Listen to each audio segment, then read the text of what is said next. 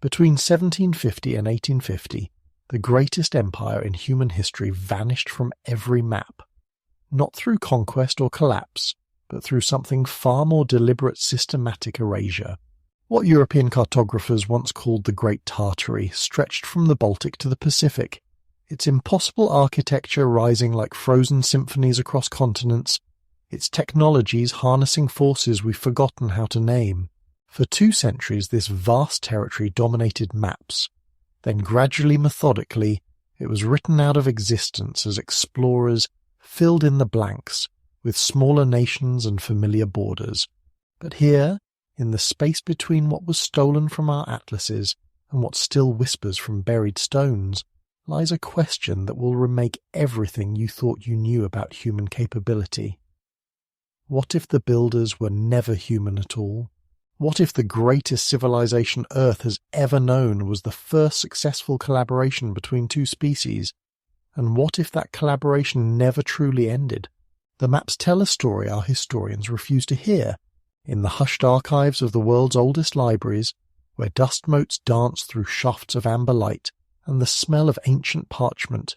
whispers secrets to those who know how to listen,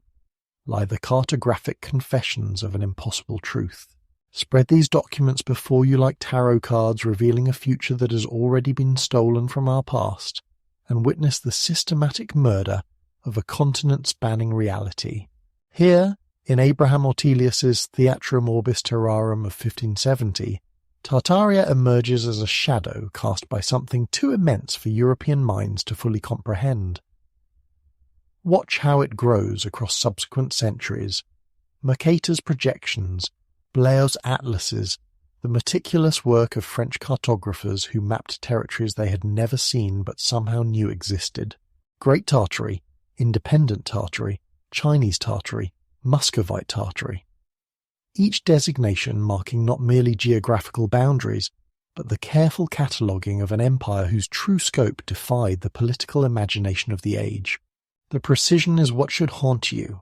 These were not the vague sketches of terra incognita that filled the margins of medieval maps with dragons and warnings. These cartographers drew borders with confidence, marked cities with certainty, traced rivers and mountain ranges across distances that should have been unknowable to European explorers who had barely penetrated the peripheries of this vast dominion. The consistency across independent sources, the correlation of details between mapmakers who had never communicated, the persistent appearance of the same urban centres and geographical features, this was not guesswork. This was documentation. But documentation of what? Here lies the first whisper of our deeper mystery. How did European cartographers acquire such detailed knowledge of territories spanning from the Caspian Sea to the Pacific Ocean, across Siberia's frozen immensity, and down through Central Asia's impossible terrains? The official narrative speaks of trade routes, of explorers and missionaries returning with fragmentary accounts. Yet the maps display a comprehensiveness that suggests not occasional contact, but sustained, systematic observation, the kind of knowledge that comes not from visiting a territory, but from living within a unified system that encompasses it. Consider the curious uniformity that begins to emerge as you trace these boundaries across decades. The architectural elements that travellers describe in Tartarian cities show remarkable consistency, whether the observer stands in the steppes of Kazakhstan or the forests of Siberia. The same mathematical principles governing urban planning,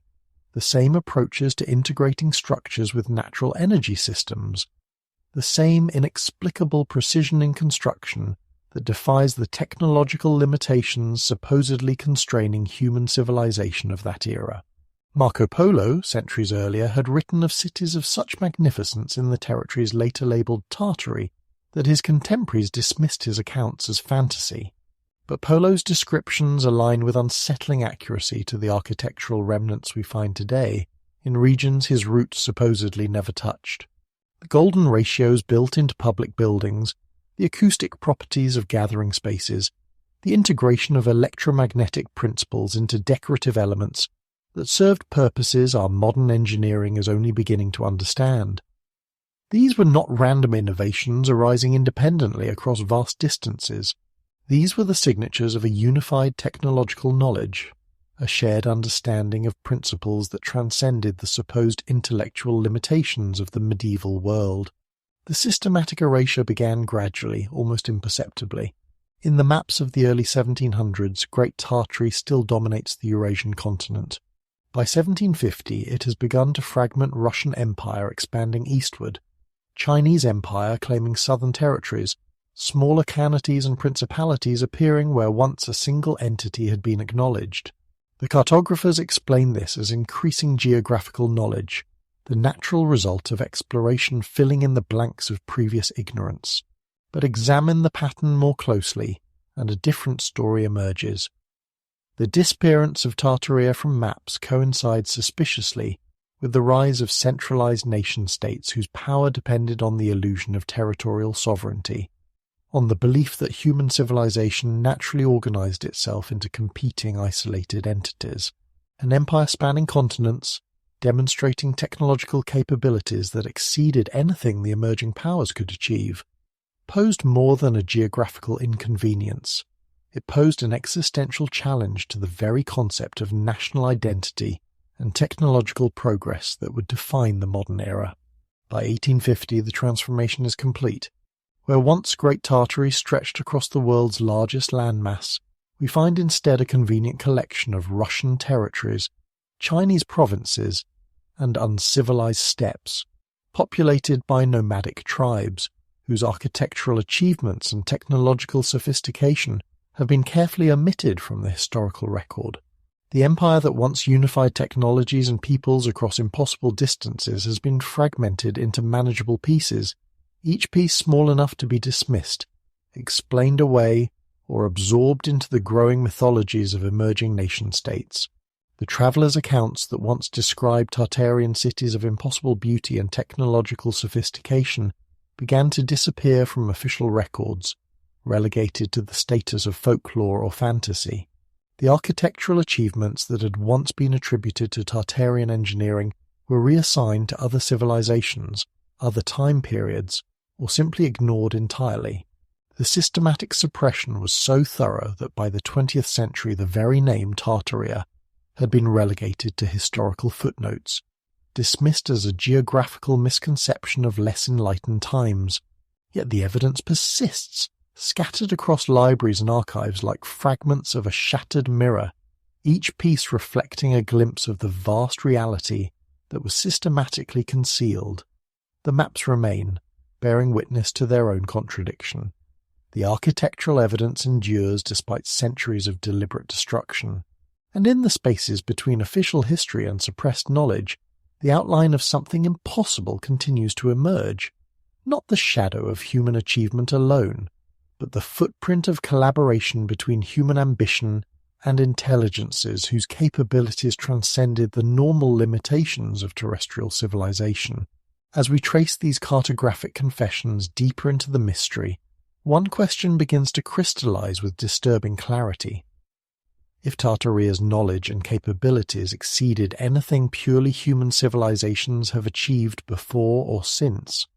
what manner of partnership made such achievements possible? And if such a partnership once existed, what became of the other participants in this collaboration that reshaped the very geography of human consciousness?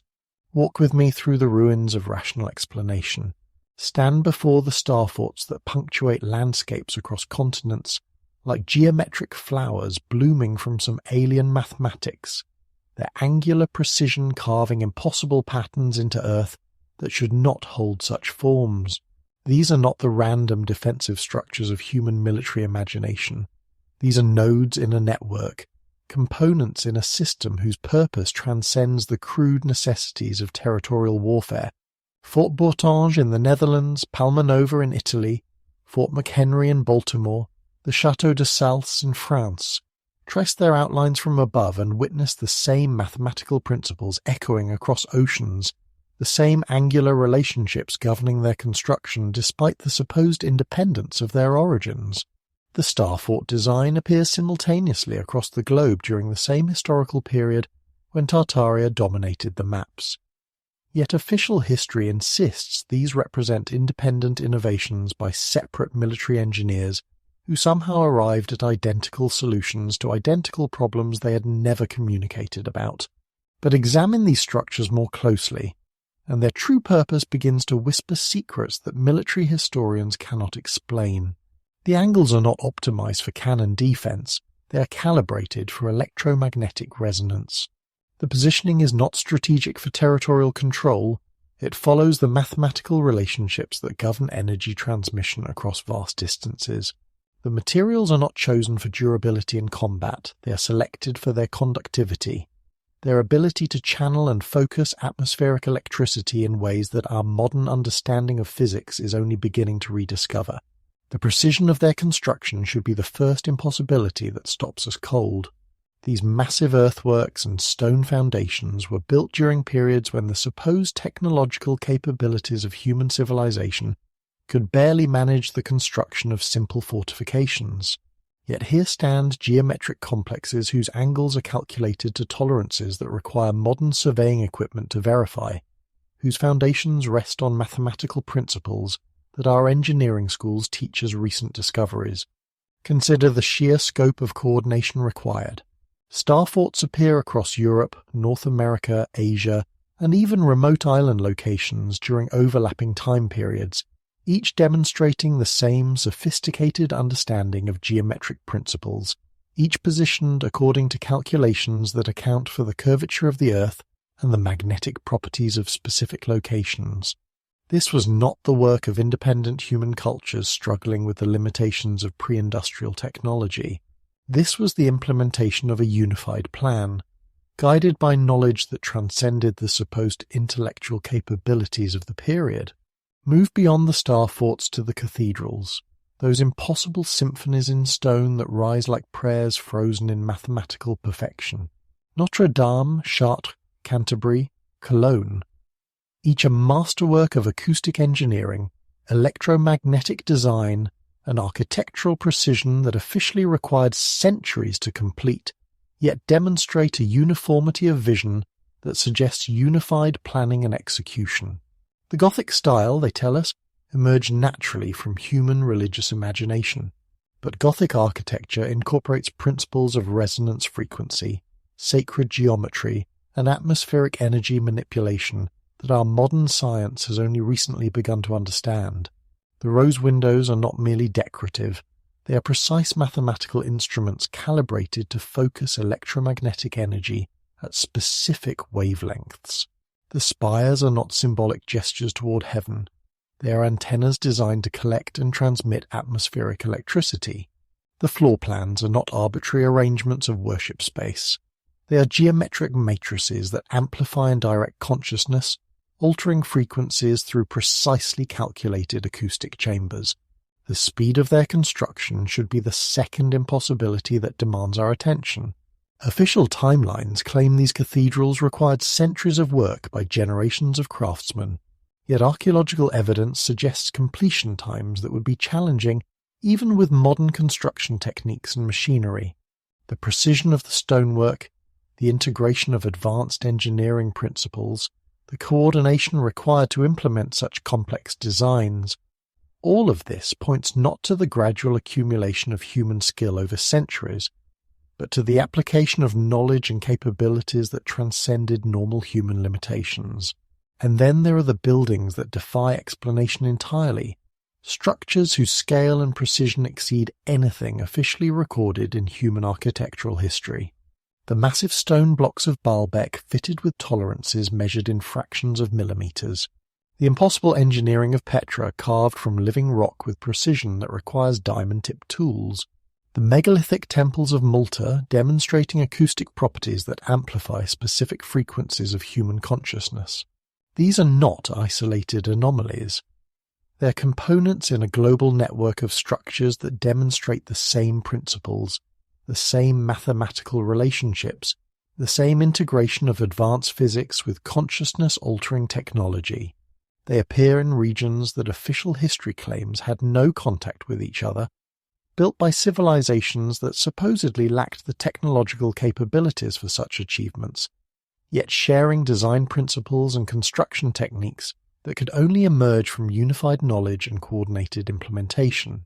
The atmospheric energy systems built into these structures provide perhaps the most compelling evidence of their true origin and purpose. The Tartarian buildings that survive today, those magnificent structures with their distinctive architectural elements that grace city centers across the world,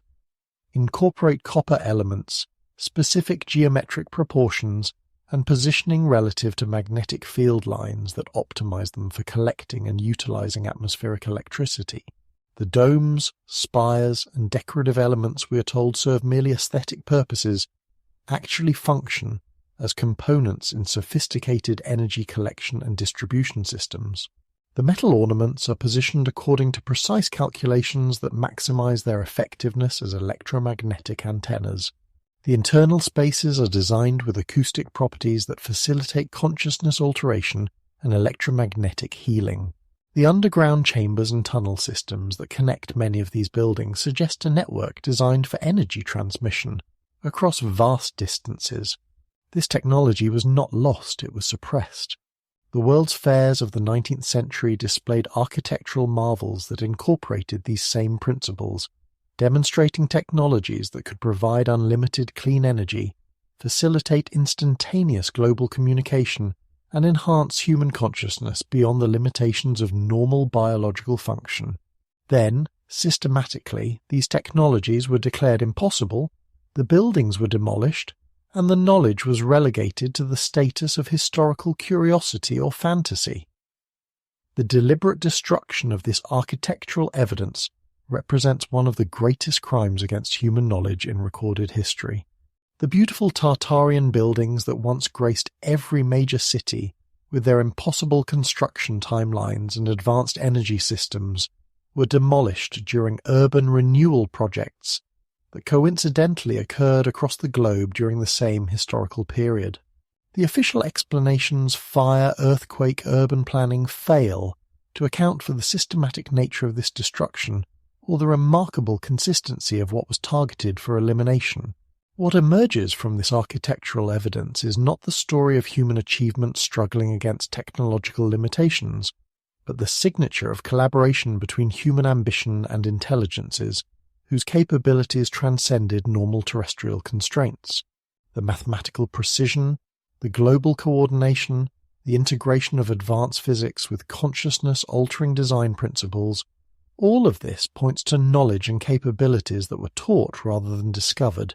implemented through partnership rather than achieved through independent human innovation. The evidence stares at us from every street corner, yet remains invisible to eyes trained to accept official explanations. In St. Petersburg, the magnificent facades of Imperial Russian architecture emerge from street levels that bury their original foundations by 15 to 20 feet.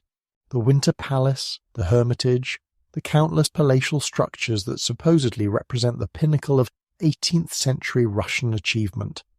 all show clear evidence of having been partially buried by rapid sediment deposition that occurred after their construction but before their incorporation into the official historical narrative. The timing is what should disturb us most. These buildings were constructed during the supposed reign of Peter the Great and his successors, yet geological analysis of the sediment layers suggests deposition patterns that correlate with global climate anomalies occurring during the late 18th and early 19th centuries, precisely the period when Tartaria was disappearing from European maps and being replaced by expanding nation-states claiming credit for architectural achievements they could not have. Accomplished with their documented technological capabilities, examine the construction techniques visible in the exposed portions of these buried structures, and another impossibility emerges. The precision of the stonework, the integration of advanced engineering principles, the scale and sophistication of the underground chambers and tunnel systems, all of this exceeds what any human civilization of that period should have been capable of achieving. These are not the products of gradual technological development building upon previous achievements. These are the implementations of fully developed knowledge, applied by craftsmen who understood principles that our modern engineering is only beginning to rediscover. The global distribution of mudflood evidence follows patterns that correlate disturbingly with other anomalies in the official historical record. The cities that show the most dramatic evidence of rapid burial are precisely those that appear most prominently on pre-19th century maps as centres of Tartarian civilization. The architectural styles that disappear most completely below the sediment line are those that demonstrate the most advanced integration of electromagnetic principles and consciousness-altering design elements. The technological capabilities that become lost after the mudflood events are precisely those that would enable the kind of advanced civilization that Tartarian maps and traveller accounts describe. In North America, the evidence becomes even more compelling and disturbing. The great cities of the eastern seaboard, Boston, New York, Philadelphia, all show clear evidence of having been built upon the foundations of far more sophisticated predecessor civilizations. The underground tunnel networks that connect these cities, the massive stone foundations that support supposedly wooden colonial structures, the precision of urban planning that exceeds anything European colonizers should have been capable of implementing, all of this suggests that what we call American colonial architecture was actually the renovation and reoccupation of existing Tartarian infrastructure. The indigenous accounts, when we bother to listen to them, tell stories that correlate unsettlingly with physical evidence. Native American oral traditions speak of great cities that existed before European contact, populated by peoples whose technological capabilities exceeded anything in recorded human history, whose sudden disappearance was preceded by catastrophic flooding events that buried entire civilizations beneath layers of mud and debris. The San Francisco earthquake and fire of 1906 provides a case study in how systematic concealment operates to suppress mudflood evidence. The official narrative describes the destruction of a young American city built by gold rush pioneers and Victorian entrepreneurs, but photographs taken immediately after the disaster reveal architectural ruins that include massive stone foundations, sophisticated underground infrastructure, and building techniques that far exceed what officially should have existed in a frontier settlement less than 60 years old. The rebuilding that followed systematically buried these ruins beneath new construction and convenient explanations. The massive stone blocks, the precision engineering, the electromagnetic infrastructure that connected buildings through underground networks, all of this was covered over and replaced with structures that matched the official timeline of American westward expansion. The evidence was not destroyed but concealed, waiting beneath modern foundations for archaeological investigation that has been carefully discouraged through academic and institutional channels. The correlation between mudflood timing and the suppression of advanced technology suggests coordination rather than coincidence. The same historical period that witnessed the rapid burial of Tartarian cities also saw the systematic suppression of atmospheric electricity research, the destruction of free energy technologies demonstrated at world's fairs, and the establishment of scarcity-based economic systems that required the concealment of abundant energy sources built into the infrastructure of the previous civilization. Geological analysis of mudflood sediments reveals anomalies that challenge conventional explanations. The composition includes materials that should not naturally occur together, deposited with a uniformity that suggests artificial rather than natural processes. Chemical signatures point to electromagnetic disturbances accompanying the deposition events, evidence that the mudflood may have been the result of technological catastrophe rather than natural disaster. The survivor accounts, when we can find them in suppressed archives and oral traditions, describe events that sound more like science fiction than natural catastrophe. Walls of mud and debris moving with impossible speed and precision, targeting specific structures while leaving others untouched, accompanied by atmospheric phenomena that suggest massive electromagnetic disruption. These accounts have been dismissed as traumatic hallucinations or primitive superstition, yet they describe phenomena that correlate with the technological capabilities demonstrated in Tartarian architecture. The systematic suppression of mudflood research represents one of the most successful cover-ups in human history. Archaeological investigations are discouraged, funding is withheld from researchers who pursue unauthorized lines of inquiry, and evidence is classified or destroyed when it contradicts official timelines. The few independent researchers who have attempted to document MudFlood evidence have found their work marginalized, their funding eliminated, and their reputations destroyed through coordinated academic and media campaigns. Yet the evidence persists, buried but not destroyed, waiting beneath our feet for minds brave enough to excavate truth from the sediments of deliberate forgetting. Every basement in every old building, every foundation excavation in every historic district, every subway tunnel that cuts through geological layers laid down too rapidly to be natural, all bear witness to a catastrophe so massive it reshaped the surface of the planet and provided the perfect opportunity for those who wish to conceal the technological achievements of the civilization that came before. As we trace this buried evidence deeper into the geological record of suppressed history, one question emerges with disturbing clarity. If the Great Mud Flood was natural disaster, why has its existence been so systematically concealed from public knowledge? And if it was not natural, what forces possessed the capability to reshape the surface of the planet in service of historical revisionism that would hide the evidence of humanity's greatest technological collaboration?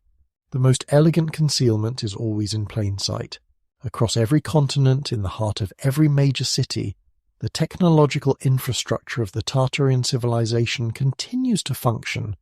disguised as decoration, misunderstood as art, dismissed as the quaint architectural preferences of a less sophisticated age. What we have been taught to see as merely beautiful buildings are, in fact, the remnants of the most advanced energy distribution network ever constructed on this planet, a global system for collecting, storing, and transmitting atmospheric electricity that could provide unlimited clean power to every structure in the network. The copper domes that crown our most magnificent buildings are not decorative statements, but sophisticated electromagnetic collectors, precisely calibrated to harvest specific frequencies of atmospheric electricity. The spires and towers that reach toward the sky are not symbolic gestures but functional antennas, designed according to mathematical principles that optimize their effectiveness as energy transmission devices. The metal ornaments and decorative elements that adorn these structures are not arbitrary artistic choices but carefully positioned components in electromagnetic circuits that channel and focus power according to the specific needs of each building's function. Walk through any historic district, any downtown area where 19th century architecture still dominates the skyline, and observe the curious uniformity of these elements. The same proportional relationships between dome height and building width, the same positioning of spires relative to electromagnetic field lines, the same integration of conductive materials into structural elements that serve no apparent purpose according to conventional architectural understanding. This was not independent aesthetic choice. This was the implementation of standardized technology across a global network. The world's fairs of the late 19th and early 20th centuries were not celebrations of human progress, but demonstrations of Tartarian technology, carefully orchestrated displays of capabilities that officially should not have existed. The 1893 World's Columbian Exposition in Chicago,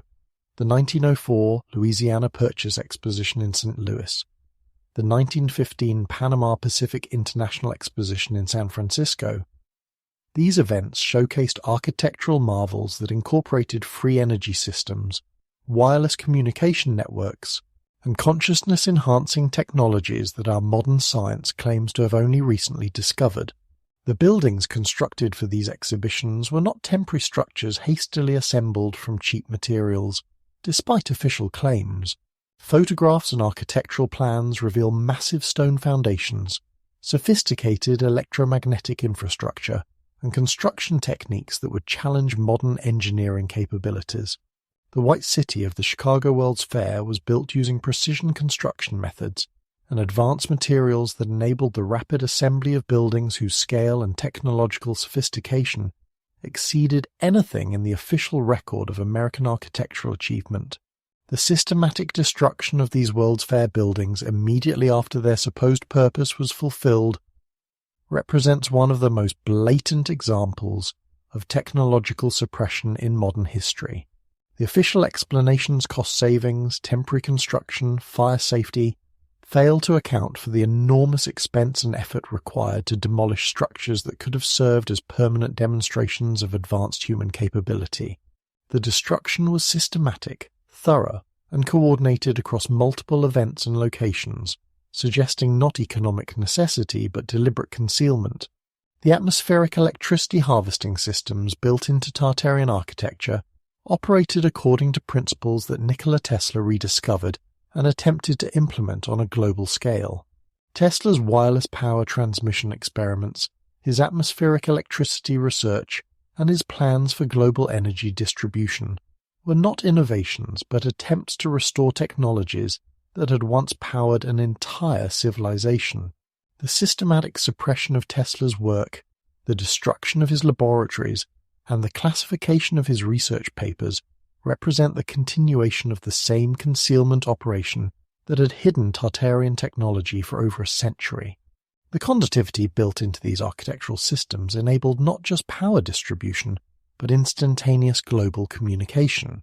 The metal elements integrated into building design, the electromagnetic properties of specific construction materials, the positioning of structures according to magnetic field lines. All of this created a planetary communication network that functioned according to principles our modern technology is only beginning to understand. Messages could be transmitted instantaneously across continents, not through electromagnetic waves traveling through space, but through direct manipulation of the Earth's electromagnetic field using architectural arrays positioned according to precise mathematical calculations. The consciousness-enhancing properties of these buildings represent perhaps the most sophisticated aspect of Tartarian technology. The acoustic properties of interior spaces, the specific frequencies generated by electromagnetic systems, the geometric relationships built into floor plans and ceiling designs. All of this was calibrated to enhance human mental capabilities, facilitate telepathic communication, and enable access to states of consciousness that transcend normal biological limitations. The great cathedrals, opera houses, and public buildings of the Tartarian era were not just architectural achievements, but consciousness-altering technologies disguised as spaces for worship, entertainment, and civic function. The deliberate destruction of this infrastructure accelerated during the 20th century under the guise of urban renewal, modernization, and disaster recovery. The beautiful Tartarian buildings that had graced every major city were systematically demolished and replaced with structures that lacked electromagnetic functionality, consciousness-enhancing properties, and connection to the global energy distribution network. The official explanations, structural deterioration, changing aesthetic preferences, economic development, fail to account for the systematic nature of what was targeted for destruction, or the remarkable consistency of what replaced it. The timing of this destruction correlates suspiciously with the establishment of scarcity-based economic systems that depended on the concealment of abundant energy sources.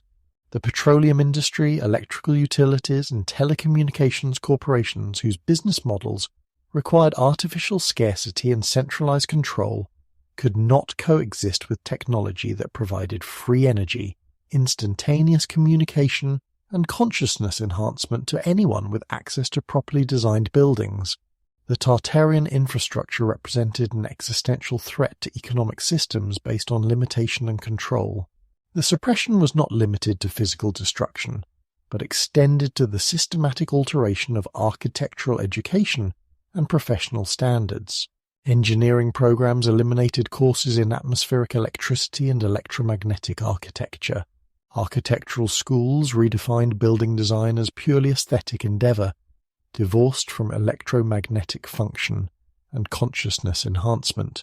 Professional licensing requirements excluded practitioners who understood the true purposes of traditional architectural elements. The knowledge was not lost through natural historical processes, but deliberately severed from professional practice through institutional control. Yet the technology persists, waiting for minds capable of recognizing function disguised as form. Every copper dome continues to collect atmospheric electricity, whether or not we understand its purpose. Every spire continues to transmit electromagnetic signals, whether or not we recognize the network it serves. Every geometrically proportioned interior space continues to enhance consciousness, whether or not we acknowledge its effects. The infrastructure remains functional, waiting for the restoration of the knowledge that would reconnect it to its original purposes. The evidence of this hidden technology surrounds us so completely that we have become blind to it through familiarity.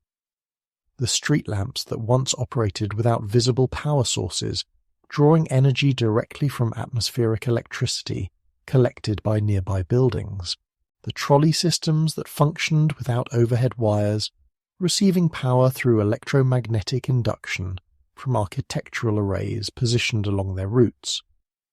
The communication systems that enabled instant contact between cities across continents, using buildings as components in planetary electromagnetic circuits. Modern attempts to restore this technology have been systematically suppressed through the same mechanisms that concealed it originally. Researchers who document the electromagnetic properties of historic buildings find their funding eliminated. Engineers who attempt to reproduce atmospheric electricity systems face professional ostracism and legal barriers. Academics who study the consciousness-enhancing effects of architectural design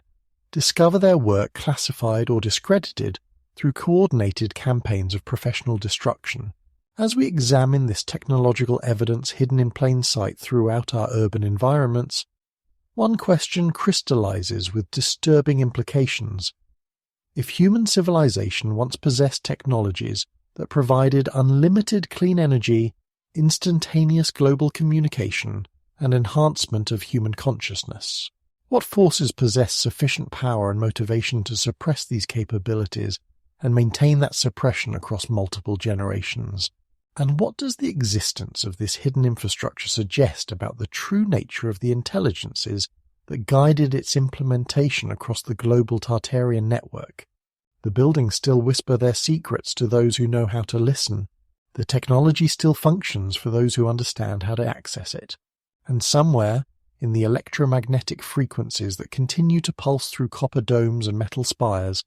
the ghost of Tartaria's greatest achievement, the marriage of consciousness and technology in service of human potential, waits for its resurrection. In the silence between what ancient texts record and what modern scholarship dares interpret,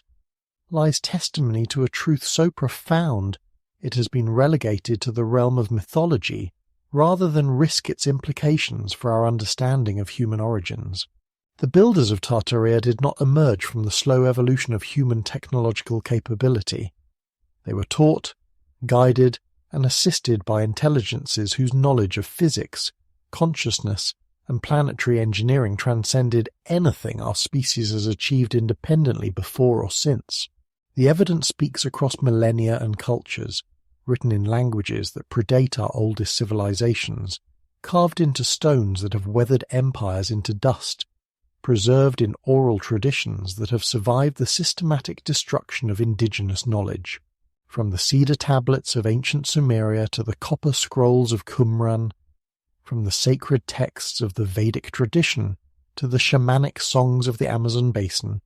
the same story emerges with such consistency that its dismissal as primitive superstition requires a willful blindness to the mathematical precision of its details. The Sumerian tablets, those clay confessions of humanity's first literate civilization, speak with uncomfortable specificity about the Anunnaki beings who came down from heaven, possessing knowledge of metallurgy, agriculture, astronomy, and urban planning that enabled the rapid transformation of hunter-gatherer societies into sophisticated civilizations. But read these texts with eyes trained to recognize technological description disguised as mythological language, and their testimony becomes disturbingly literal. The Anunnaki are described as possessing divine knowledge of the heavens and the earth, understanding the secrets of the metals, and the ability to move mountains and channel waters across the land.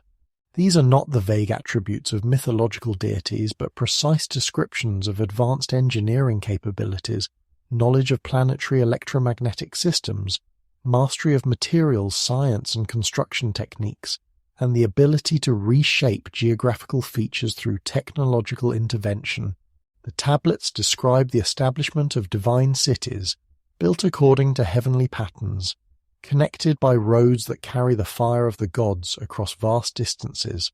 The archaeological remains of these earliest urban centres demonstrate precisely the technological sophistication the texts describe. Precision engineering, electromagnetic infrastructure, and construction techniques that exceed anything human civilization achieved again until the emergence of Tartarian architecture millennia later. The Book of Enoch, that suppressed text whose removal from biblical canon speaks to its dangerous implications, provides even more explicit testimony about the technological gifts bestowed upon humanity by the Watchers beings who descended from heaven and taught human civilization the secrets of metalworking, the mysteries of the earth, and the courses of the heavenly bodies. Enoch describes the Watchers as possessing knowledge that enabled the construction of great cities,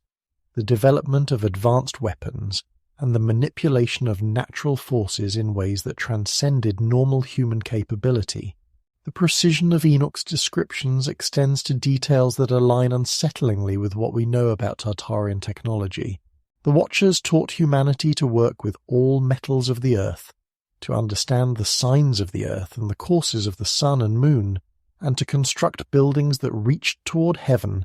and served as meeting places between earth and sky. These descriptions match precisely the electromagnetic functions and astronomical alignments built into Tartarian architecture. The Hindu Vedas, those ancient Sanskrit texts that preserve knowledge reaching back to the dawn of recorded human consciousness, speak of the Devas and Asura celestial beings who possessed divine weapons and flying vehicles, and who taught humanity the construction of celestial cities built according to cosmic principles. The Mahabharata's descriptions of Indraprastha, the great city built with divine assistance, align with archaeological evidence from sites across the Indian subcontinent that demonstrate the same precision engineering and electromagnetic integration found in Tartarian structures. The Vedic descriptions of Vimanas, flying vehicles possessed by the gods, include technical specifications that read like aerospace engineering manuals disguised as religious poetry. The propulsion systems described rely on manipulation of electromagnetic fields and atmospheric electricity, precisely the same principles built into Tartarian architectural infrastructure for energy collection and transmission. The correlation suggests not mythological fantasy, but technological documentation preserved in the only form that could survive the systematic destruction of advanced knowledge. Native American traditions across the continent preserve remarkably consistent accounts of sky beings or star people who taught indigenous civilizations advanced agricultural techniques, astronomical knowledge, and construction methods that enabled the building of sophisticated urban centers and ceremonial complexes. The Hopi prophecies speak of those who fly, returning to assist humanity during times of great transformation prophecies that align with the timing of Tartarian emergence and technological flowering. The medicine wheel traditions describe a global network of sacred sites connected by energy lines that facilitated communication across vast distances and enabled the transmission of knowledge between widely separated civilizations. Archaeological investigation reveals that these sites demonstrate the same electromagnetic properties and geometric relationships found in Tartarian architecture, suggesting they were components in the same planetary energy distribution network. Aboriginal Australian Dreamtime stories preserve accounts of rainbow serpent beings who possessed knowledge of earth energies and taught human civilization to construct ceremonial centers that could sing the land and maintain harmony between human consciousness and planetary electromagnetic systems. The precision of these accounts extends to geographical details that correlate with documented electromagnetic anomalies and mineral deposits, suggesting preservation of actual technological knowledge disguised as spiritual mythology. African traditions from civilizations spanning the continent describe sky teachers who possessed fire from heaven, and who taught human societies to work metals, construct great cities, and navigate by the stars. The Dogon people of Mali preserve astronomical knowledge about the Sirius star system that exceeds anything human civilization should have been capable of discovering without advanced instruments knowledge they claim was taught by beings who came from the stars and who continue to monitor human development from invisible cities connected to the main settlement, through underground passages. The consistency of these accounts across cultures that had no contact with each other during the periods when these traditions were established points to common experiences with the same non-human intelligences. The technological capabilities described: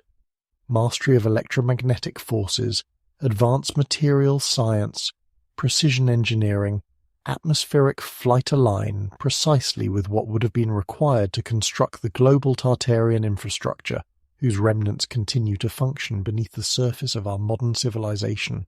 The systematic suppression of these textual traditions represents one of the most successful operations of historical revisionism ever undertaken. Religious institutions declared these accounts to be primitive mythology rather than technological history. Academic institutions relegated them to the status of folklore rather than valid historical testimony. Educational systems taught populations to dismiss their own cultural heritage as superstition,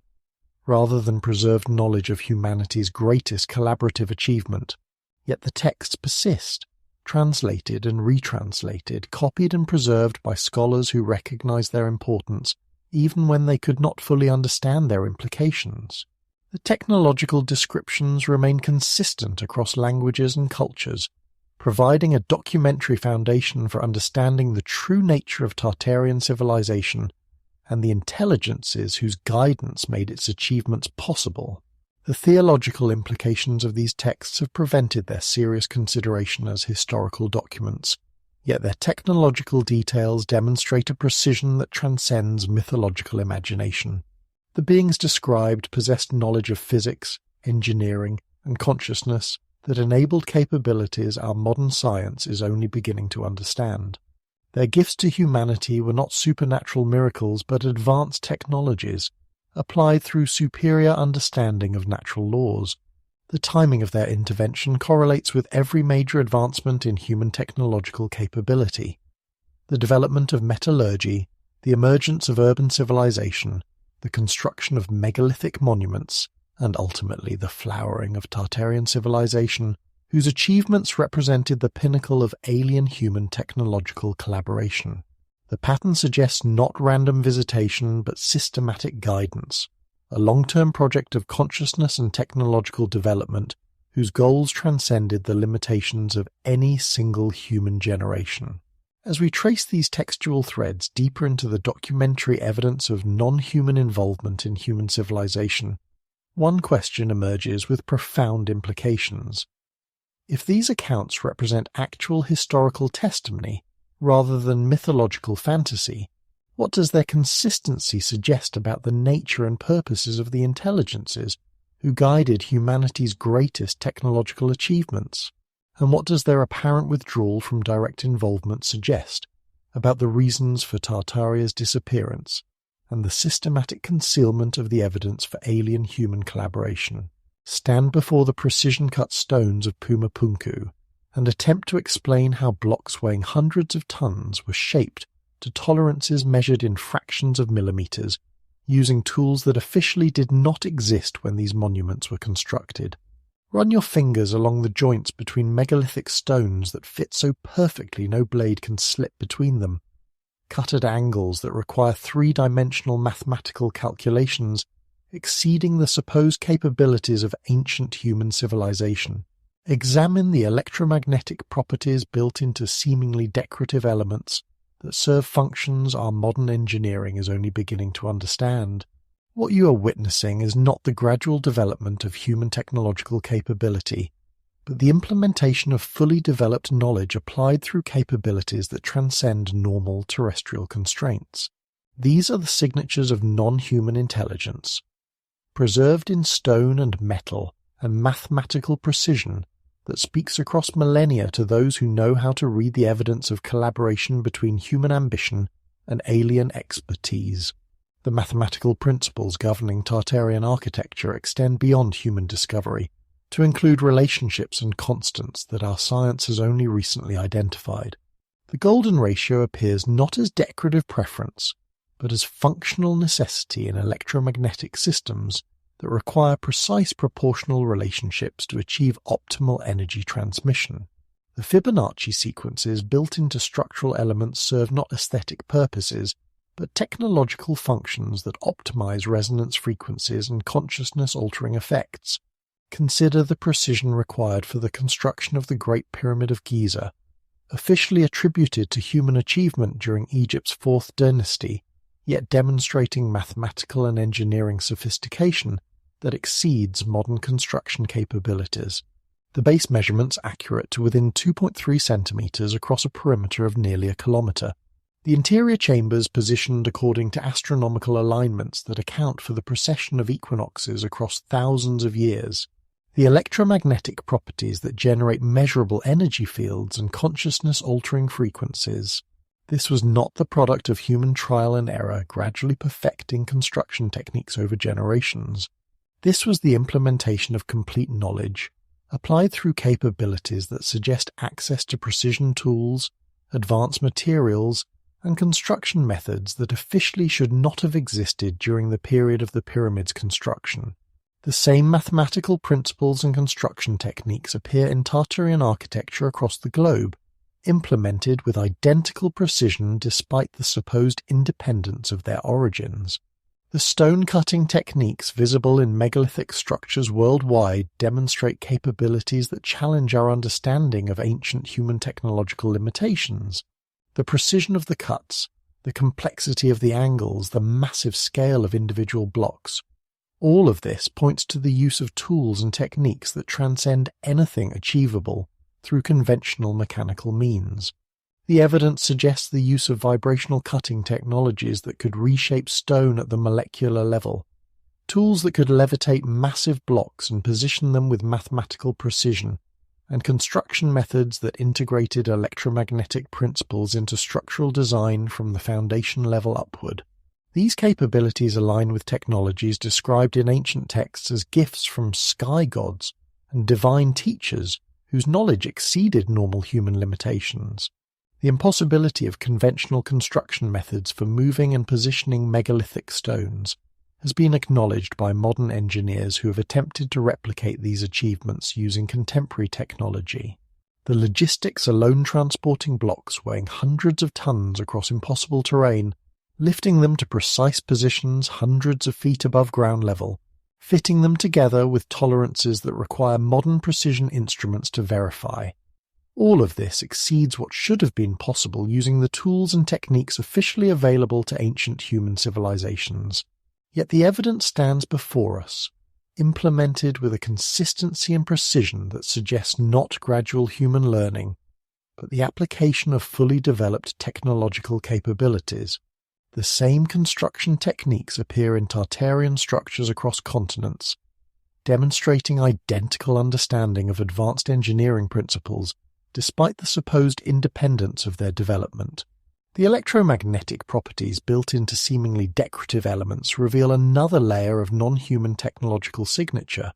The metal alloys used in architectural ornaments demonstrate compositions that require advanced metallurgical knowledge to achieve. The positioning of conductive elements follows mathematical principles that optimize electromagnetic field generation and transmission. The integration of these systems into structural design demonstrates understanding of physics that exceeds official human discovery by centuries. The copper domes, metal spires, and decorative elements that crown Tartarian buildings are not arbitrary artistic choices, but precisely calculated components in electromagnetic circuits that serve specific technological functions. The proportions, positioning, and material compositions are calibrated to frequencies and field strengths that suggest understanding of electromagnetic principles that human science has only recently begun to explore. The precision of these electromagnetic systems extends to include consciousness-altering effects that operate through direct interaction with human neurological function. The specific frequencies generated by architectural arrays are calibrated to brainwave patterns that enhance telepathic capability, facilitate altered states of consciousness, and enable access to information fields that transcend normal sensory limitations. This represents understanding of consciousness as electromagnetic phenomenon that exceeds contemporary human scientific achievement. The acoustic properties of Tartarian buildings demonstrate another aspect of non-human technological signature. The interior spaces are designed with mathematical precision to amplify specific frequencies, generate standing wave patterns that affect human consciousness, and create resonance effects that facilitate group telepathic experiences. The calculation required to achieve these effects demands understanding of acoustic engineering that transcends what human civilization had officially achieved during the periods when these structures were constructed.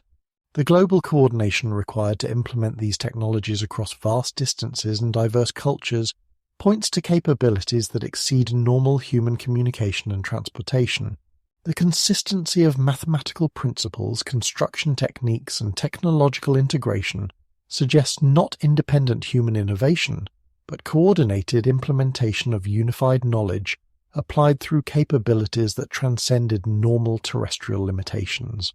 The timing of construction, when it can be accurately determined through archaeological investigation, reveals implementation speeds that challenge conventional understanding of construction processes. Buildings of massive scale and sophisticated technological integration were completed in timeframes that would be challenging even with modern construction equipment and techniques. The coordination required, the precision achieved, the technological sophistication integrated, all of this points to capabilities that exceed normal human limitations.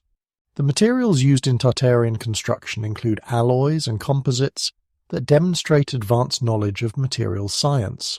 Chemical analysis reveals compositions that require sophisticated understanding of metallurgy, ceramics, and electromagnetic properties to achieve. The durability of these materials, their resistance to weathering and electromagnetic interference, their integration into functional technological systems, all of this exceeds what human civilization should have been capable of producing during the official periods of construction. The machine precision visible in architectural elements suggests the use of tools and techniques that transcend anything achievable through manual craftsmanship. The mathematical accuracy of angles, the consistency of measurements across vast structures, the perfection of surface finishes on materials that should be impossible to work with such precision. All of this points to machine-assisted construction, using tools whose sophistication exceeded anything in the official technological record.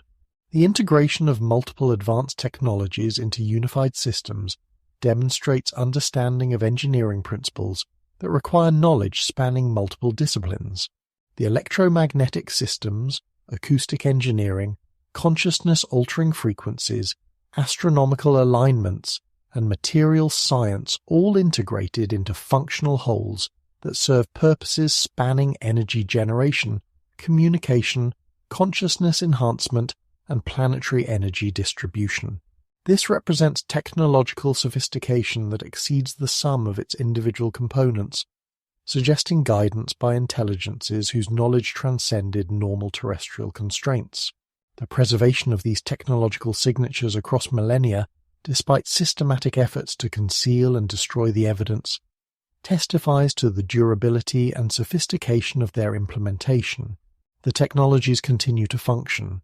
the mathematical principles continue to demonstrate their validity, and the precision of construction continues to challenge our understanding of what human civilization has achieved independently. As we examine these architectural signatures of non-human intelligence, embedded in structures that span continents and millennia, one question crystallizes with profound implications. If human civilization was capable of achieving such technological sophistication independently, why have these capabilities never been replicated or exceeded through normal human development? And what does the consistency of these signatures across global Tartarian architecture suggest about the nature and purposes of the intelligences whose guidance made such achievements possible? Beneath the surface of our ordinary geographical understanding lies a planetary nervous system of electromagnetic pathways that connects every major Tartarian structure into a unified energy distribution network spanning continents. This is not the random placement of impressive buildings across landscapes chosen for their defensive advantages or aesthetic appeal. This is the precise implementation of a global energy grid designed to harness, focus and transmit atmospheric electricity according to mathematical principles that our modern science is only beginning to rediscover. The positioning of Tartarian cities follows patterns that correlate with Earth's natural electromagnetic field lines with a precision that exceeds coincidence by orders of magnitude. Plot the locations of star forts, cathedrals, pyramids, and megalithic monuments on a global map, and witness the emergence of geometric relationships that span oceans and continents, connecting structures built during different historical periods by cultures that supposedly had no contact with each other, yet demonstrating identical understanding of planetary electromagnetic principles. The ancient knowledge keepers understood what our modern civilization has forgotten, that Earth itself functions as a massive electromagnetic generator, producing and transmitting energy through natural processes that can be accessed, amplified, and directed through properly designed and positioned architectural arrays. The ley line network that connects sacred sites across the globe represents the implementation of this knowledge on a planetary scale, creating a grid of energy transmission pathways that enabled instantaneous communication and power distribution across impossible distances. The mathematical precision of this network becomes apparent when you trace the geometric relationships between major nodes in the system. The Great Pyramids of Giza, the stone circles of the British Isles, the megalithic temples of Malta, the star forts of Europe, the cathedral networks that span the continent, all positioned according to calculations that account for the Earth's magnetic field variations, atmospheric electrical potential, and the resonance frequencies that optimize energy transmission through naturally occurring electromagnetic pathways. The sacred geometry built into individual structures serves not decorative or symbolic purposes, but functional requirements for their integration into this global network. The proportional relationships, the astronomical alignments, the electromagnetic properties built into materials and design elements, all calibrated to achieve optimal coupling with Earth's natural energy systems and facilitate transmission to other nodes in the network through atmospheric electrical phenomena. Consider the implications of instantaneous global communication achieved through manipulation of planetary electromagnetic fields rather than transmission of signals through space. Messages encoded as electromagnetic patterns could be transmitted from one architectural array to another across any distance, arriving instantaneously through direct interaction with Earth's electrical systems rather than traveling at light speed through intervening medium. This technology would enable coordination and communication capabilities that exceed anything our modern civilization has achieved. The atmospheric energy harvesting built into Tartarian city planning extends beyond individual building systems to include neighborhood and citywide arrays that function as integrated energy collection and distribution networks. The positioning of structures relative to each other, the electromagnetic properties of building materials, the geometric relationships between domes, spires, and conductive elements, all calculated to achieve optimal coupling between atmospheric electrical phenomena and the power requirements of urban civilization. The underground tunnel networks that connect major Tartarian structures serve not as transportation systems or defensive installations, but as electromagnetic waveguides that facilitate energy transmission between buildings and across vast distances. The precision of their construction, the materials used in their lining, the geometric relationships of their routing, all optimized for electromagnetic signal transmission rather than human passage. These tunnel systems extend far beyond what official archaeology acknowledges, connecting continents through underwater passages that demonstrate construction techniques exceeding anything human civilization should have been capable of achieving. The electromagnetic properties of the tunnels, their resistance to water infiltration, their integration with surface architectural arrays, all suggest construction methods and purposes that transcend normal human engineering capabilities. The timing of this global grid's construction suggests coordination that exceeds what any human civilization could have achieved through normal communication and transportation methods.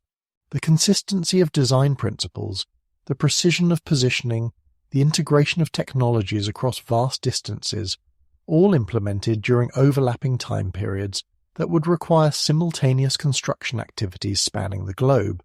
The power transmission capabilities of this system enable technologies that our modern civilization dismisses as impossible free energy distribution to every structure in the network, wireless communication across any distance, consciousness enhancement effects that facilitated telepathic contact between widely separated locations. The integration of these capabilities into the infrastructure of entire civilizations represents technological achievement that exceeds anything human science has accomplished independently. The correlation between leyline positioning and natural electromagnetic phenomena demonstrates understanding of Earth's electrical systems that our modern geology is only beginning to achieve. The positioning accounts for magnetic declination variations, atmospheric electrical potential differences, and geological formations that optimize electromagnetic transmission. The precision of these calculations suggests access to knowledge and computational capabilities that transcend what human civilization had officially achieved during the periods of grid construction. The consciousness-affecting properties of the energetic grid represent perhaps its most sophisticated function. The specific frequencies generated by the network, the resonance patterns created between nodes, the electromagnetic fields that result from coordinated activation of multiple array systems, all calibrated to enhance human mental capabilities, facilitate telepathic communication, and enable access to information fields that transcend normal sensory limitations. The integration of astronomical cycles into grid operation demonstrates understanding of cosmic influences on Earth's electromagnetic systems that our modern astronomy is only beginning to explore. The positioning of major nodes accounts for stellar alignments, planetary influences, and solar electromagnetic variations that affect the transmission characteristics of the global network. The precision of these calculations suggests understanding of cosmic electromagnetic relationships that exceeds contemporary human scientific achievement. The suppression of knowledge about this energetic grid represents one of the most successful concealment operations in human history. The leyline research that documented electromagnetic connections between ancient sites was marginalized and discredited. The archaeological investigation of global monument networks was defunded and discontinued. The electromagnetic properties of ancient architecture were ignored or explained away through conventional interpretations that avoided their technological implications. Modern attempts to map and reactivate this grid system have been systematically suppressed through the same mechanisms that concealed its original existence. Researchers who document electromagnetic properties of ancient sites find their work classified or discredited. Engineers who attempt to reproduce atmospheric electricity systems face professional ostracism and legal barriers. The knowledge required to understand and operate this planetary energy network has been fragmented and concealed to prevent its restoration. Yet the grid persists,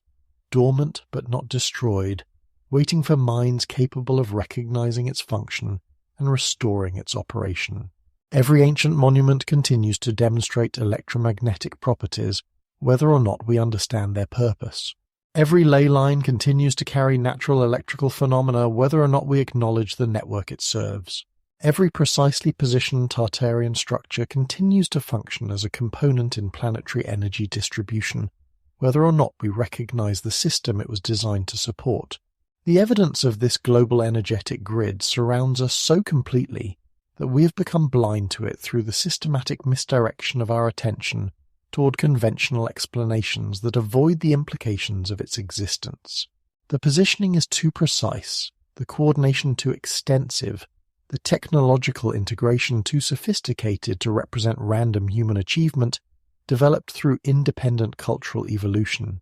As we trace the geometric patterns that connect Tartarian structures across continents and oceans, mapping the electromagnetic relationships that bind them into a unified planetary network, one question emerges with profound implications. If human civilization once possessed the knowledge and capabilities to construct and operate a global energy distribution system that exceeded anything our modern technology has achieved, what forces possess sufficient power and motivation to suppress this knowledge and maintain that suppression across multiple generations? And what does the existence of this dormant network suggest about the true capabilities of the intelligences whose guidance made its construction possible? In the spaces between official anthropology and suppressed archaeological evidence lies testimony to a possibility so profound it challenges our fundamental understanding of human origins and capabilities. The builders of Tartarian civilization were not purely human, but represented the flowering of a hybrid species whose genetic heritage combined terrestrial human potential with extraterrestrial intelligence,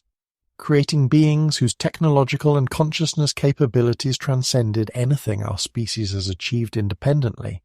The physical evidence speaks from burial sites across former Tartarian territories,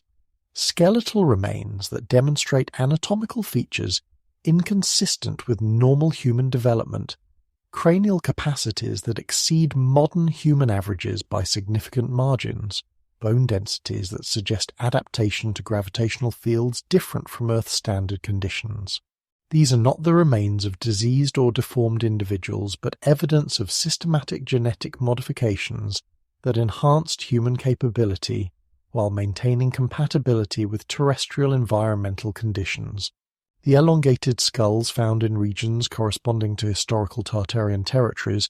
demonstrate characteristics that exceed the range of normal human cranial variation.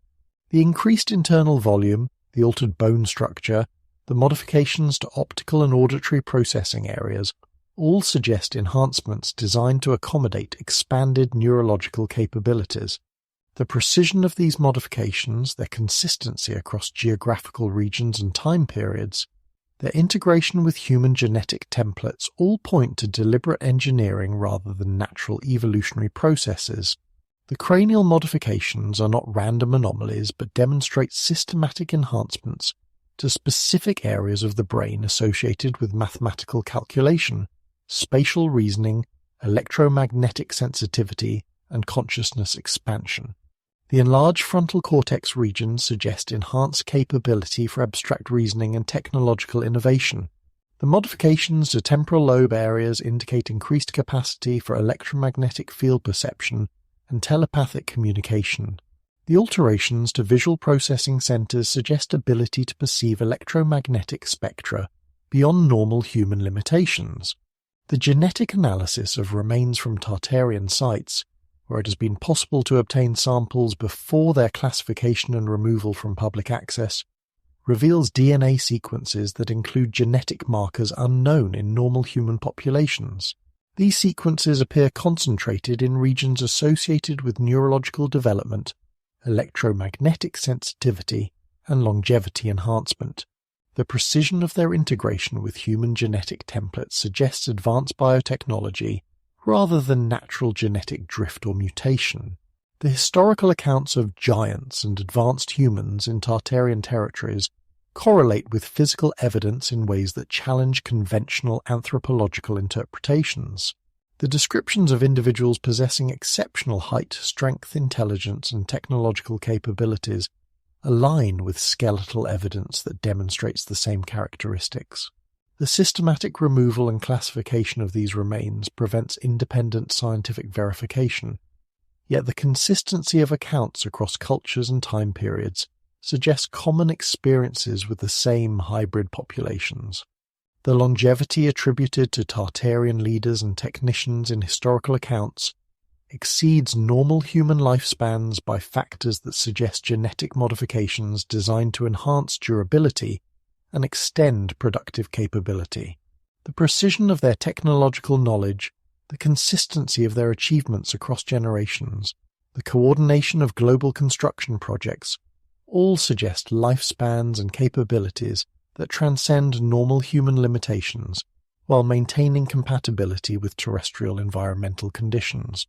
The technological capabilities attributed to Tartarian civilizations correlate with the enhanced neurological capacities demonstrated in hybrid skeletal remains. the mathematical precision of their architecture, the electromagnetic sensitivity required for energy grid operation, the consciousness enhancement technologies built into their structures, all align with the expanded cranial capacities and specialized neural modifications found in archaeological evidence from Tartarian sites. The systematic suppression of hybrid evidence represents one of the most successful concealment operations in the history of archaeological investigation. The remains are classified upon discovery and removed from public access. The researchers who document hybrid characteristics find their work discredited or their funding eliminated. The institutions that maintain hybrid collections deny access to independent investigators while providing misleading descriptions that conform to conventional anthropological interpretations. The genetic compatibility between human and extraterrestrial genetic templates suggests either common evolutionary origins or deliberate engineering designed to enable hybrid development. The precision of genetic integration, the lack of hybrid sterility or developmental problems, the enhancement rather than disruption of human capabilities all point to carefully planned genetic engineering rather than accidental crossbreeding between incompatible species. The timing of hybrid emergence correlates with every major advancement in human technological capability and consciousness development. The appearance of metallurgy, the development of urban civilization, the construction of megalithic monuments, the flowering of Tartarian technology, all coincide with historical periods when hybrid populations were most prominent and active in human civilization. The pattern suggests not coincidental correlation but causal relationship between hybrid genetics and technological advancement. The consciousness capabilities attributed to hybrid populations exceed normal human telepathic and psychic phenomena. The accounts describe individuals capable of direct electromagnetic field manipulation, instantaneous communication across vast distances, and access to information fields that transcend normal sensory limitations. These capabilities align with the neurological modifications visible in hybrid cranial remains and correlate with the consciousness enhancement technologies built into Tartarian architecture. The integration of hybrid populations into human civilization appears to have been gradual and systematic rather than sudden conquest or replacement. The hybrid characteristics appear first among leadership classes and technical specialists, gradually spreading through populations in regions where advanced technological development was most prominent. The pattern suggests planned integration designed to enhance human capability, while maintaining genetic diversity and cultural continuity. The withdrawal or disappearance of hybrid populations correlates with the systematic destruction of Tartarian technology and the suppression of advanced human capabilities. The timing suggests coordinated retreat rather than sudden extinction, with hybrid populations relocating to hidden enclaves, while their technological achievements were systematically concealed or destroyed by purely human populations who lacked the genetic capabilities to maintain and operate the systems they inherited. The preservation of hybrid genetic markers in modern human populations provides evidence that the integration was not completely reversed. The distribution of these markers correlates with regions of former Tartarian influence and with individuals who demonstrate exceptional technological or psychic capabilities. The systematic identification and monitoring of these genetic markers by government and institutional agencies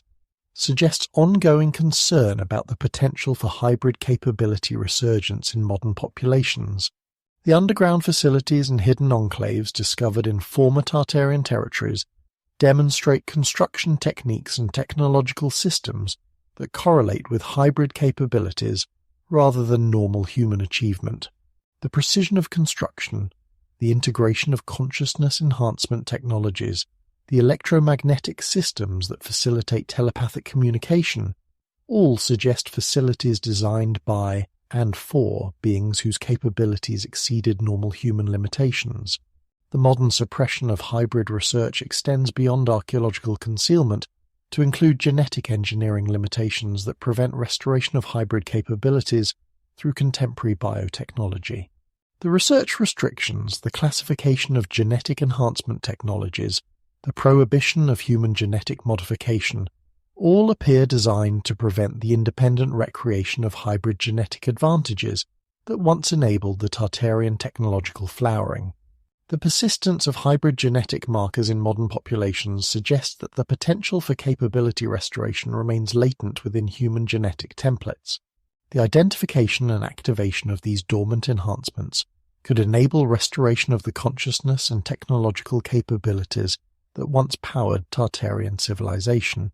The systematic suppression of genetic research in these areas suggests institutional awareness of this potential and coordinated efforts to prevent its realization. As we examine the evidence for hybrid human extraterrestrial populations whose enhanced capabilities enable the technological achievements of Tartarian civilization,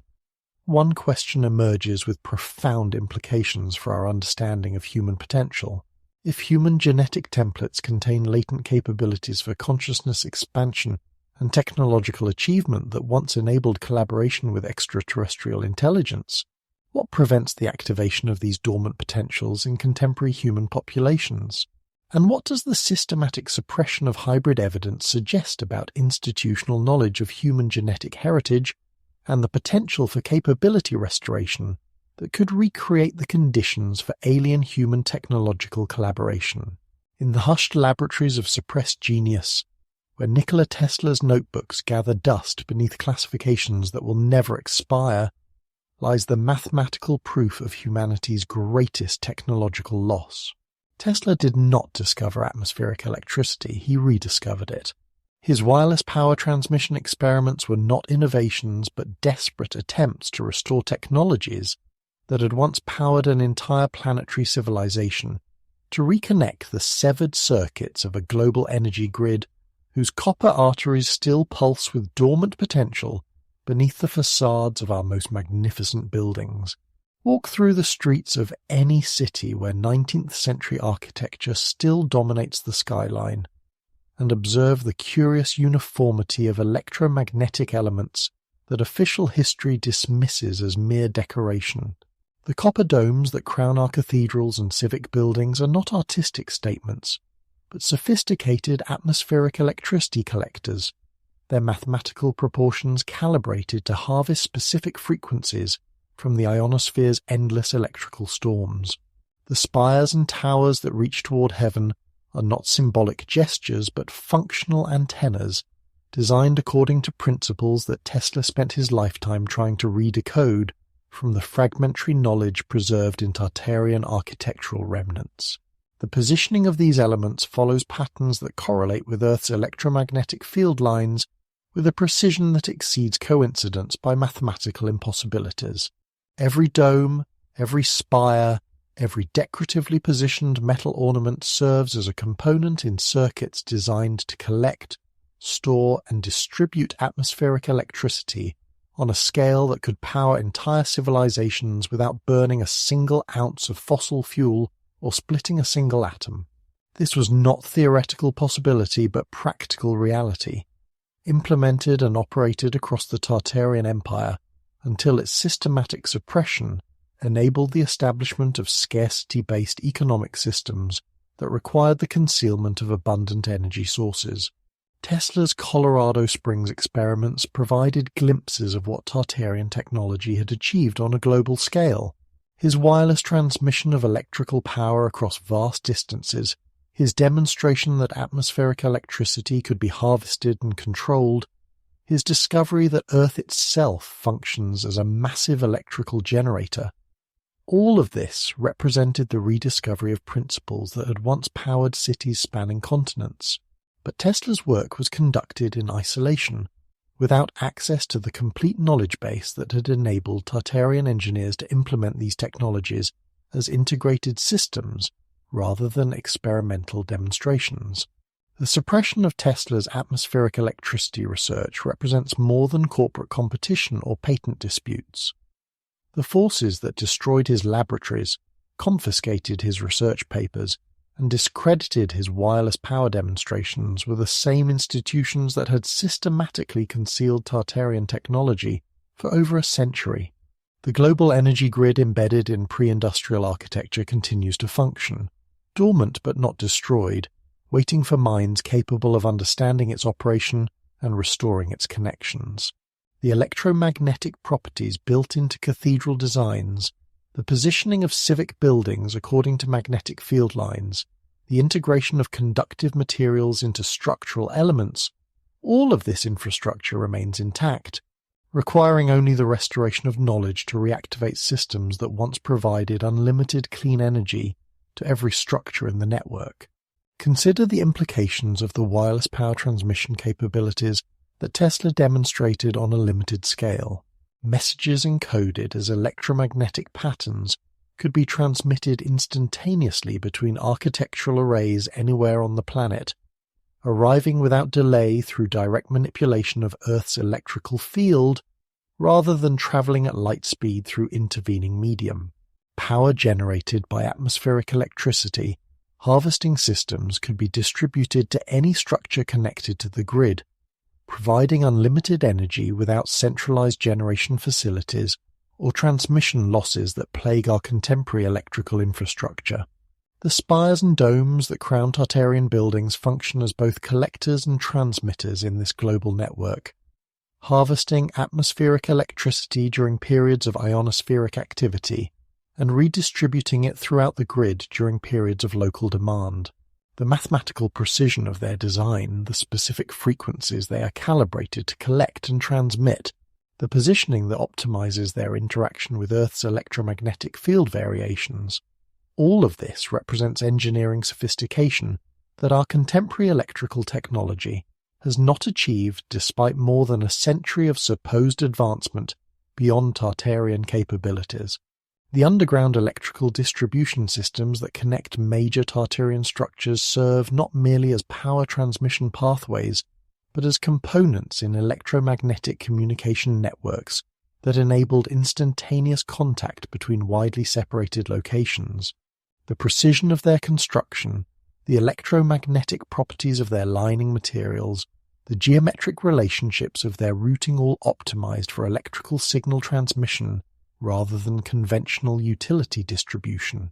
These underground networks extend far beyond what official utility mapping acknowledges,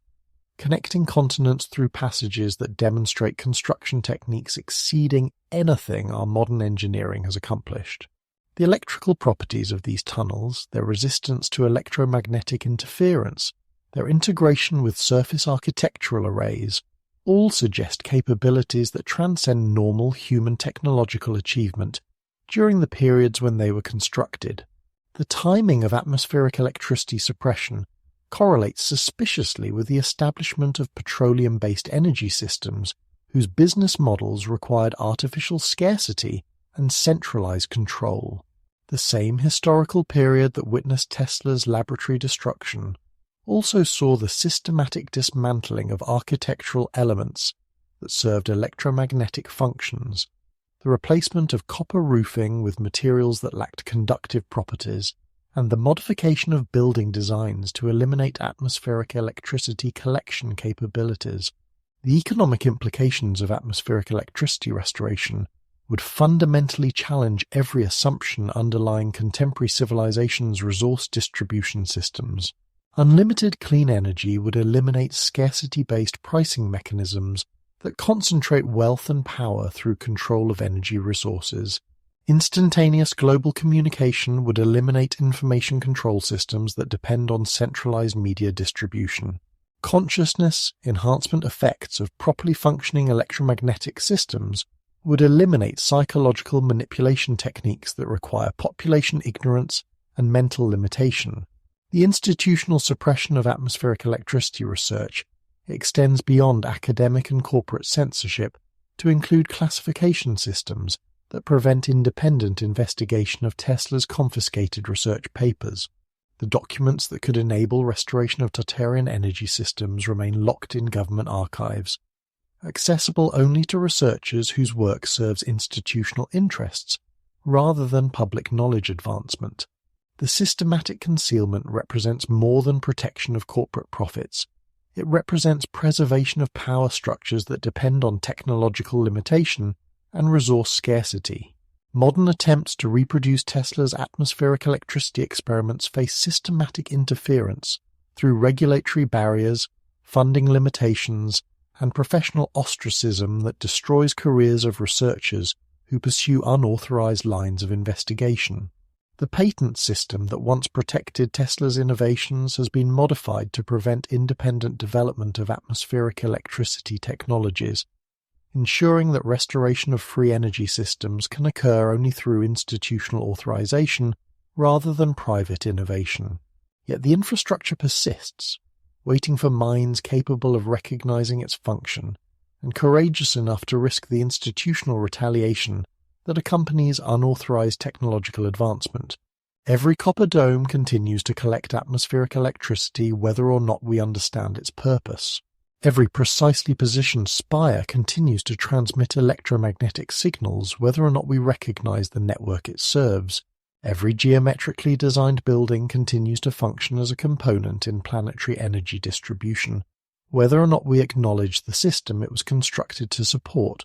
The evidence of this suppressed technology surrounds us so completely that we have become blind to it through systematic misdirection of our attention toward conventional explanations that avoid the implications of its existence. The positioning is too precise, the coordination too extensive, the mathematical relationships too sophisticated to represent random architectural preferences developed through independent cultural evolution. As we trace the electromagnetic circuits that connect Tartarian structures into a global energy distribution network, following the copper pathways that could still power our entire civilization if we possessed the knowledge to reactivate them, one question crystallizes with profound implications. If Tesla's rediscovery of atmospheric electricity principles threatened institutional power structures sufficient to justify the systematic destruction of his research and the continued suppression of free energy technology, what does this suggest about the true reasons for Tartarian civilization's disappearance and the forces that maintain concealment of technologies that could liberate humanity from artificial scarcity and centralized control? In the sealed vaults of institutions that guard their secrets more jealously than medieval monasteries, protected forbidden knowledge, lie metallurgical samples that challenge every assumption underlying our understanding of technological development in human civilization. The alloys found in Tartarian artifacts demonstrate compositions that require advanced knowledge of atomic structure, precise control of molecular bonding, and manufacturing processes that exceed anything our contemporary materials science has achieved despite access to computational modeling and precision instrumentation that should provide overwhelming advantages over supposedly primitive ancient techniques. The precision of these unknown alloys extends beyond their chemical composition to include properties that suggest deliberate engineering at the molecular level. Metals that demonstrate impossible combinations of strength and flexibility, conducting properties that exceed theoretical limitations for known materials, resistance to corrosion, and environmental degradation that enables preservation across centuries without detectable deterioration. These are not the products of accidental discovery through trial and error metallurgy, but evidence of complete understanding of atomic interactions and precise control over materials design. Chemical analysis of Tartarian metal samples, when it has been possible to obtain specimens before their classification and removal from public access, reveals elemental combinations that should not occur naturally on Earth. The isotopic ratios suggest materials that originated in stellar environments with different physical conditions, while the precision of their integration indicates manufacturing processes that could manipulate matter at levels our technology approaches only through expensive and energy-intensive laboratory procedures. The electromagnetic properties of these advanced alloys correlate precisely with their functions in Tartarian technological systems. The conductive materials demonstrate electrical characteristics optimized for atmospheric electricity collection and transmission.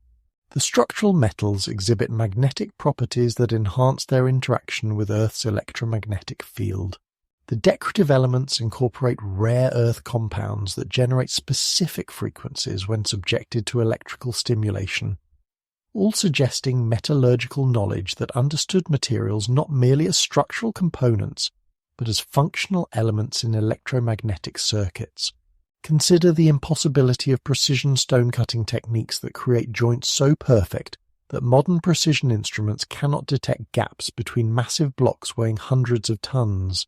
The tools required for such precision would need to operate at levels of accuracy that our contemporary technology achieves only through computer-controlled machinery operating in vibration-isolated environments with constant temperature and humidity control. Yet these ancient cutting techniques produced results that exceed modern precision while working with materials and in environmental conditions that should have made such accuracy impossible. The evidence suggests the use of vibrational cutting technologies that could reshape stone at the molecular level, tools that utilize sonic frequencies to weaken chemical bonds along precise cutting lines, and methods that soften stone temporarily to enable shaping and joining with mathematical precision that hardened into permanent form upon completion. These technologies align with acoustic principles built into Tartarian architecture and correlate with sound-based construction methods described in ancient texts as gifts from sky teachers, whose knowledge transcended normal human limitations.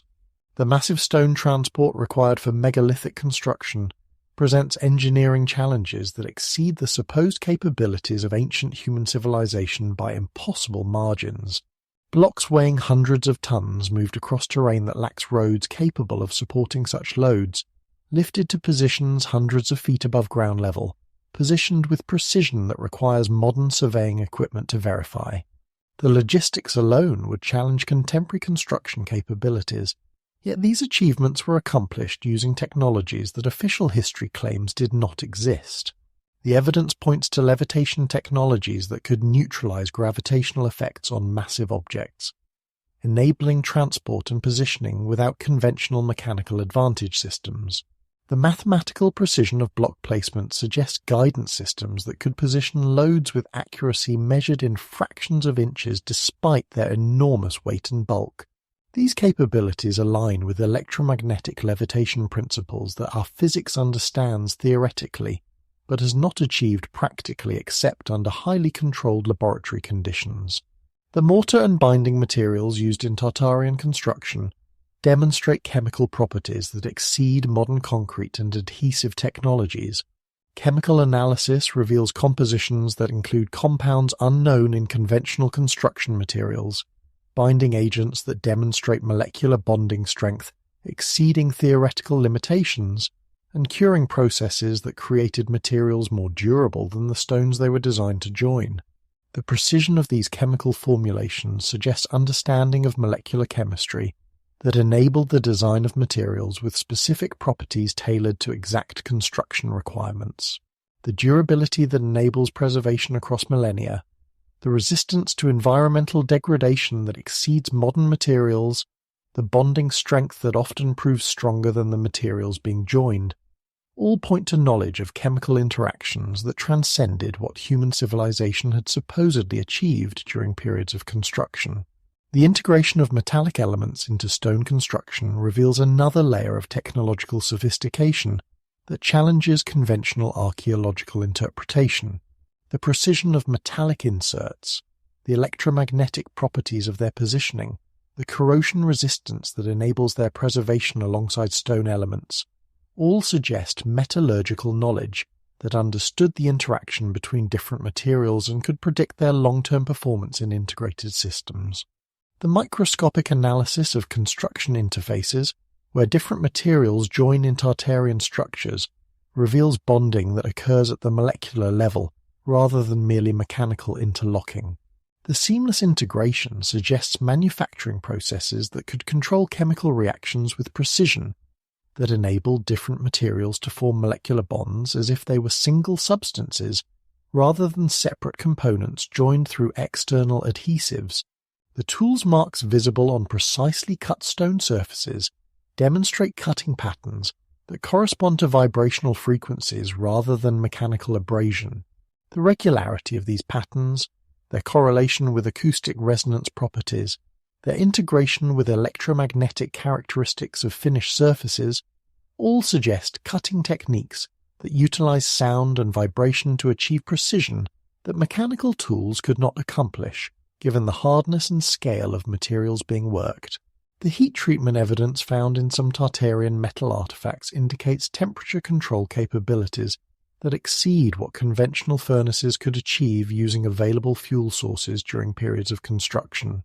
The precision of temperature gradients, the uniformity of heat treatment across large objects, the integration of cooling processes that enabled complex metallurgical transformations, all point to energy sources and control systems that transcended normal, fire-based metallurgical techniques. The systematic concealment of advanced metallurgy evidence represents one of the most successful suppression operations in archaeological history. The samples are classified upon discovery and transferred to facilities where access is restricted to researchers whose investigations serve institutional interests rather than public knowledge advancement. The analytical results that confirm impossible compositions and properties are classified, while conventional interpretations that avoid technological implications are promoted through academic channels. Modern attempts to reproduce Tartarian metallurgical achievements face systematic obstacles through regulatory barriers that restrict access to necessary materials and equipment, funding limitations that prevent extensive experimentation, and professional penalties that discourage researchers from pursuing unauthorized lines of investigation. The patent systems that once protected metallurgical innovations have been modified to prevent independent development of advanced materials technologies, ensuring that restoration of these capabilities can occur only through institutional authorization. The implications of advanced metallurgy restoration extend far beyond materials science to include manufacturing capabilities that could revolutionize every aspect of contemporary technological civilization. Materials with impossible strength-to-weight ratios would enable construction techniques that could create structures exceeding anything in human architectural history. Electromagnetic properties that exceed current materials limitations would enable energy systems and communication technologies that could make contemporary electronics appear primitive by comparison. Yet the knowledge persists, encoded in artifacts that demonstrate capabilities we cannot reproduce, preserved in structures whose construction techniques we cannot explain, waiting for minds capable of recognizing the technological principles they embody, and courageous enough to risk institutional retaliation that accompanies unauthorized advancement of human knowledge and capability. As we examine the metallurgical and construction evidence that demonstrates technological capabilities exceeding anything human civilization has achieved independently, tracing the precision techniques and impossible materials that enable the construction of Tartarian infrastructure, one question emerges with profound implications. If these advanced technologies were developed through normal human innovation, why have they never been rediscovered or exceeded through contemporary research that possesses every theoretical and practical advantage over ancient investigators? And what does the systematic suppression of this evidence suggest about institutional knowledge of human technological heritage and the forces that maintain limitation of human capability development? In the carefully sanitized archives of meteorological institutions whose data extends back barely 2 centuries, missing records whisper the truth of humanity's greatest ecological crime,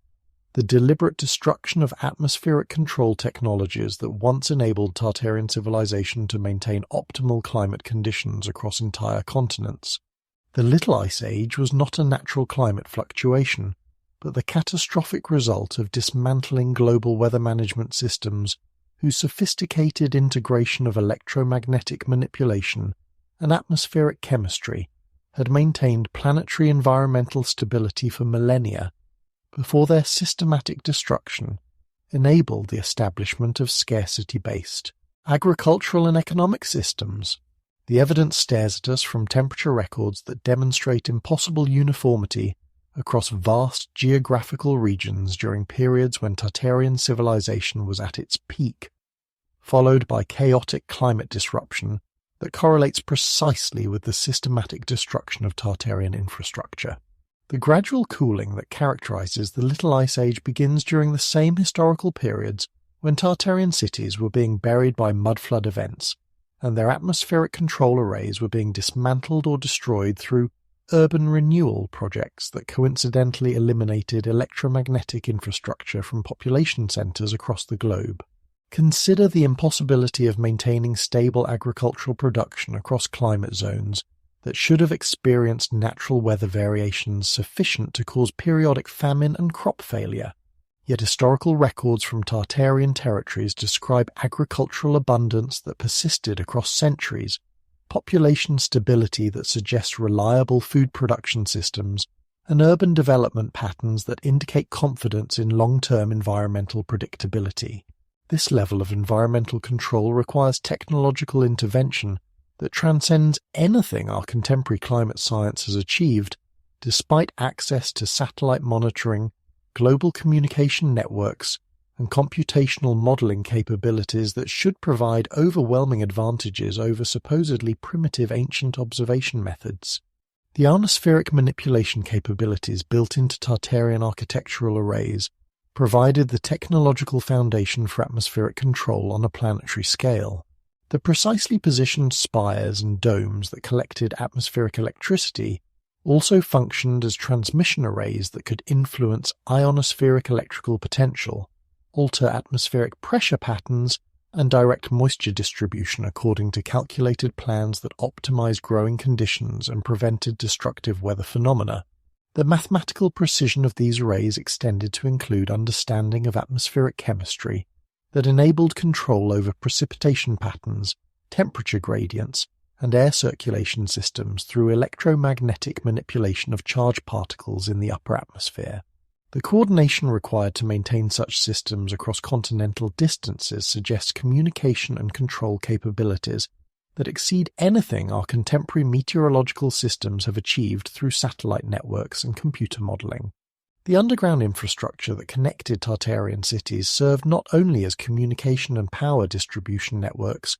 but as components in atmospheric control systems that could influence weather patterns through coordination of electromagnetic arrays positioned according to global atmospheric circulation patterns. The precision of their positioning, the electromagnetic properties of their construction materials, the integration with surface architectural elements,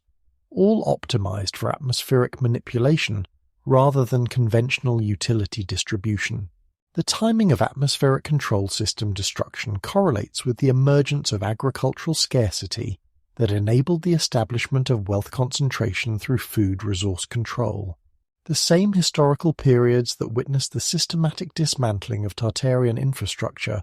also saw the beginning of recurring famines, climate instability, and agricultural crises that justified centralized food distribution systems and enabled economic control through artificial scarcity of essential resources. The chemical analysis of atmospheric samples preserved in ice cores from the Little Ice Age period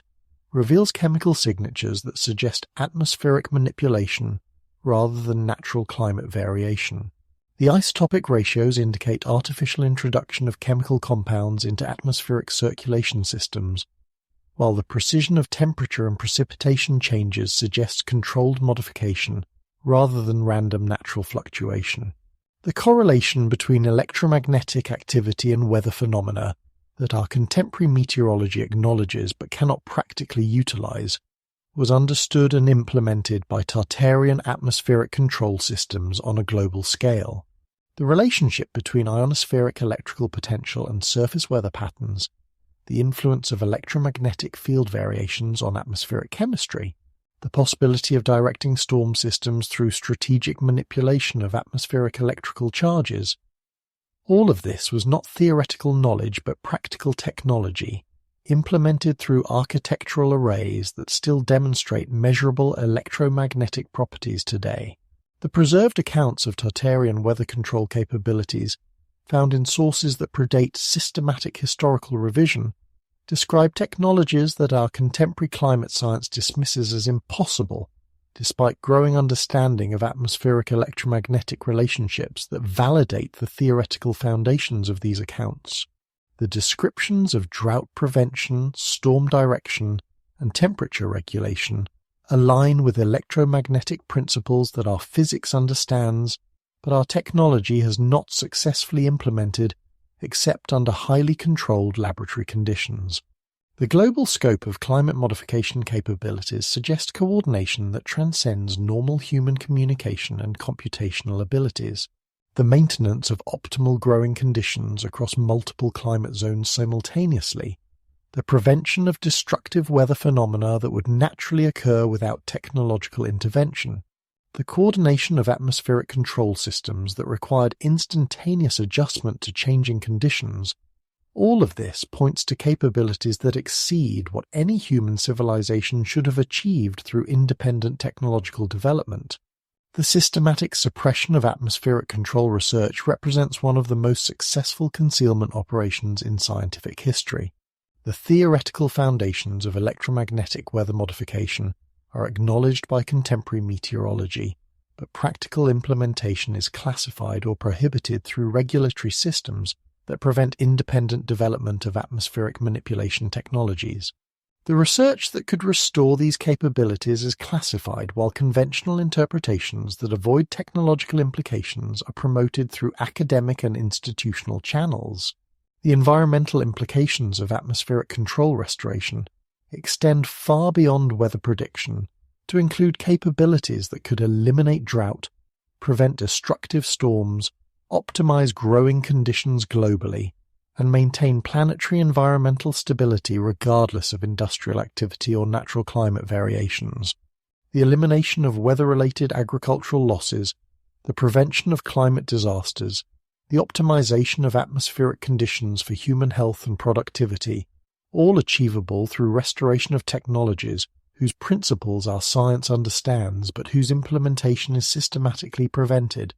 The connection between ionospheric manipulation and consciousness effects provides another dimension of atmospheric control that extended beyond mere weather modification. The specific frequencies generated by coordinated electromagnetic arrays influence not only atmospheric electrical potential, but also human neurological function, creating regional consciousness enhancement effects that facilitated social cooperation, technological innovation, and cultural development beyond normal human capabilities. The destruction of these consciousness-affecting atmospheric systems correlates with historical periods when regional civilizations experienced social fragmentation, technological regression, and cultural collapse that official history attributes to political or economic factors,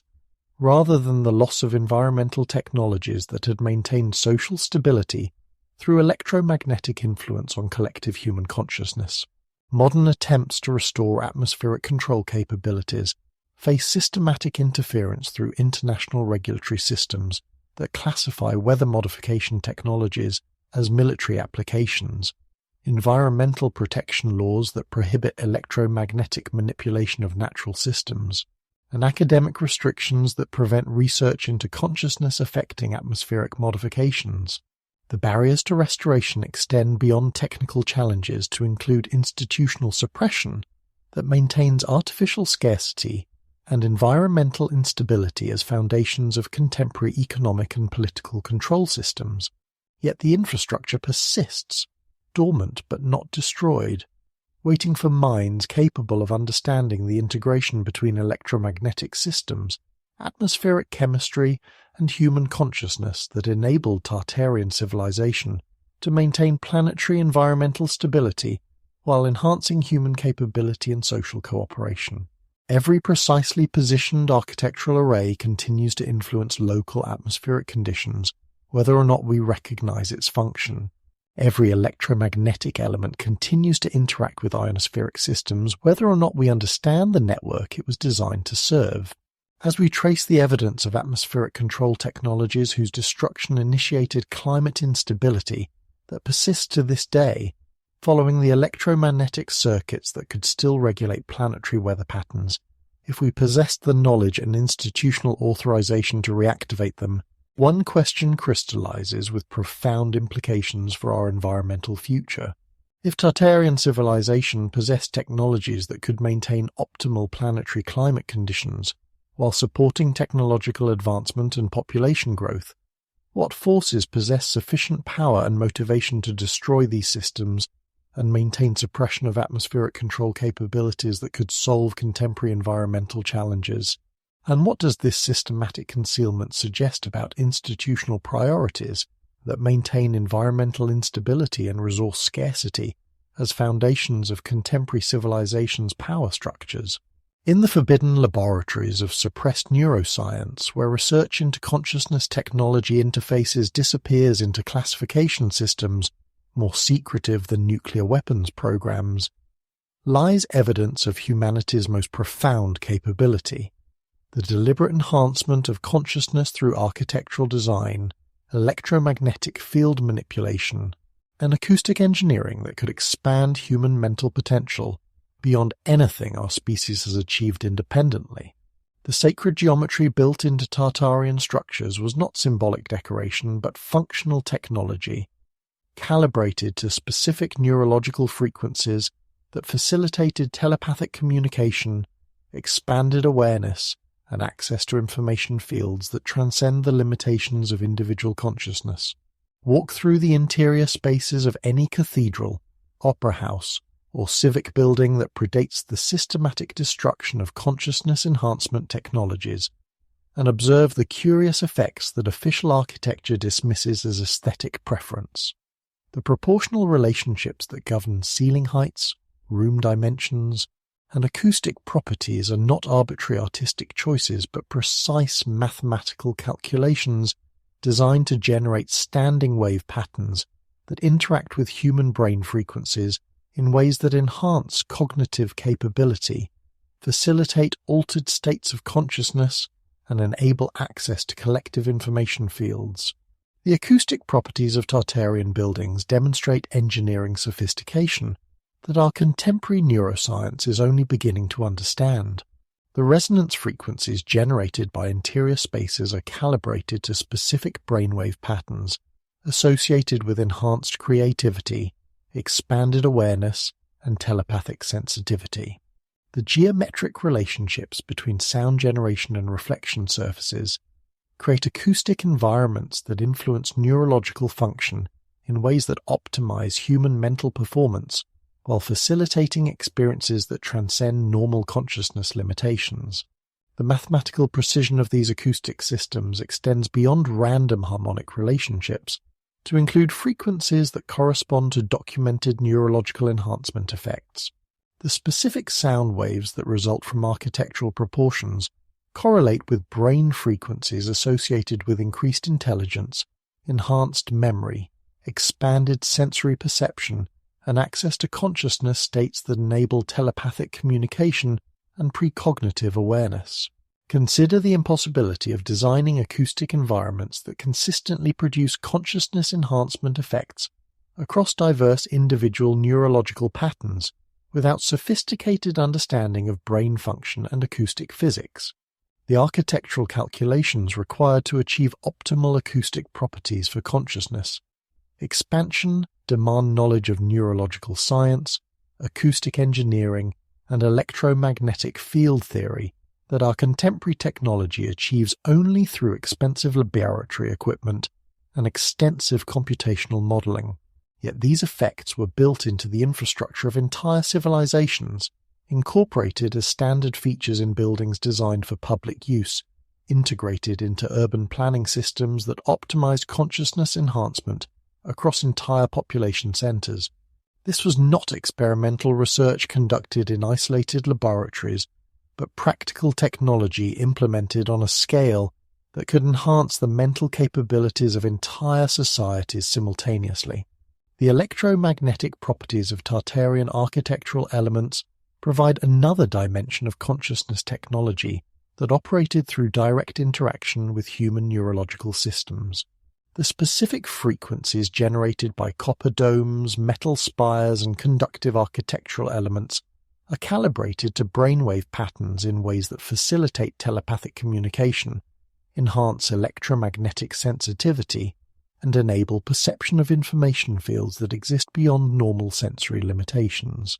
The positioning of these electromagnetic elements follows patterns that correlate with acupuncture meridians, chakra energy centers, and other consciousness-affecting systems recognized by traditional healing modalities but dismissed by contemporary medical science. The precision of these correlations suggests understanding of human energetic anatomy that enable technological enhancement of natural psychic capabilities through architectural intervention. The integration of sacred geometry into structural design represents perhaps the most sophisticated aspect of consciousness technology, demonstrating understanding of mathematical relationships that influence neurological function at levels our contemporary neuroscience approaches only through pharmaceutical intervention and surgical procedures. The geometric proportions built into floor plans, ceiling designs, and decorative elements generate field effects that enhance cognitive capability while facilitating access to expanded consciousness states. The specific proportional relationships golden ratio, Fibonacci sequences, harmonic mathematical progressions that appear consistently in Tartarian architecture correspond to patterns that occur naturally in human neurological development and brain function. The architectural implementation of these relationships creates environmental conditions that optimize natural brain activity, while facilitating access to consciousness capabilities that remain latent in most individuals due to environmental limitations and social conditioning.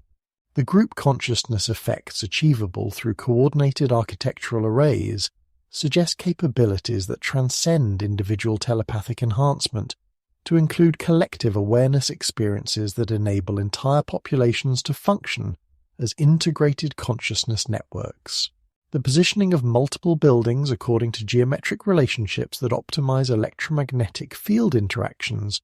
creates urban-scale consciousness enhancement effects that facilitate social cooperation, technological innovation, and cultural development beyond normal human achievement. The historical accounts of Tartarian social organization describe coordination and cooperation capabilities that suggest consciousness-level integration rather than merely effective communication systems. The descriptions of instantaneous collective decision-making, coordinated technological development across vast distances, and cultural achievements that demonstrate unified vision and purpose all point to consciousness technology that enabled group awareness experiences exceeding anything contemporary human societies have achieved. Modern attempts to reproduce consciousness enhancement architectural effects encounter systematic interference through building codes that prohibit specific proportional relationships, zoning restrictions that prevent optimal geometric positioning of structures, and professional licensing requirements that exclude practitioners who understand consciousness-affecting design principles. Yet the infrastructure persists, waiting for minds capable of recognizing its function and utilizing its capabilities despite institutional discouragement. Every geometrically proportioned interior space continues to influence consciousness, whether or not we understand its effects. Every acoustically designed building continues to generate consciousness-affecting frequencies, whether or not we recognize their function. Every precisely positioned architectural element continues to interact with human neurological systems, whether or not we acknowledge the technology it represents. The evidence of consciousness enhancement technology surrounds us so completely that we have become unconscious of it through systematic conditioning that directs attention away from direct experience of architectural effects on mental states and cognitive capability. The influence is too consistent, the mathematical relationships too precise, the neurological effects too predictable to represent accidental architectural preferences developed through random aesthetic evolution.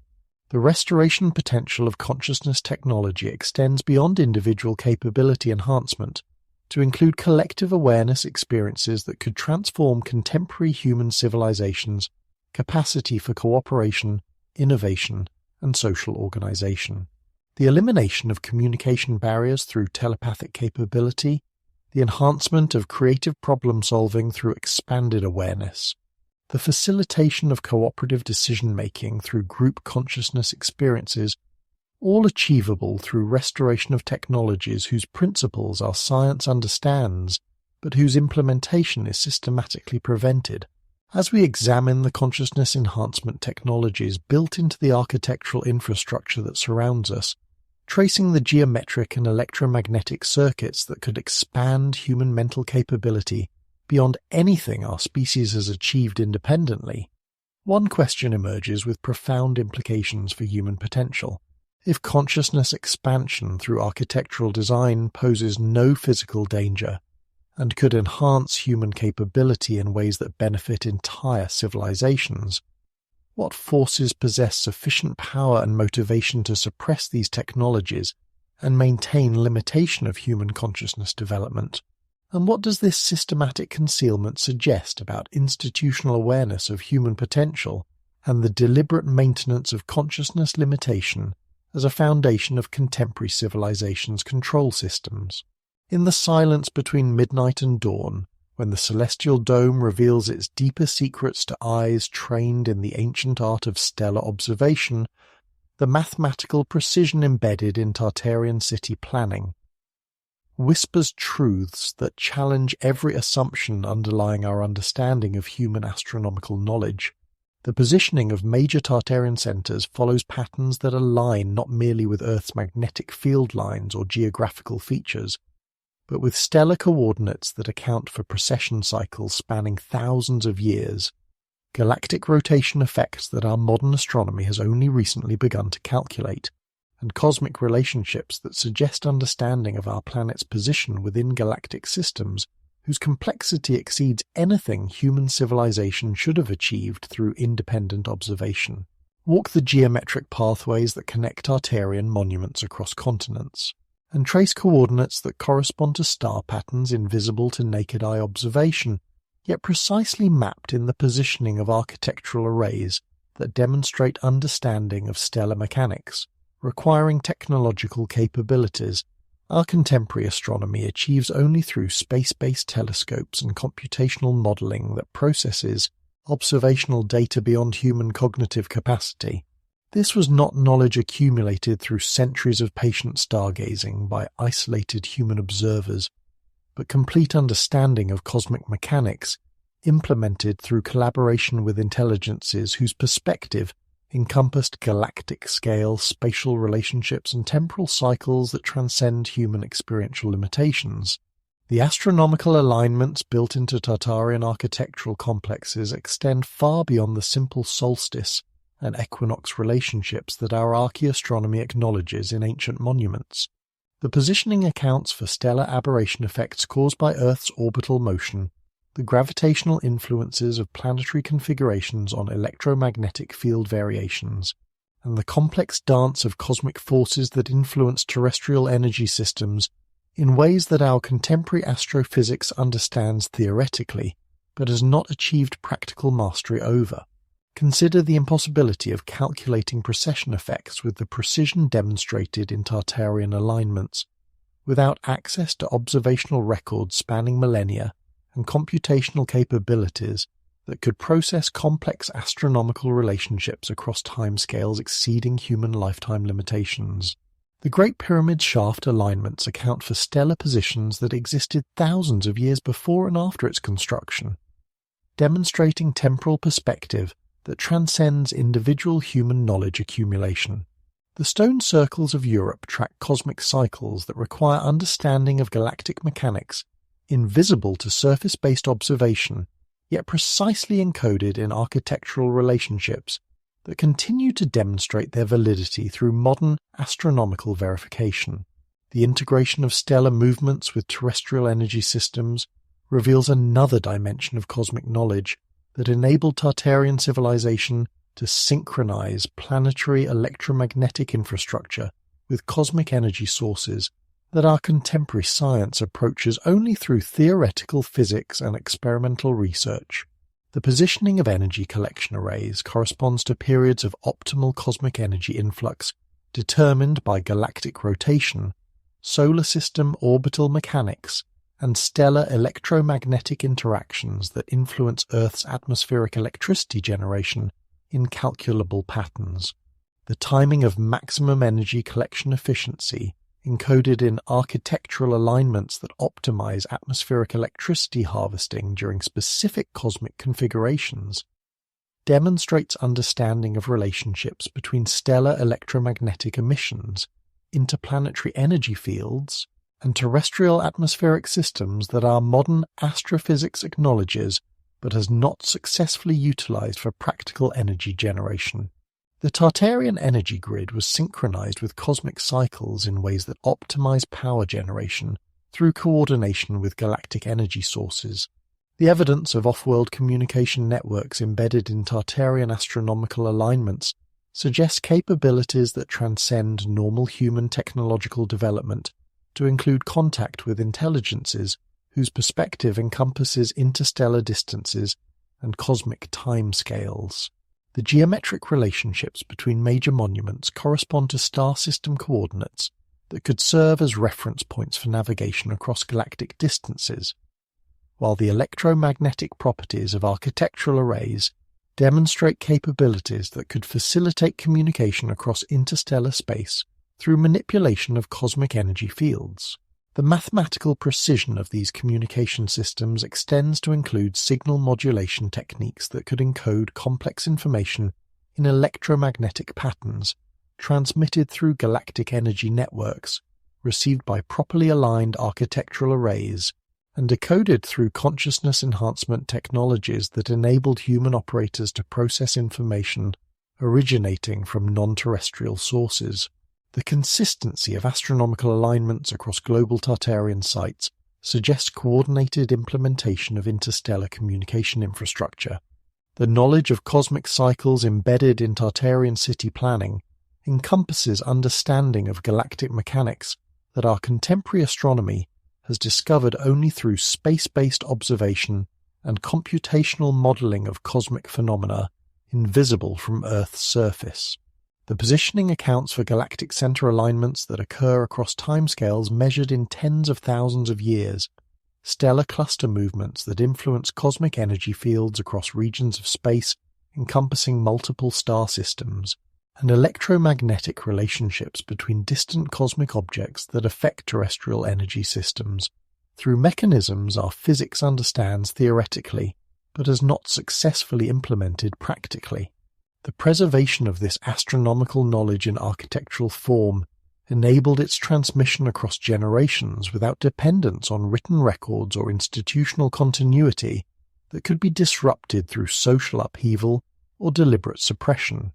The mathematical relationships remain encoded in stone and metal, waiting for minds capable of recognizing their significance and utilizing their implications for understanding Earth's position within cosmic systems that dwarf terrestrial geographical relationships. The systematic suppression of astronomical knowledge preservation represents one of the most successful concealment operations in human intellectual history. The astronomical alignments built into ancient monuments are acknowledged by mainstream archaeology, but their sophistication is consistently underestimated while their implications for advanced knowledge sources are carefully avoided. The precision that requires understanding of cosmic mechanics exceeding official human achievement is explained away through conventional interpretations that avoid consideration of non-terrestrial knowledge sources. Modern astronomy's rediscovery of cosmic relationships that were precisely encoded in Tartarian alignments provides validation of ancient astronomical knowledge while raising profound questions about its origins that our scientific institutions carefully avoid addressing. The correlation between ancient architectural positioning and cosmic phenomena that were supposedly unknown until recent space-based discovery suggests knowledge sources that transcended normal human observational capabilities during periods when these alignments were implemented. The implications of restored star knowledge extend beyond astronomical understanding to include capabilities that could reconnect human civilization with cosmic energy sources, facilitate communication across galactic distances, and integrate terrestrial development with cosmic cycles that optimize human potential while maintaining harmony with galactic systems. The restoration of this knowledge could enable participation in cosmic civilizations that our current technological limitations prevent us from recognizing or accessing. Yet the knowledge persists, encoded in architectural relationships that continue to demonstrate their cosmic validity, whether or not we understand their implications. Every precisely positioned monument continues to mark cosmic coordinates that could guide interstellar navigation. Every astronomically aligned structure continues to receive cosmic energy influences that could power technologies exceeding anything our civilization has achieved independently. Every mathematically calculated architectural array continues to function as components in communication networks that could facilitate contact with intelligences whose perspective encompasses galactic civilization. As we trace the stellar coordinates embedded in Tartarian city planning, following astronomical relationships that connect terrestrial architecture with cosmic mechanics spanning galactic distances and temporal cycles measured in cosmic ages, one question crystallizes with profound implications for humanity's cosmic future. If human civilization once possessed knowledge of galactic systems and cosmic relationships that enabled practical utilization of cosmic energy sources and communication across interstellar distances, what does this suggest about Earth's historical role within galactic civilization, and what forces possess sufficient power and motivation to suppress cosmic knowledge that could restore humanity's connection with galactic systems and enable participation in cosmic civilizations that our current limitations prevent us from recognizing? In the carefully edited chronicles of institutional history, where accounts of non-human governance have been systematically relegated to mythology and folklore, persistent testimony speaks of administrative structures that transcended terrestrial political organization to include direct participation by intelligences whose authority derived not from human consent, but from superior knowledge and cosmic perspective that enabled guidance of planetary civilization according to principles that optimized human development while maintaining harmony with galactic systems whose complexity exceeds anything our contemporary political science attempts to comprehend or implement. The historical accounts of sky people governing through human intermediaries describe administrative systems that functioned through hybrid bloodlines, whose genetic heritage enabled communication with off-world authorities and whose enhanced capabilities facilitated implementation of policies and technologies that transcended normal human governmental limitations. These were not distant gods ruling through supernatural intervention, but practical administrators whose non-terrestrial origins provided perspective and capabilities that enabled planetary management according to cosmic principles, rather than the limited territorial concerns that characterize purely human political systems. The structure of alien-human collaborative government, preserved in accounts that predate systematic historical revision, demonstrates organizational sophistication that integrates terrestrial human needs with cosmic responsibilities that encompass relationships spanning multiple star systems and civilizations, whose development requires coordination across galactic distances and temporal scales that dwarf human experiential limitations. The governmental systems described function through consciousness, level integration rather than merely institutional bureaucracy, enabling decision-making processes that account for consequences across cosmic timescales and galactic spatial relationships. Consider the impossibility of maintaining governmental continuity across the vast distances and diverse populations that characterize Tartarian territorial control without communication and coordination capabilities that exceed anything purely human administrative systems have achieved. The consistency of policies, the coordination of technological development, the integration of diverse cultures into unified civilization, all of this requires governmental capabilities that transcend normal human political and administrative limitations while accommodating the consciousness and social needs of terrestrial human populations. The accounts describe governmental structures that functioned through councils that included both human and non-human representatives, with decision-making processes that integrated terrestrial human perspectives with cosmic intelligence that could evaluate policy implications across temporal and spatial scales, exceeding individual human cognitive capacity. The hybrid intermediaries, who served as interfaces between human populations and cosmic authorities, possessed genetic and consciousness enhancements that enabled them to process information and implement decisions that required capabilities beyond normal human limitations. The trade relationships between Earth and other worlds, documented in accounts that have survived systematic suppression, describe commercial systems that functioned through exchange of resources, technologies, and knowledge across interstellar distances using transportation and communication methods that our contemporary physics understands theoretically but has not achieved practically.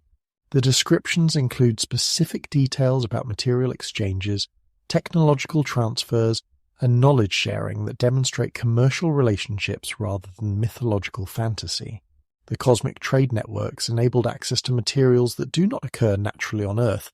technologies that exceed terrestrial scientific capability, and knowledge that encompasses understanding of cosmic systems and galactic civilizations whose complexity transcends anything human civilization has achieved independently. The evidence of these trade relationships persists in metallurgical samples that demonstrate impossible compositions, architectural techniques that exceed terrestrial engineering capabilities, and knowledge systems that demonstrate understanding of cosmic relationships beyond normal human observational capacity.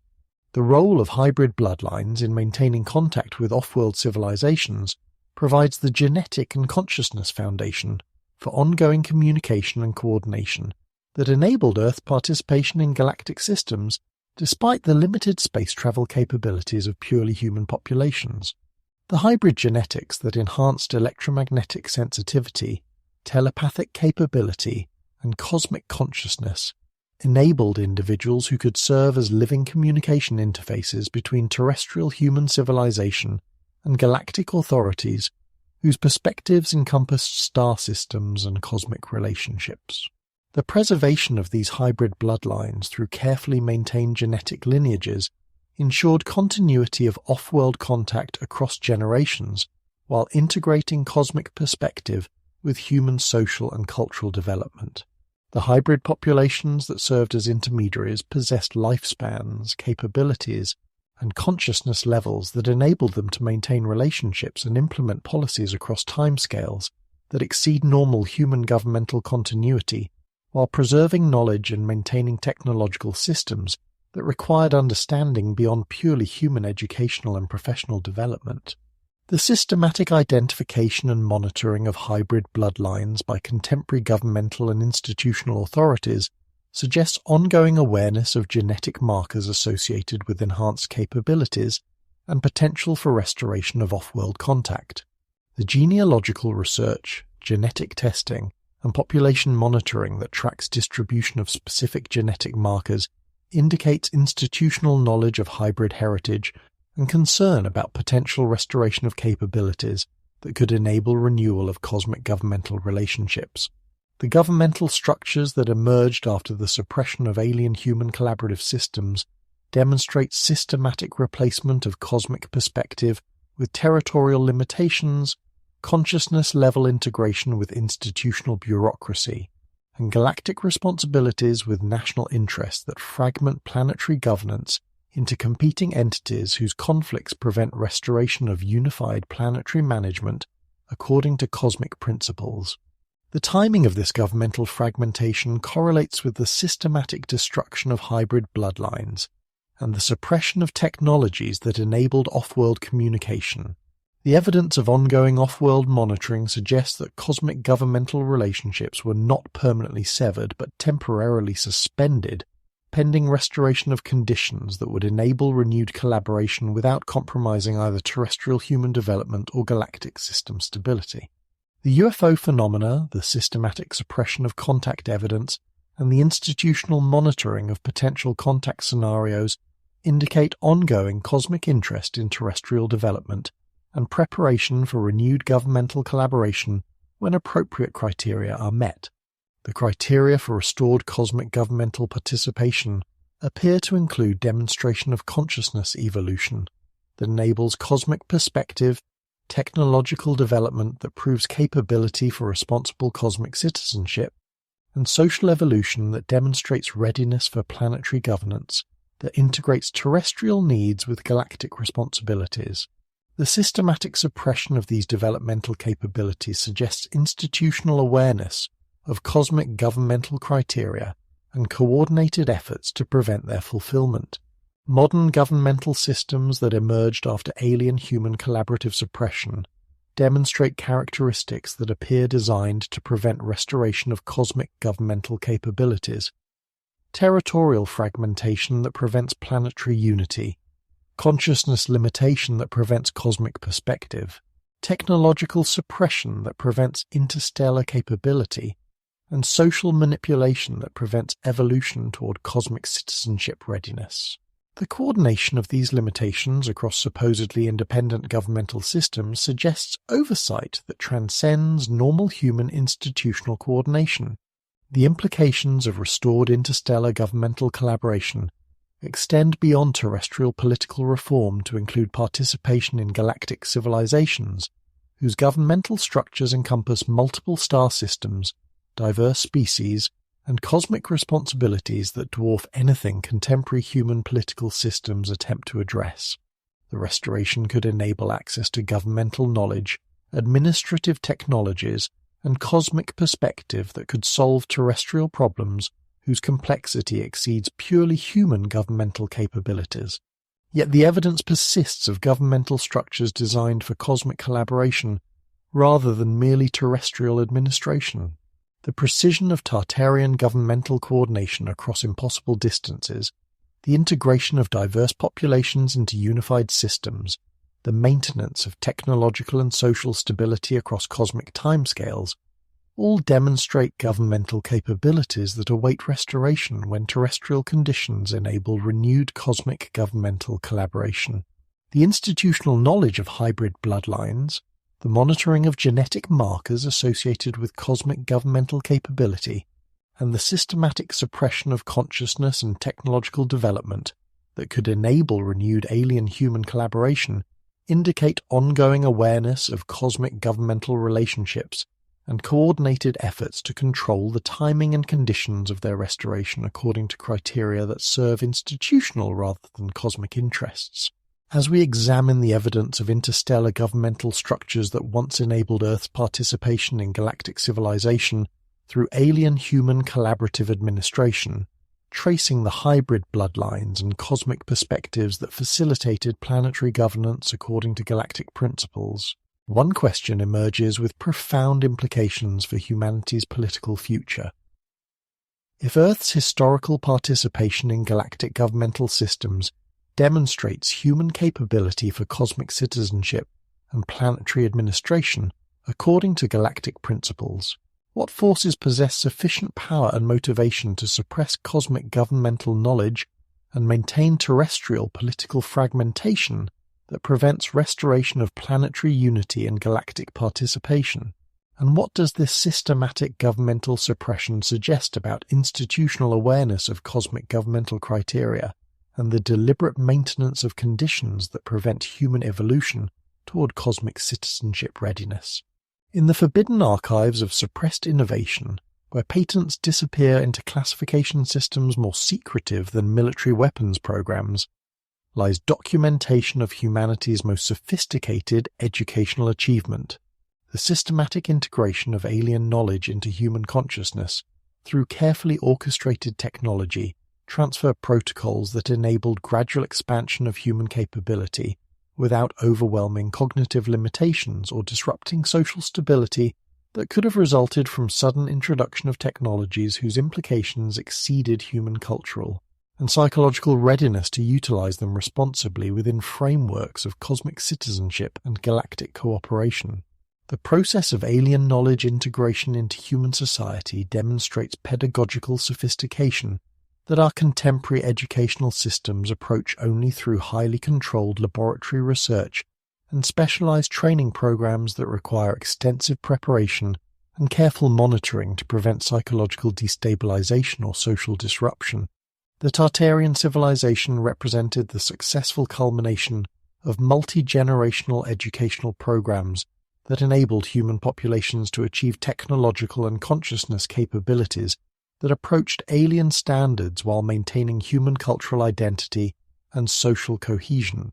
The gradual introduction of advanced concepts through generations enabled human populations to develop understanding and capability in progressive stages that prevented cognitive overload while ensuring stable social integration of technologies whose implications required psychological and cultural evolution to utilize effectively. The educational protocols that guided this development demonstrate understanding of human learning limitations and social dynamics that our contemporary psychology approaches only through extensive research and experimental programs. consider the impossibility of introducing technologies that manipulate electromagnetic fields, enhance consciousness, and enable telepathic communication to populations whose worldview and social structures were not prepared to integrate such capabilities without experiencing psychological trauma or social fragmentation. The alien educators who guided Tartarian technological development understood human limitations and designed transfer protocols that enabled gradual expansion of capability while preserving social stability and cultural continuity. The safeguards preventing misuse of dangerous technologies demonstrate another dimension of alien technological wisdom that understood the potential for human psychological and social limitations to result in destructive applications of advanced capabilities. The technologies that were transferred included built-in limitations that prevented utilization beyond levels that human consciousness and social development could handle responsibly, while maintaining potential for expanded capability as human evolution progressed toward cosmic citizenship readiness. The consciousness enhancement technologies built into Tartarian architecture included safeguards that prevented psychological destabilization while facilitating gradual expansion of awareness and capability. The electromagnetic systems that enabled telepathic communication included protocols that prevented invasion of privacy or manipulation of consciousness without consent. The energy technologies that provided unlimited power included limitations that prevented utilization for destructive purposes that could threaten planetary stability or galactic security. The protocols for maintaining interstellar relationships demonstrate understanding of cosmic diplomatic principles that our contemporary international relations approach only through theoretical frameworks that lack practical experience with civilizations whose capabilities and perspectives transcend terrestrial limitations.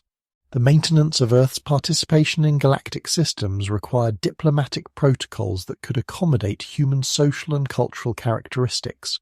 while meeting cosmic citizenship responsibilities. The alien educators who oversaw technology transfer understood that human readiness for cosmic citizenship required not merely technological capability, but psychological and social evolution that enabled responsible utilization of cosmic-level capabilities.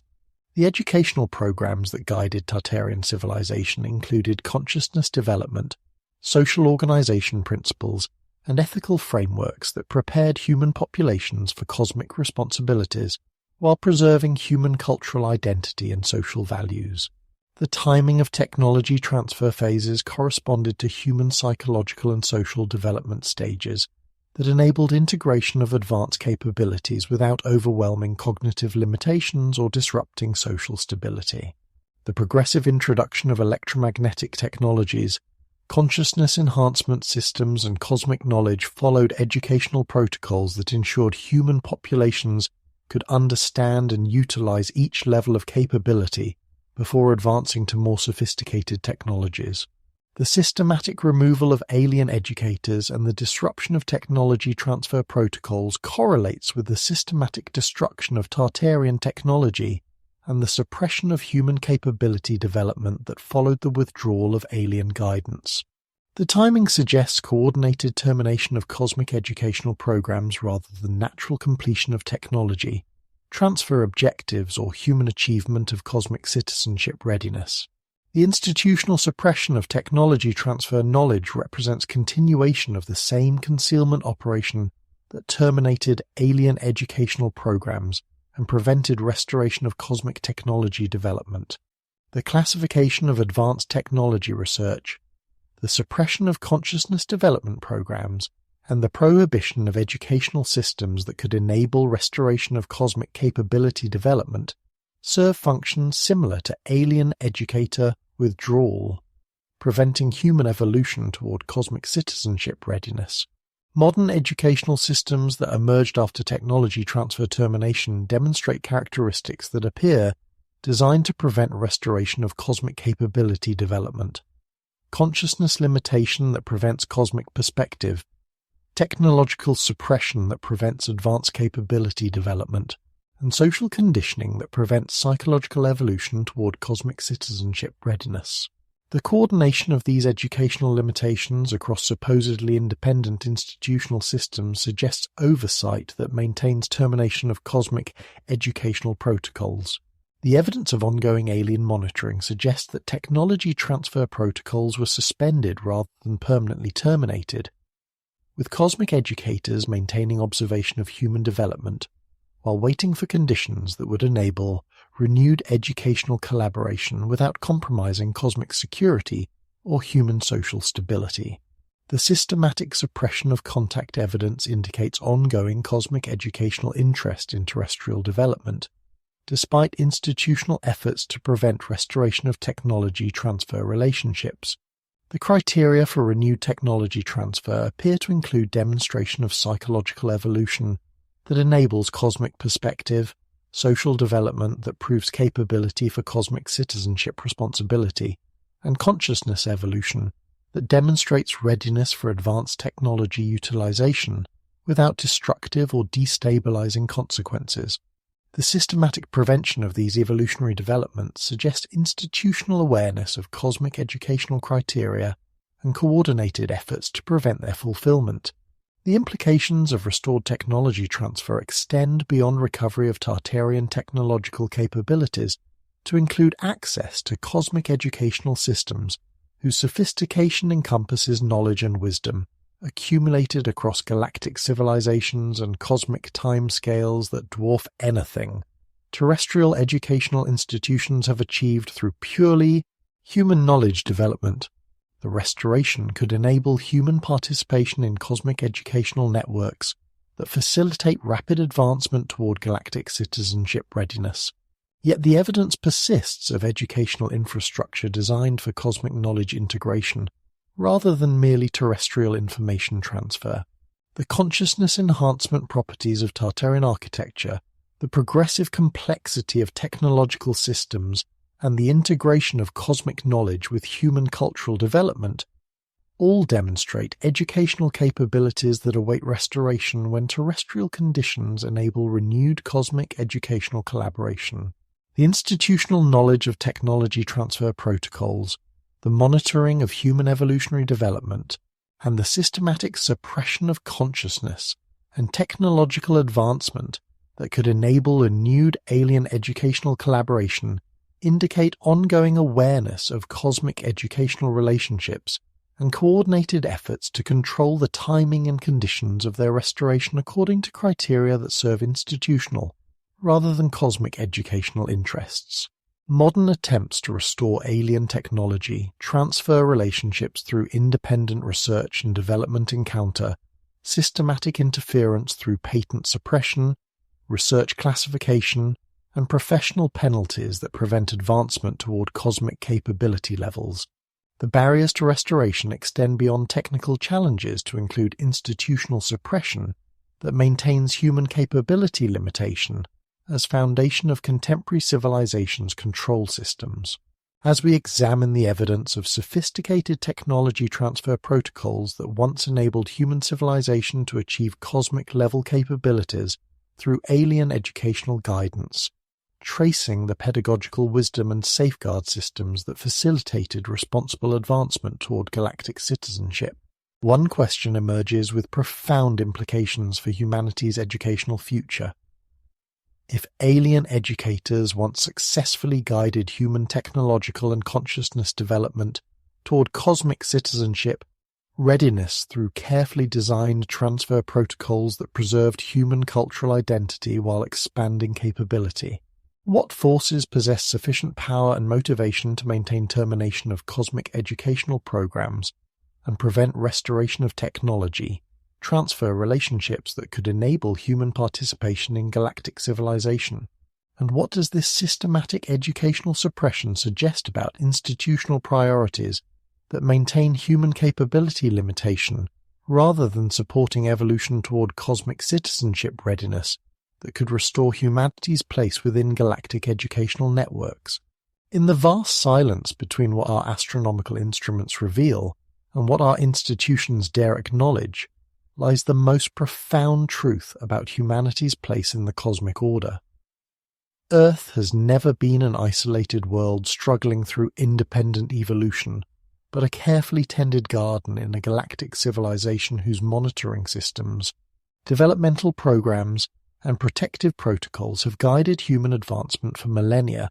while maintaining the illusion of independent progress that preserves human cultural identity and prevents psychological destabilization that could result from premature awareness of cosmic citizenship responsibilities and galactic community participation.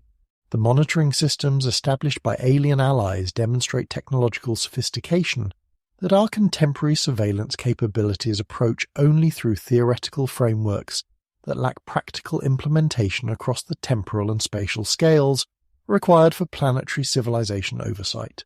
The evidence of ongoing observation extends far beyond occasional UFO sightings to include comprehensive monitoring of human psychological evolution, technological development, social organization, and consciousness advancement that tracks progress toward cosmic citizenship readiness according to criteria established by galactic civilization authorities. Consider the impossibility of maintaining continuous observation of planetary civilization development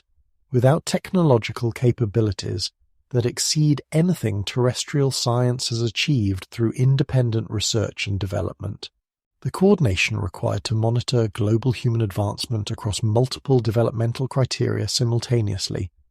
while maintaining observation protocols that preserve cultural independence and prevent psychological trauma from awareness of cosmic oversight, demonstrates capabilities that transcend normal human technological achievement. The criteria for humanity's advancement to the next level of cosmic citizenship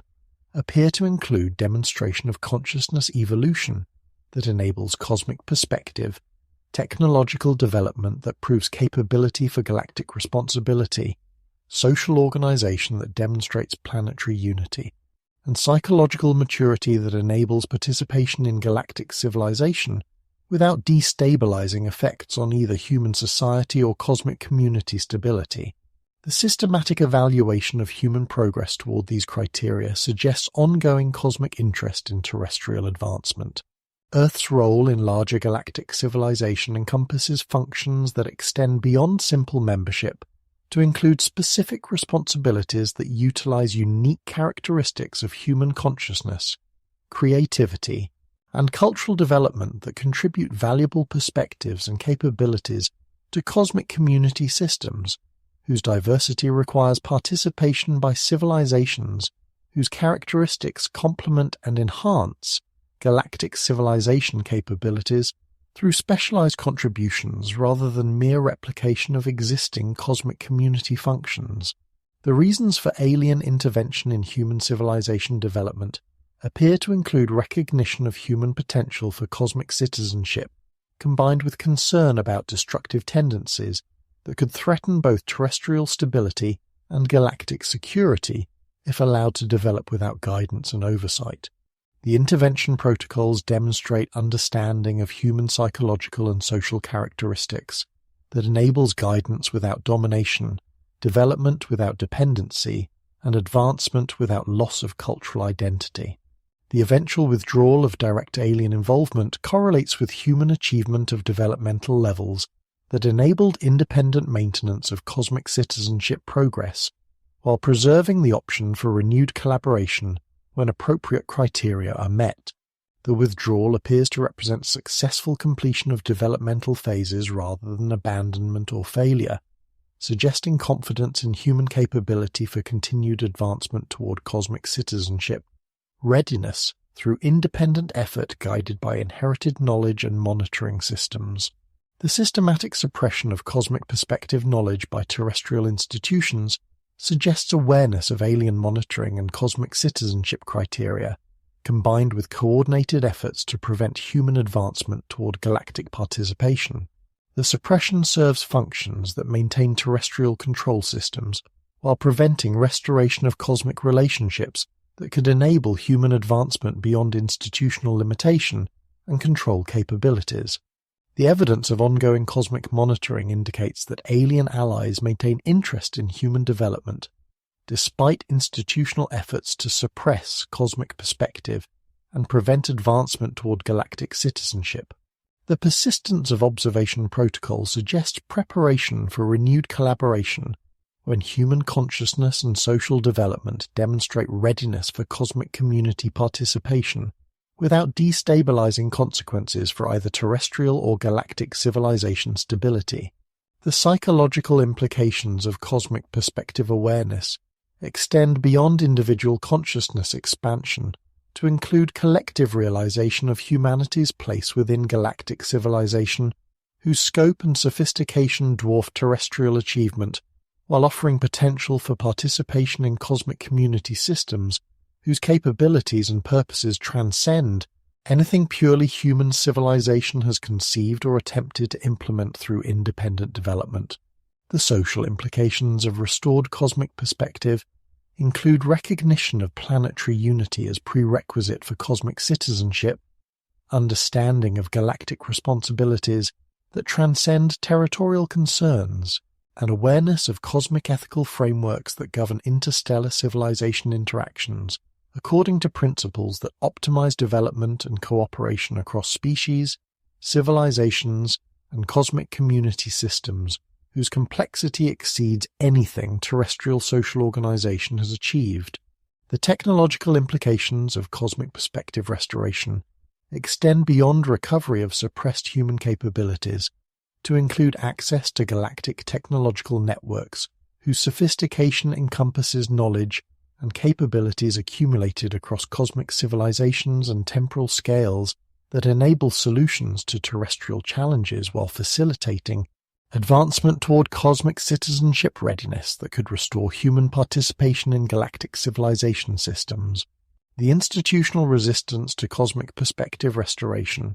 appears to include awareness that human advancement toward galactic citizenship would eliminate the possibility for terrestrial control systems that depend on planetary isolation, consciousness limitation, and technological suppression to maintain social organization according to principles that serve institutional interests rather than cosmic citizenship development or galactic community participation. The timing of potential cosmic perspective restoration appears to depend on human demonstration of consciousness evolution that enables cosmic responsibility, social development that proves planetary unity capability, and psychological maturity that demonstrates readiness for galactic citizenship without destabilizing consequences for cosmic community stability. The systematic prevention of these evolutionary developments indicates institutional determination to maintain terrestrial control regardless of cosmic citizenship potential. Modern attempts to develop cosmic perspective through independent research and consciousness development encounter systematic interference through institutional suppression, social ridicule, and professional penalties that prevent advancement toward awareness levels that could enable recognition of alien monitoring and cosmic citizenship opportunities. The barriers to cosmic perspective restoration extend beyond intellectual challenges to include systematic conditioning that maintains psychological limitation and prevents cosmic awareness development. Yet the evidence persists of monitoring systems that continue to evaluate human advancement toward cosmic citizenship readiness, regardless of institutional efforts to prevent awareness or development. The ongoing observation indicates cosmic interest in human potential, despite terrestrial resistance to cosmic perspective restoration, suggesting preparation for renewed collaboration when appropriate conditions are achieved through human evolutionary advancement. The cosmic patience demonstrated by alien allies who maintain monitoring despite institutional suppression and human resistance to cosmic perspective suggests confidence in eventual human achievement of cosmic citizenship, readiness combined with respect for human developmental autonomy that enables advancement according to human choice and effort rather than cosmic intervention that could compromise cultural independence or psychological stability. As we contemplate Earth's place within galactic civilization, whose monitoring systems track human advancement toward cosmic citizenship while preserving cultural independence and developmental autonomy, one question emerges with profound implications for humanity's cosmic future. If alien allies maintain confidence in human potential for cosmic citizenship, despite systematic institutional suppression of cosmic perspective and conscious resistance to galactic community participation, what does this suggest about human evolutionary destiny and the ultimate futility of efforts to maintain planetary isolation from galactic civilization, whose patience and wisdom encompass temporal scales that transcend institutional control capabilities? And what does ongoing cosmic monitoring indicate about the inevitable restoration of human participation in galactic community systems whose scope and purpose dwarf terrestrial concerns, while offering potential for advancement beyond anything purely human civilization could achieve through continued isolation from cosmic perspective and galactic citizenship? Opportunities? In the shadowed archives of institutional memory, where the tools of historical revision have been perfected into an art form more sophisticated than any military operation, lies evidence of the most successful propaganda campaign ever conducted: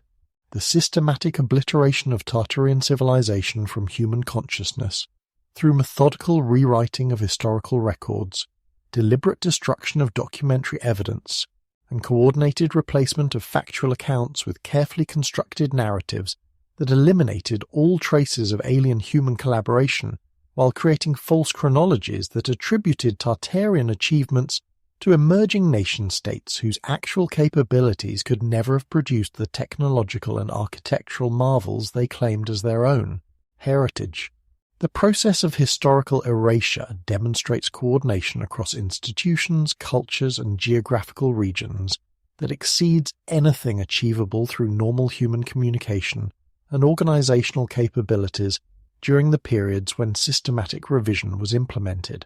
The consistency of narrative replacement, the precision of evidence destruction, and the coordination of false chronology creation across supposedly independent historical authorities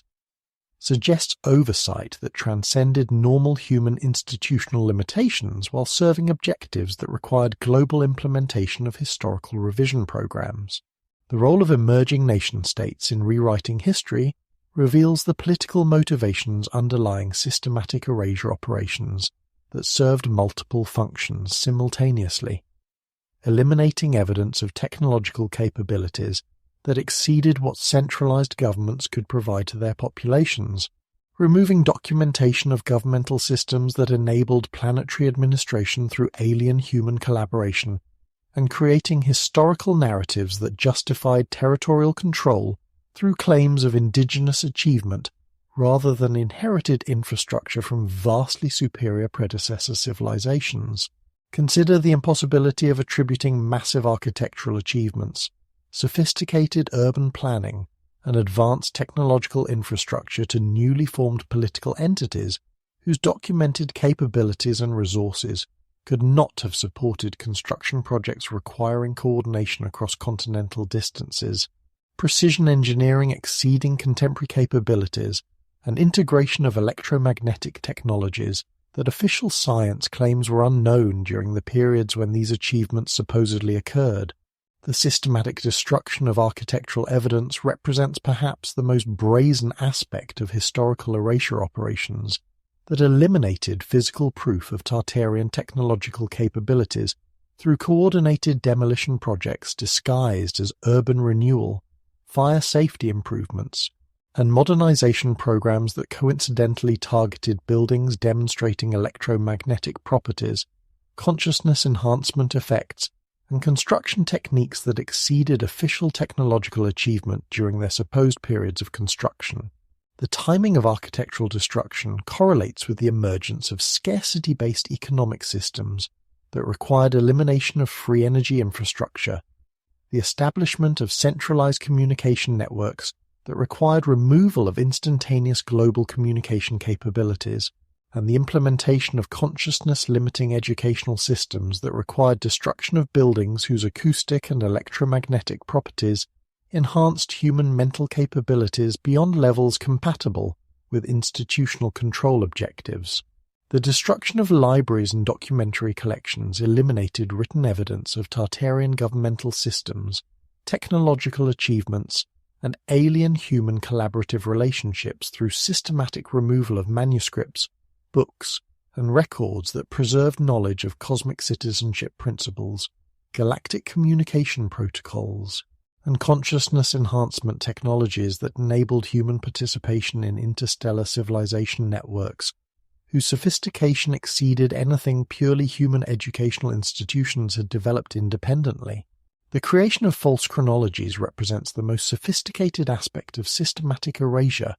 that required coordinated revision of historical timelines across multiple cultures and civilizations to eliminate temporal context that would reveal the true scope and duration of Tartarian civilization, while creating artificial historical sequences that attributed Tartarian achievements to various human cultures whose documented capabilities and chronological contexts made such attributions impossible under objective historical analysis.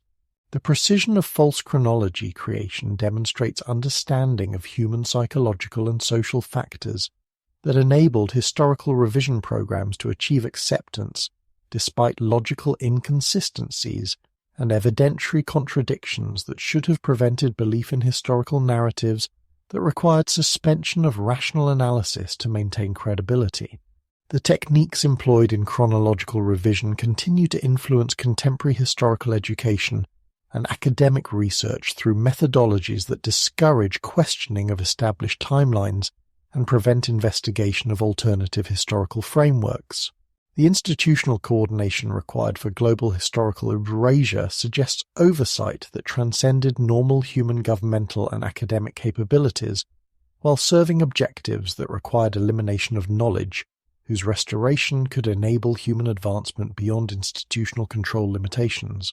The consistency of erasure operations across cultures that lacked direct communication capabilities indicates coordination through mechanisms that exceeded normal human organizational and communication systems. The psychological techniques employed in historical erasure operations demonstrate understanding of human consciousness and social dynamics that enabled systematic replacement of factual knowledge with false narratives through educational programs, cultural conditioning, and social pressure systems that prevented questioning of revised historical accounts while discouraging investigation of evidence that contradicted officially approved chronologies and cultural narratives. The preservation of Tartarian knowledge in hidden locations and secret collections suggests that systematic erasure was not completely successful, with evidence surviving in archives that remain concealed from public access, while serving as insurance against complete knowledge loss and potential sources for restoration when conditions enable revelation of suppressed historical information without destabilizing social and political systems that depend on false historical narratives for legitimacy. The modern continuation of systematic erasure through educational systems, academic institutions, and media networks demonstrates that historical revision operations remain active and coordinated, with contemporary suppression serving similar functions to original erasure programs, preventing restoration of knowledge that could enable human advancement beyond institutional control while maintaining social and political systems that depend on historical ignorance for stability and legitimacy. The technological capabilities that enabled systematic erasure exceed what any human civilization should have achieved through independent development,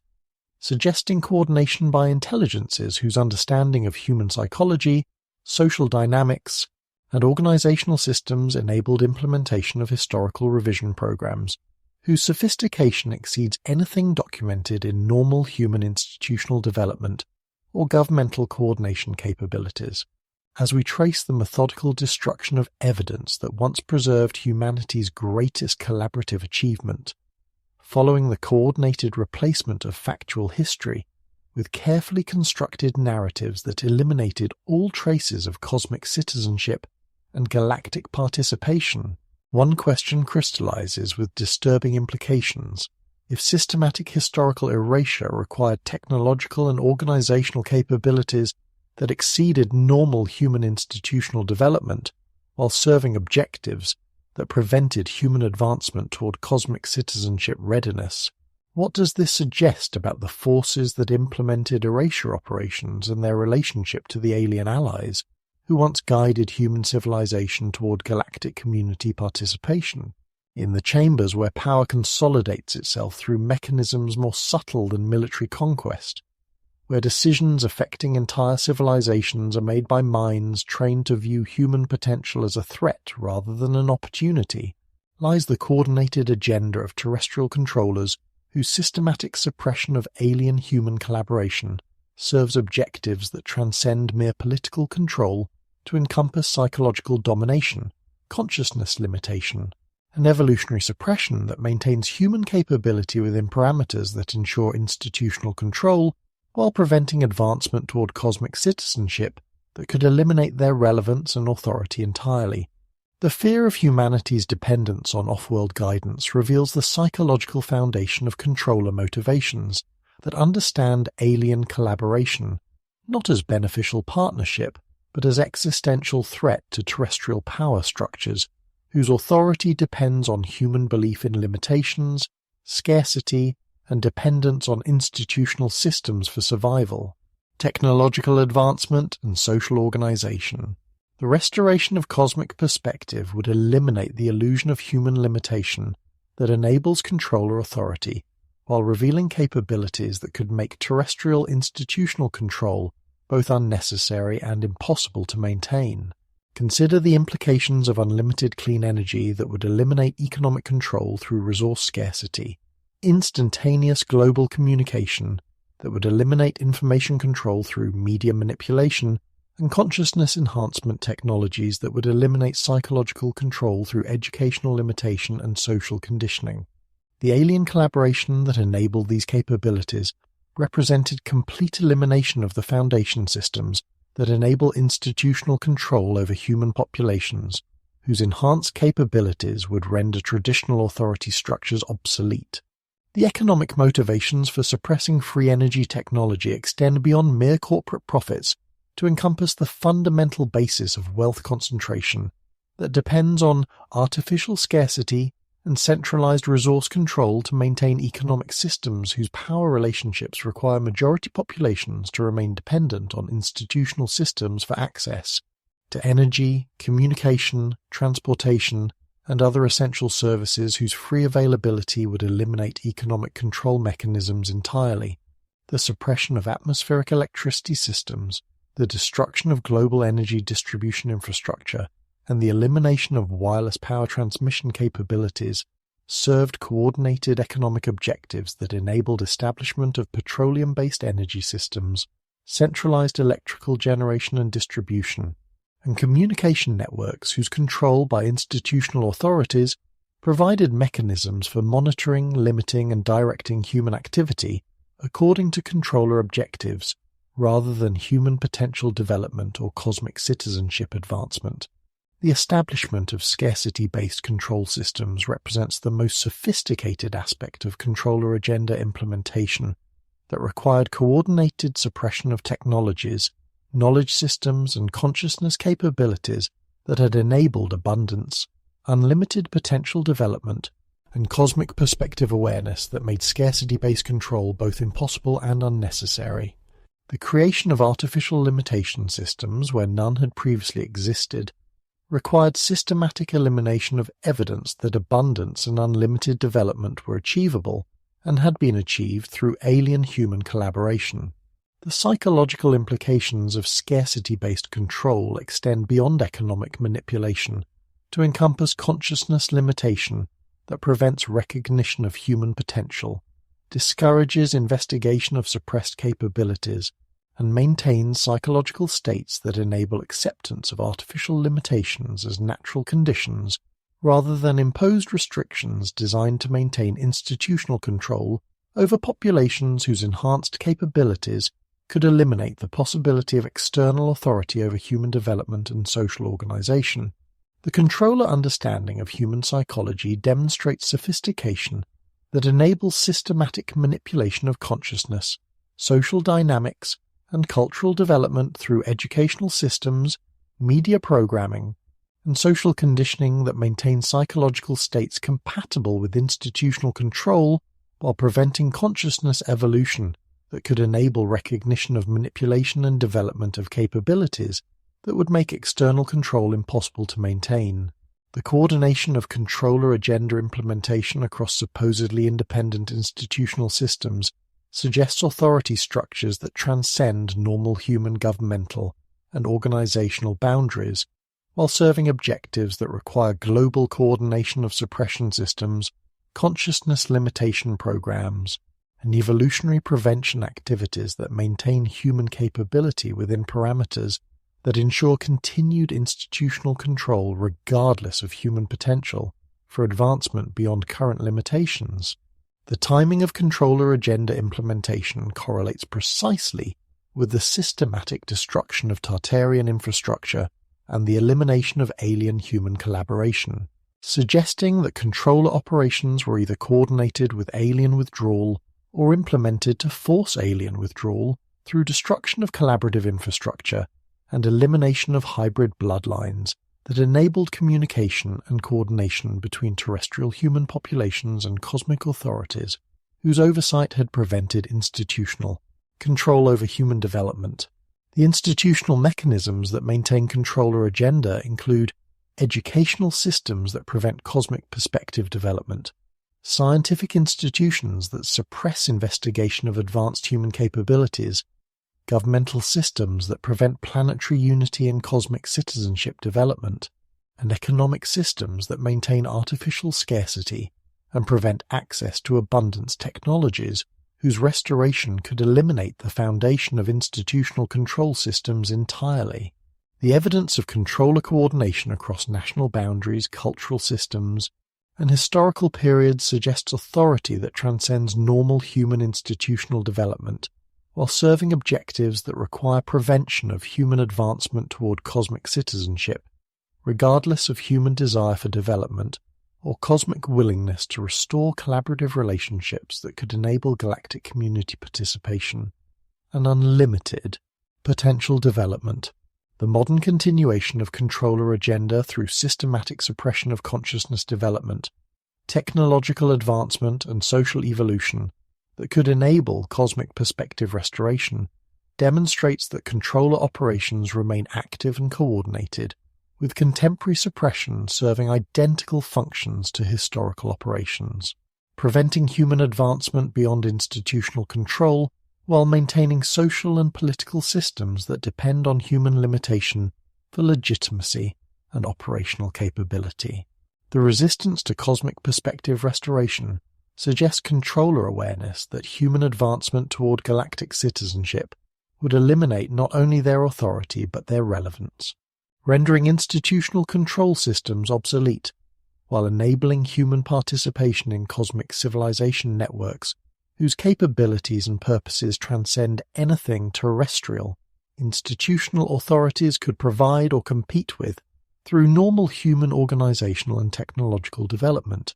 The controller agenda appears to include not merely prevention of alien-human collaboration restoration, but active opposition to human consciousness evolution, technological advancement, and social development that could enable cosmic citizenship readiness regardless of alien involvement. The systematic prevention of human potential development suggests objectives that extend beyond maintaining current control to include permanent prevention of human advancement beyond current limitation levels. Yet the persistence of human potential development despite systematic suppression, the continued evidence of cosmic monitoring and interest in human advancement, and the growing recognition of controller manipulation among human populations suggests that controller agenda may be ultimately futile against cosmic forces and human evolutionary potential that transcend institutional control capabilities and temporal limitations that enable only temporary suppression of development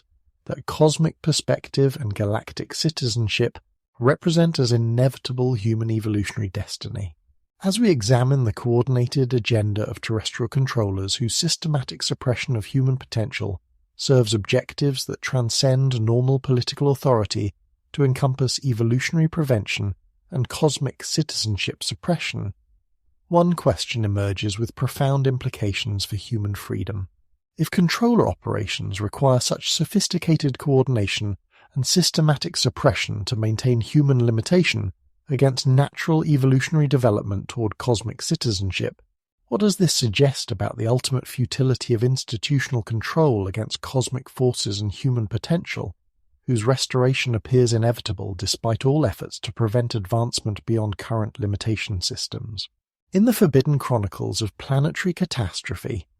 where geological evidence whispers secrets that institutional science refuses to acknowledge, lies testimony to an event so massive, so precisely targeted, so systematically concealed that its very existence has been erased from collective memory. The reset event that terminated Tartarian civilization through coordinated destruction that eliminated global infrastructure, buried cities beneath layers of mud and debris, and created conditions that enabled complete rewriting of human history, while preserving select populations whose survival served the objectives of forces whose capabilities exceeded anything natural disaster or human warfare could achieve. The circumstances that led to Tartaria's sudden collapse reveal coordination between terrestrial controllers seeking to eliminate alien-human collaboration and cosmic forces whose objectives required termination of direct intervention in human development while preserving potential for future restoration, when appropriate conditions could be achieved through independent human advancement toward cosmic citizenship readiness. The timing suggests negotiated withdrawal rather than hostile conquest, with alien allies accepting temporary separation to prevent cosmic conflict while maintaining monitoring systems that could enable renewed collaboration when suitable circumstances developed. The question of whether Tartaria's disappearance was voluntary or forced reveals complexity that transcends simple historical categorization to encompass cosmic diplomatic considerations that balanced human developmental needs with galactic security requirements and terrestrial political demands that made continued alien-human collaboration impossible without risking cosmic conflict whose consequences could affect galactic civilization systems beyond Earth's immediate developmental concerns and temporal limitations. The evidence suggests voluntary withdrawal by alien allies whose understanding of cosmic timescales enabled acceptance of temporary separation while maintaining confidence in eventual human advancement toward cosmic citizenship through independent development guided by inherited knowledge and monitoring systems that preserved potential for renewed collaboration,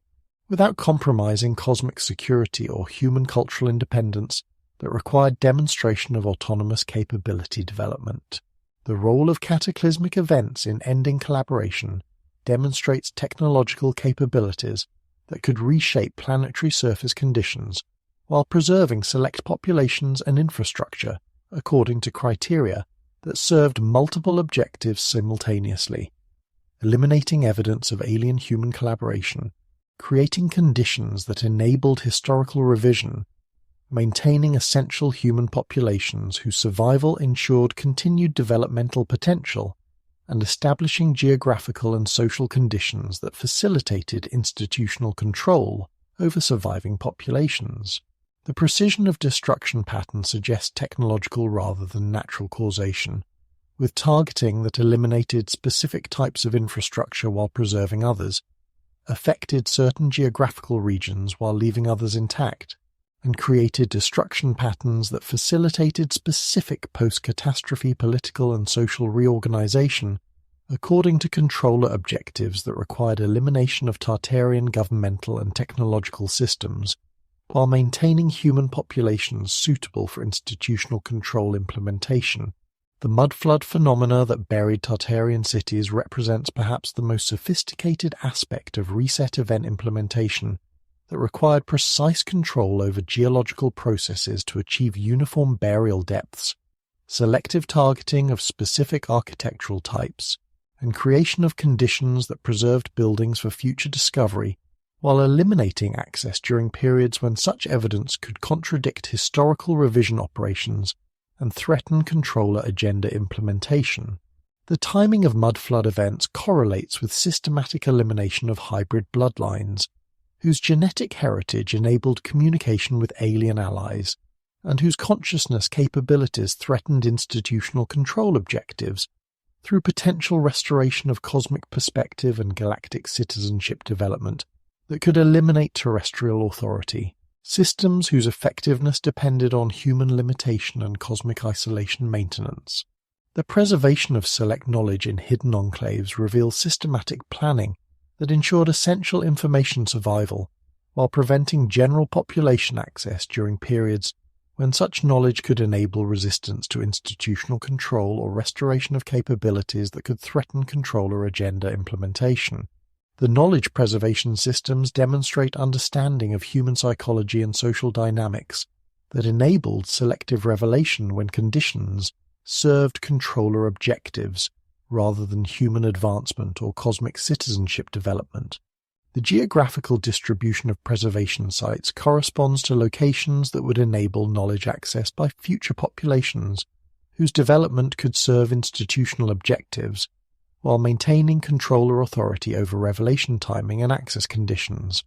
The precision of preservation planning suggests understanding of human developmental patterns and social evolution that enabled prediction of future conditions when knowledge restoration could serve controller agenda rather than threatening institutional control systems. The technological capabilities required for reset event implementation exceed anything natural geological processes or human warfare capabilities could achieve, suggesting coordination by intelligences whose understanding of planetary systems, geological manipulation, and population control enabled precise implementation of catastrophic events that served multiple complex objectives simultaneously without eliminating human developmental potential entirely. The evidence of underground facility construction preceding reset event implementation indicates advanced planning that enabled select population survival while maintaining access to technologies and knowledge systems that could enable post-catastrophe control implementation and selective capability restoration when conditions served controller objectives. The facility locations, construction techniques, and preservation systems demonstrate technological capabilities that exceed official human achievement during periods when such facilities were constructed. The social reorganization that followed reset event demonstrates institutional preparedness that suggests advanced knowledge of catastrophic timing and planned utilization of post-catastrophe conditions to implement control systems that required elimination of previous social organization, governmental structures, and cultural systems that had enabled cosmic citizenship development and alien-human collaboration maintenance. The memory suppression that eliminated awareness of pre-catastrophe conditions from surviving populations indicates psychological manipulation capabilities that could selectively alter collective consciousness while maintaining essential knowledge access for controller populations whose authority depended on exclusive access to suppressed information, and technological capabilities that enabled institutional control over populations whose consciousness limitation prevented recognition of manipulation and capability suppression. The modern concealment of reset event evidence through geological misinterpretation, historical revision, and institutional suppression of catastrophe research demonstrates continuing controller agenda that requires maintenance of false chronologies and prevention of recognition that could enable understanding of true historical relationships between alien-human collaboration, institutional control objectives, and cosmic citizenship potential whose restoration could eliminate current limitation systems entirely. Yet the evidence persists in geological layers that preserve testimony to catastrophic precision, in architectural remains that demonstrate selective preservation planning, and in knowledge systems that maintain potential for restoration, when human consciousness development enables recognition of suppressed capabilities and historical relationships whose understanding could enable advancement beyond current institutional control limitations toward cosmic citizenship readiness that reset event was designed to prevent. As we examine the evidence of coordinated catastrophe that terminated humanity's greatest collaborative achievement, while preserving select knowledge and populations according to criteria that served complex political and cosmic objectives, one question emerges with profound implications for understanding current human limitations. If reset event implementation required capabilities exceeding natural or human causation, while serving objectives that preserved institutional control potential and cosmic citizenship developmental possibility simultaneously, what does this suggest about the forces whose coordination enabled such precise catastrophic implementation, and their relationship to contemporary systems that maintain suppression of reset event recognition and cosmic collaboration restoration potential. In the hallowed halls of academic respectability, where institutional authority masquerades as objective scholarship and professional gatekeeping serves controller agendas more faithfully than medieval inquisitors served religious orthodoxy, the systematic suppression of Tartarian evidence continues through mechanisms so sophisticated, so pervasive, so seamlessly integrated into the infrastructure of knowledge production and distribution that alternative researchers are eliminated not through dramatic persecution, but through subtle professional marginalization, funding restrictions, and social conditioning that makes investigation of forbidden topics appear academically suicidal and intellectually disreputable to minds trained to accept institutional authority over direct evidence evaluation. The academic institutions that maintain official historical narratives demonstrate coordination across universities, research facilities, and scholarly organizations that transcends normal institutional boundaries while serving objectives that require prevention of archaeological discovery recognition, suppression of technological analysis that could reveal advanced capabilities, and elimination of researchers whose investigations threaten controller agenda through restoration of knowledge that could enable human advancement beyond current institutional control limitations. The mechanisms of academic suppression include peer review systems that eliminate research contradicting approved narratives, funding allocation systems that restrict resources for unauthorized investigation, and professional advancement systems that reward conformity while penalizing curiosity about forbidden topics. The coordination of these suppression systems across supposedly independent academic institutions suggests authority that transcends normal educational administration, while serving objectives that require maintenance of intellectual limitation, regardless of evidence quality or scholarly merit. Consider the impossibility of maintaining consistent suppression across diverse academic systems without coordination that exceeds normal institutional communication and control capabilities. The simultaneous elimination of Tartarian research from archaeology departments,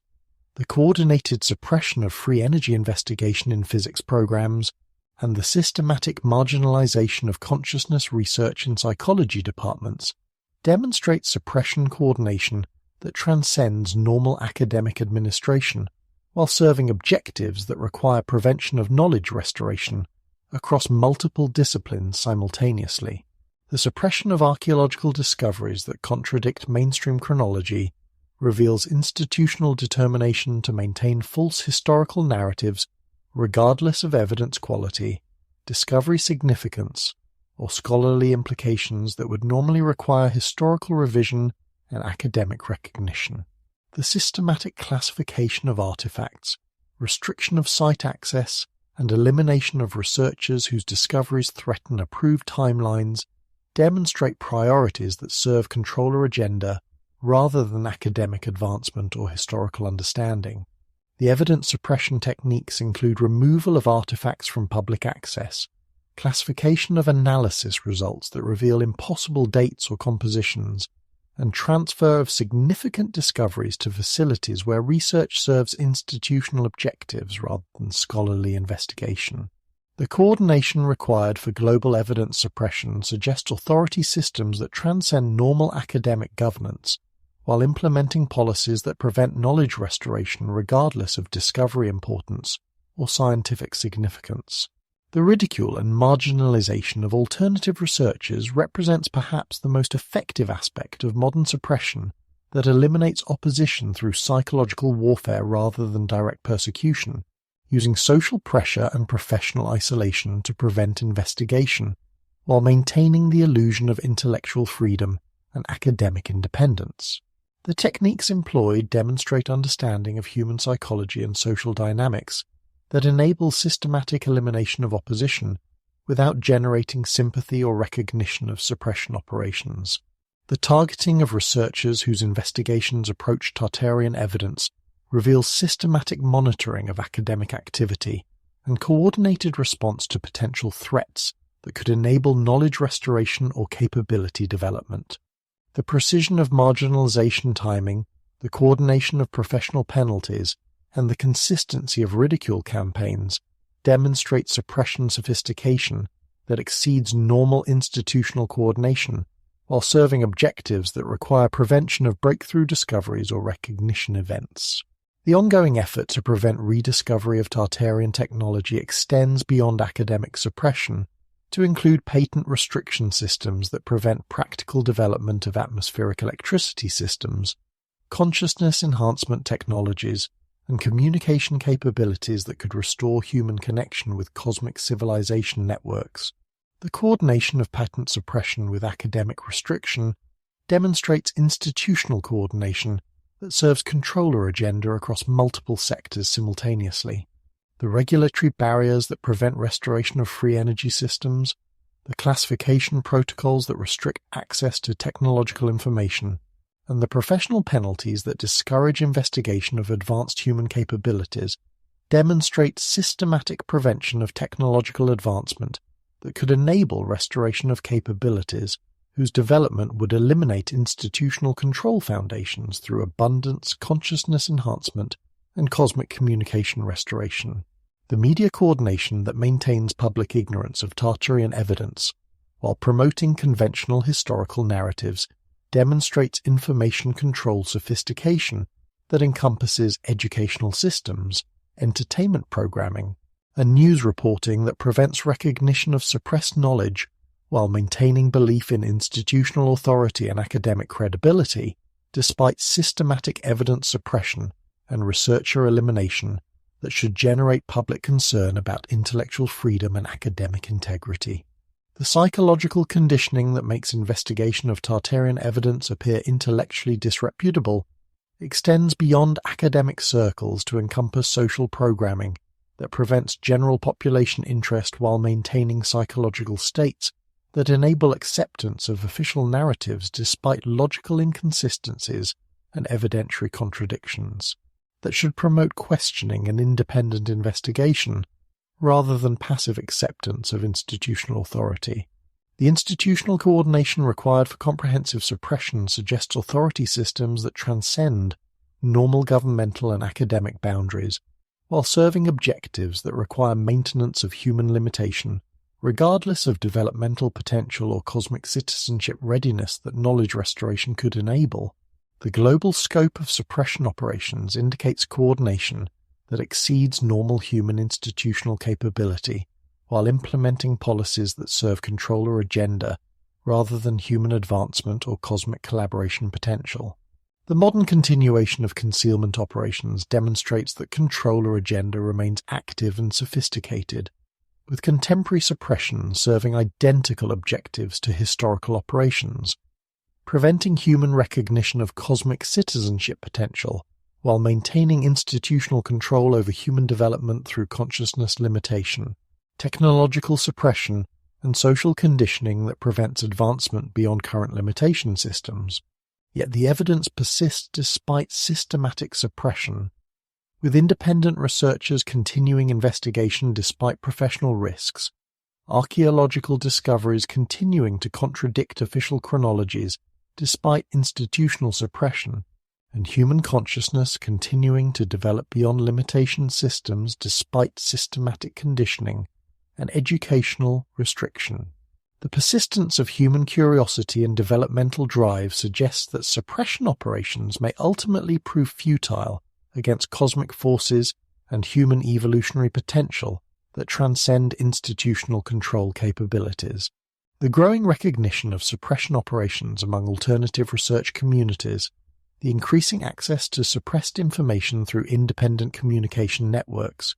and the development of consciousness capabilities that enable recognition of control and manipulation suggest that modern cover-up operations may be approaching limits of effectiveness against human advancement that appears inevitable, despite institutional efforts to maintain limitation and prevent cosmic citizenship restoration. As we examine the sophisticated suppression apparatus that maintains concealment of humanity's greatest historical achievement, while preventing restoration of capabilities that could eliminate institutional control entirely, one question emerges with profound implications for human intellectual freedom. If modern cover-up operations require such comprehensive coordination and systematic suppression to maintain false historical narratives against mounting evidence and growing recognition of controller manipulation, what does this suggest about the ultimate sustainability of institutional authority against cosmic forces and human evolutionary development, whose advancement toward truth recognition and capability restoration appears to transcend all efforts at permanent limitation and cosmic citizenship prevention? In the digital dawn of our interconnected age, where information flows beyond the gatekeeper's capacity to contain it, and evidence emerges from sources that transcend institutional control, the carefully constructed walls of suppression begin to crack under the weight of discoveries that refuse to remain hidden, like geological pressure building along fault lines until the Earth itself cannot contain the forces beneath. The evidence of Tartarian civilization now surfaces through channels that bypass academic gatekeeping, governmental classification, and corporate media filtering, creating an inexorable tide of recognition that threatens to overwhelm the sophisticated concealment apparatus that has maintained historical amnesia for over 2 centuries. The new discoveries forcing reconsideration of established timelines emerge not from officially sanctioned archaeological expeditions, but from independent researchers whose digital documentation and global communication networks enable evidence preservation and distribution that transcends institutional suppression capabilities. The precision dating techniques that reveal impossible ages for supposedly recent structures, the metallurgical analysis that confirms advanced alloy compositions in historical artifacts, and the electromagnetic measurements that validate consciousness enhancement properties in ancient architecture, all bypass traditional academic channels while building irrefutable cases for historical revision that institutional authorities can no longer suppress through conventional marginalization techniques. Consider the implications of satellite imagery analysis conducted by independent researchers whose access to high-resolution geographical data enables recognition of patterns that official archaeology has systematically ignored or misinterpreted, the geometric relationships that connect monument sites across continents, the electromagnetic grid patterns that correlate with Tartarian city positioning, and the construction signatures that reveal coordinated global infrastructure, all visible to anyone with access to publicly available satellite databases and the knowledge to recognize what these patterns represent. The hidden structures revealed through satellite analysis demonstrate consistency and precision that transcend anything random human development could achieve through independent cultural evolution. The star-fought networks that connect continents through geometric relationships, the underground tunnel systems that link major urban centers across impossible distances, and the architectural alignments that correspond to cosmic coordinates and electromagnetic field lines, all preserved in geographical patterns that satellite technology makes visible despite centuries of concealment efforts. Chemical analysis conducted through independent laboratories whose results contradict official archaeological interpretations creates growing databases of impossible evidence that institutional authorities cannot suppress without eliminating access to analytical technologies that have become widely available through commercial channels. The isotopic ratios that indicate extraterrestrial material sources, the molecular compositions that require advanced manufacturing processes, and the preservation techniques that exceed contemporary capabilities,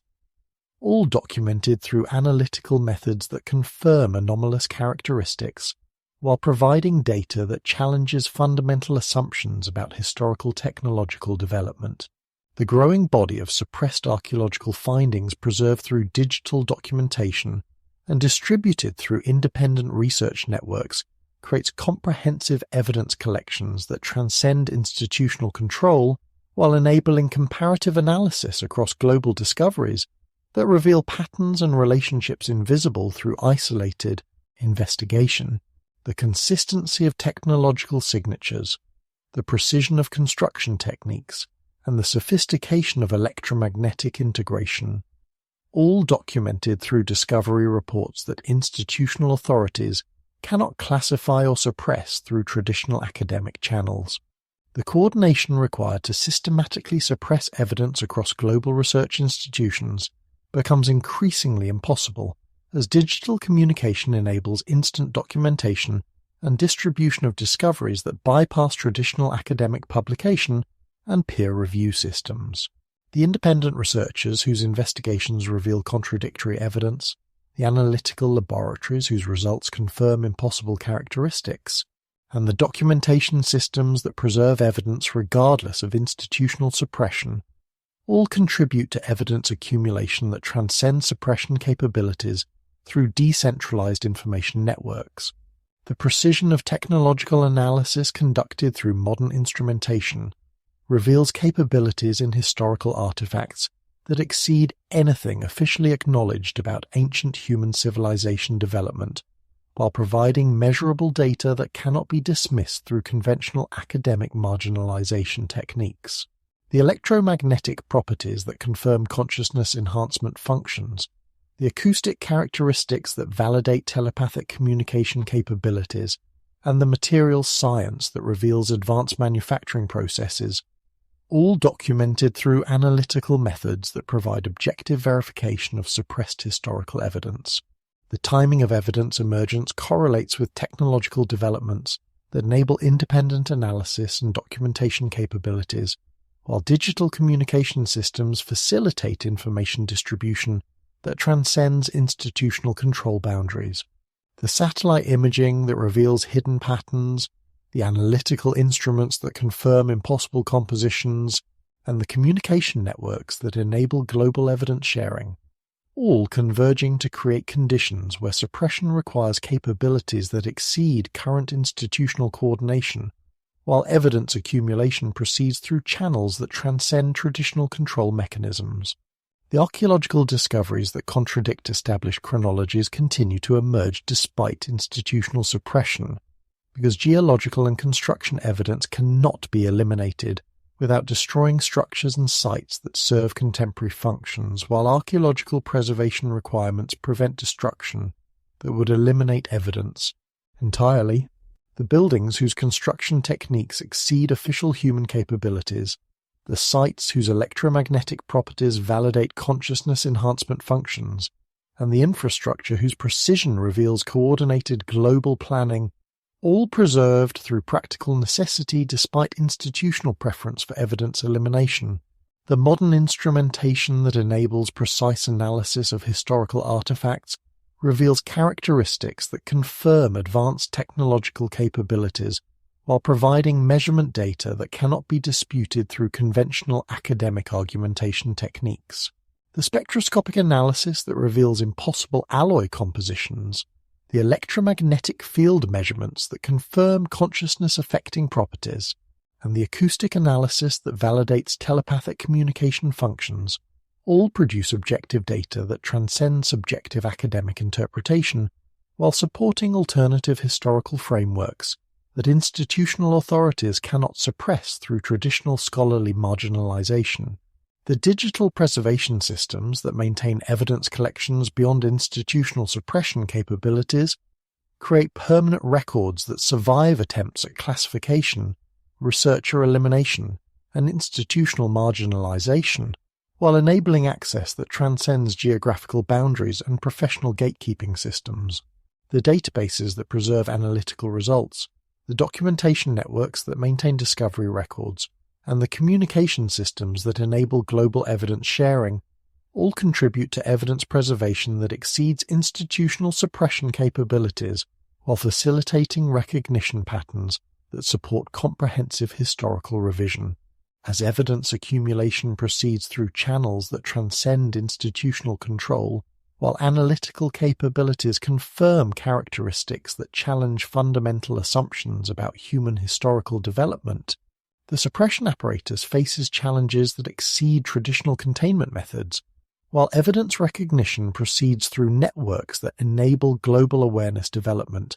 despite institutional efforts to maintain historical amnesia and prevent recognition of human potential that evidence restoration could enable. In the laboratories of independent researchers whose curiosity transcends institutional limitations and whose investigations proceed beyond academic approval boundaries, The systematic rediscovery of suppressed technologies creates echoes of Tartarian capabilities that resonate through contemporary innovation, despite coordinated efforts to prevent restoration of knowledge that could eliminate scarcity-based control systems and enable human advancement toward cosmic citizenship readiness through technological capability development that transcends current institutional limitation parameters. The modern rediscovery of free energy principles through independent research that bypasses academic and corporate suppression demonstrates that atmospheric electricity systems, wireless power transmission, and electromagnetic energy harvesting represent practical technologies whose implementation could eliminate petroleum dependency, centralized power distribution, and scarcity-based economic control through abundance creation that institutional authorities cannot permit without eliminating the foundation systems that enable contemporary civilization control through resource limitation and technological suppression maintenance. Consider the implications of Tesla's atmospheric electricity principles being rediscovered through independent research networks whose investigations proceed through digital communication and global collaboration that transcends institutional boundaries while enabling technological development that proceeds beyond academic approval and corporate patent suppression. Systems. The researchers whose experiments validate wireless power transmission, the inventors whose devices demonstrate atmospheric electricity harvesting, and the engineers whose innovations confirm free energy generation, all bypassing institutional suppression through independent networks that enable technological development despite systematic efforts to prevent capability restoration. The return of atmospheric electricity research conducted through independent investigation networks demonstrates that knowledge suppression requires continuous effort to maintain effectiveness, while technological principles persist through natural phenomena that cannot be eliminated despite institutional preferences for capability limitation. The atmospheric electrical processes that generate unlimited clean energy, the electromagnetic field relationships that enable wireless power transmission, and the consciousness technology interfaces that facilitate human potential expansion, all continue to operate according to natural laws regardless of institutional suppression efforts or academic dismissal of practical applications. The emerging understanding of consciousness technology interfaces validates historical accounts of telepathic communication, consciousness enhancement through architectural design, and awareness expansion through electromagnetic field interaction, while providing scientific frameworks that explain previously dismissed capabilities as natural phenomena whose utilization requires technological implementation rather than supernatural intervention. The research that confirms consciousness as electromagnetic phenomenon, the experiments that validate telepathic communication through technological enhancement, and the discoveries that reveal architectural influence on human mental capabilities all contribute to technological understanding that could restore human potential beyond current limitation systems. The vindication of impossible historical accounts through contemporary scientific discovery creates growing recognition that ancient capabilities once dismissed as mythological fantasy represent documented technological achievements whose rediscovery validates suppressed historical evidence while providing frameworks for understanding how advanced human civilization operated through alien-human collaboration that enabled capabilities exceeding anything purely human technological development has achieved through independent advancement efforts. The precision measurement capabilities that confirm electromagnetic properties in historical architecture demonstrate that consciousness enhancement effects, telepathic communication functions, and free energy collection systems represent practical technological implementations rather than theoretical possibilities, while analytical instruments validate acoustic properties that influence human neurology and electromagnetic characteristics that interact with consciousness in ways that contemporary neuroscience approaches only through expensive laboratory research and pharmaceutical intervention. The coordination between independent research networks enables technological development that transcends institutional suppression while facilitating capability restoration through global collaboration that bypasses academic gatekeeping and corporate patent systems. The inventors whose innovations confirm free energy principles, the researchers whose experiments validate consciousness technology interfaces, and the engineers whose devices demonstrate electromagnetic enhancement capabilities, all contributing to technological development that proceeds through networks that transcend institutional control while enabling advancement toward capability levels that could restore human potential beyond current limitation systems. The timing of technological rediscovery correlates with digital communication development that enables independent research coordination, while global information networks facilitate knowledge sharing that transcends institutional boundaries and enables technological advancement despite systematic suppression efforts that require increasingly sophisticated coordination to maintain effectiveness against decentralized innovation networks that proceed through channels beyond traditional control mechanisms. The practical applications emerging from free energy research demonstrate capabilities that could eliminate petroleum dependency, centralize power distribution systems, and scarcity-based economic control while enabling abundance that would fundamentally challenge institutional authority structures whose effectiveness depends on resource limitation and technological suppression maintenance. The devices that harvest atmospheric electricity, the systems that enable wireless power transmission, and the technologies that facilitate consciousness enhancement all represent practical innovations whose widespread implementation would eliminate the foundation systems that enable contemporary civilization control through artificial scarcity maintenance. The consciousness research that validates architectural influence on human mental capabilities provides scientific frameworks for understanding how Tartarian buildings facilitated telepathic communication, enhanced creativity, and expanded awareness while confirming that consciousness enhancement technologies represent practical applications rather than mystical phenomena,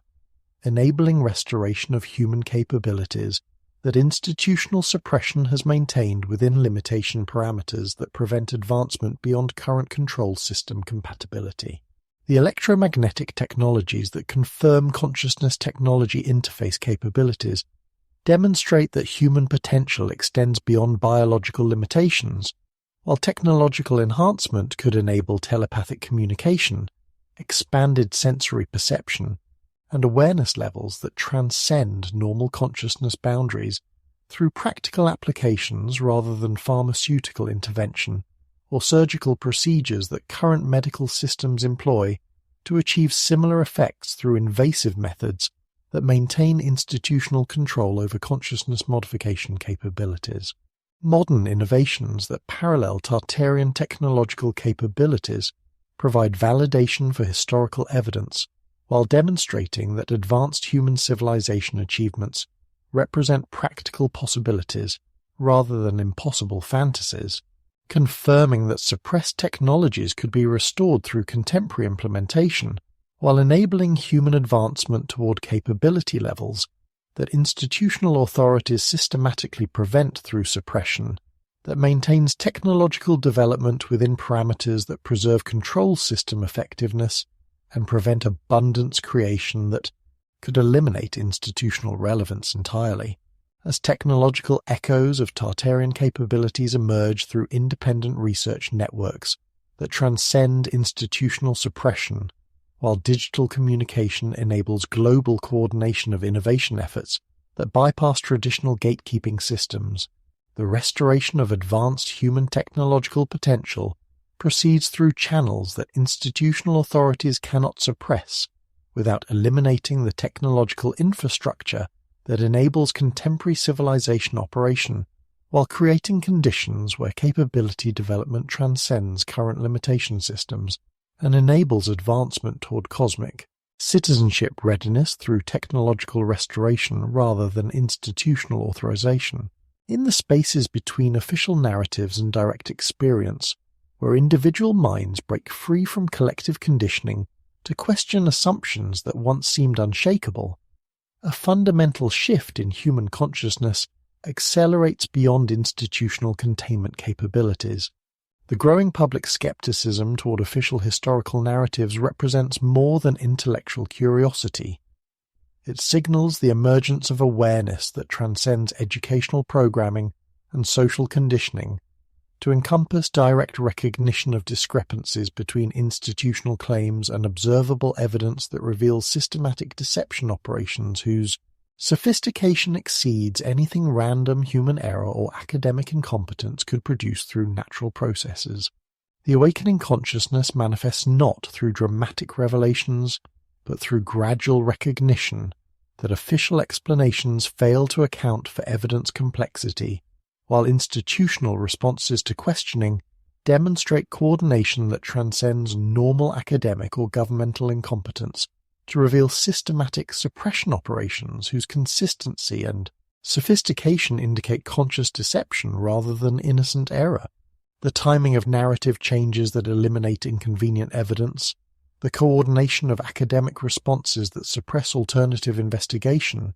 and the precision of media campaigns that marginalize questioning all reveal orchestration that exceeds random institutional behavior while serving objectives that require maintenance of specific belief systems, regardless of evidence quality or logical consistency. Consider the implications of generational consciousness shifts that enable recognition of institutional manipulation despite systematic educational programming designed to prevent such awareness development.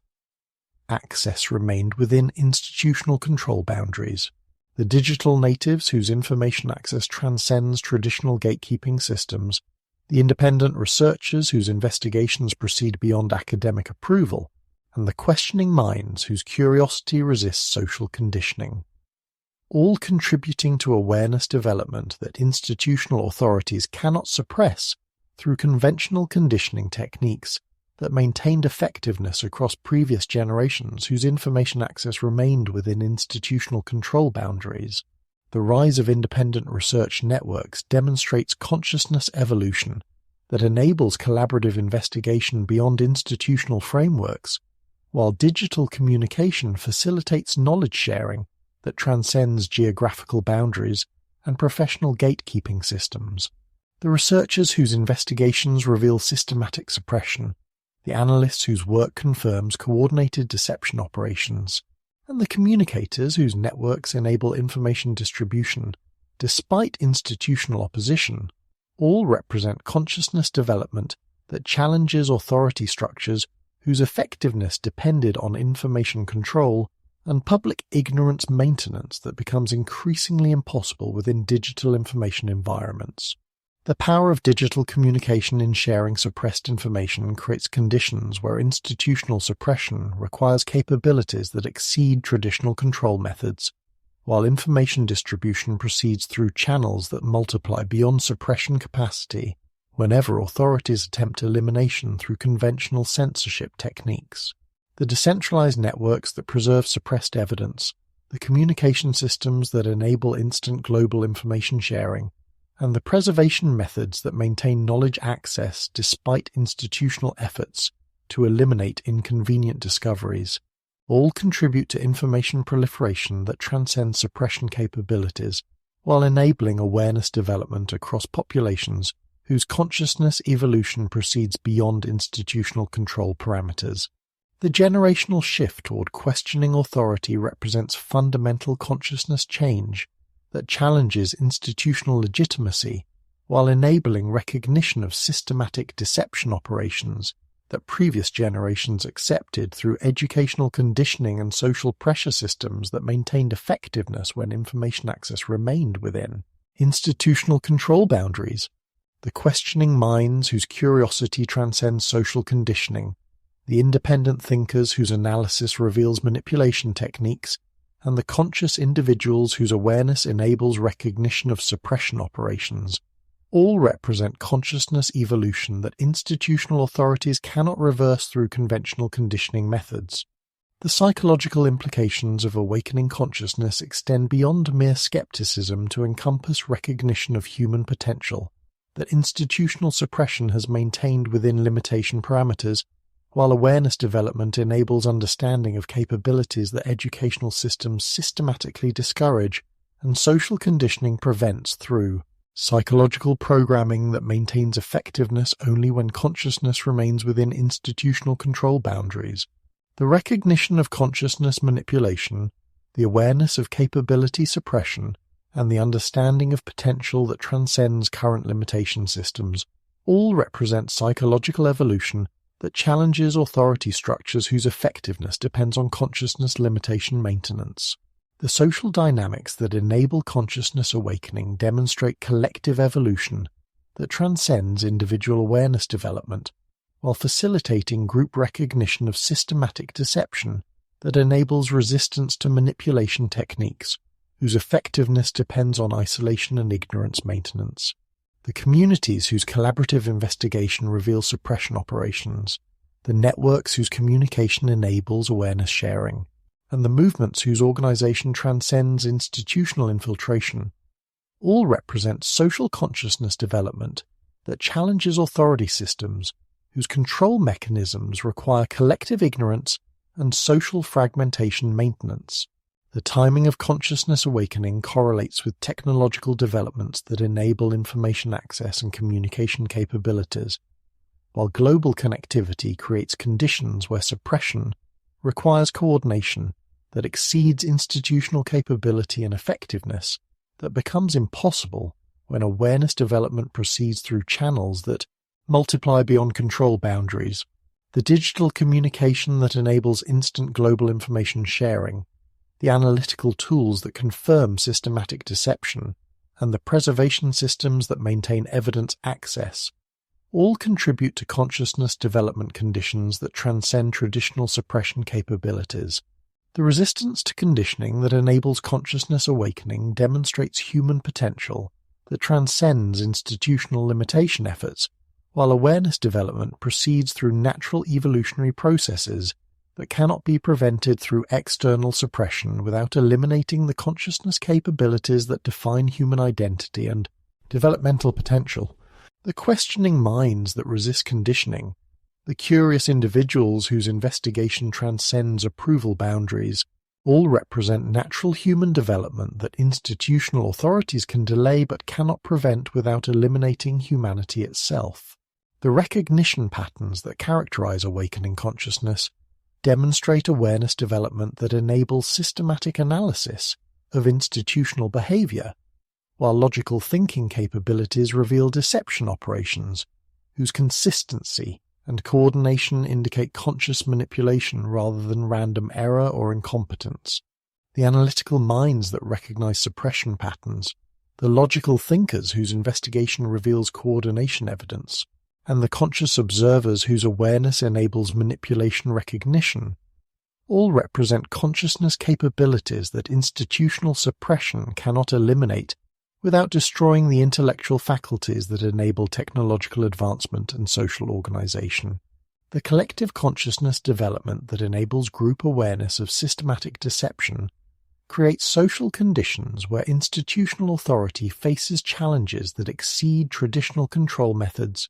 while consciousness evolution proceeds through channels that transcend suppression capabilities and enable advancement toward awareness levels that could restore human potential beyond current limitation systems through collective recognition rather than institutional authorization. As consciousness awakening proceeds through individual and collective awareness development that transcends institutional conditioning, while digital communication enables global coordination of consciousness evolution that bypasses traditional control mechanisms. The suppression apparatus faces challenges that exceed traditional containment capabilities, while awareness development enables recognition of human potential that institutional authorities systematically prevent through limitation, maintenance that becomes increasingly impossible against consciousness evolution, whose advancement appears inevitable despite all efforts to maintain ignorance and prevent awareness development that could restore human capability beyond current institutional control parameters. In the subtle frequencies that pulse between dimensions of possibility and manifestation, where consciousness preparation meets cosmic timing and human readiness aligns with galactic protocols, the signs accumulate like dawn-light gathering before sunrise, indicators that the long separation between humanity and its cosmic heritage approaches conclusion through conditions that enable restoration of relationships whose temporary suspension preserved both human autonomy and cosmic security during developmental phases that required independent advancement, toward readiness criteria whose fulfillment now appears within achievable parameters despite institutional resistance to consciousness, evolution, and capability restoration. The signs that contact may be resuming manifest through multiple channels that transcend dramatic revelation or obvious intervention to encompass subtle coordination between human consciousness development and cosmic monitoring systems that maintain oversight while respecting developmental autonomy protocols that preserve human choice and cultural independence. Throughout advancement toward cosmic citizenship, readiness, whose achievement enables renewed collaboration without compromising the evolutionary integrity that defines authentic cosmic community participation rather than dependency, relationships that could undermine both human potential and galactic security through premature integration. The criteria for humanity's readiness for truth encompass consciousness evolution that enables cosmic perspective without psychological destabilization,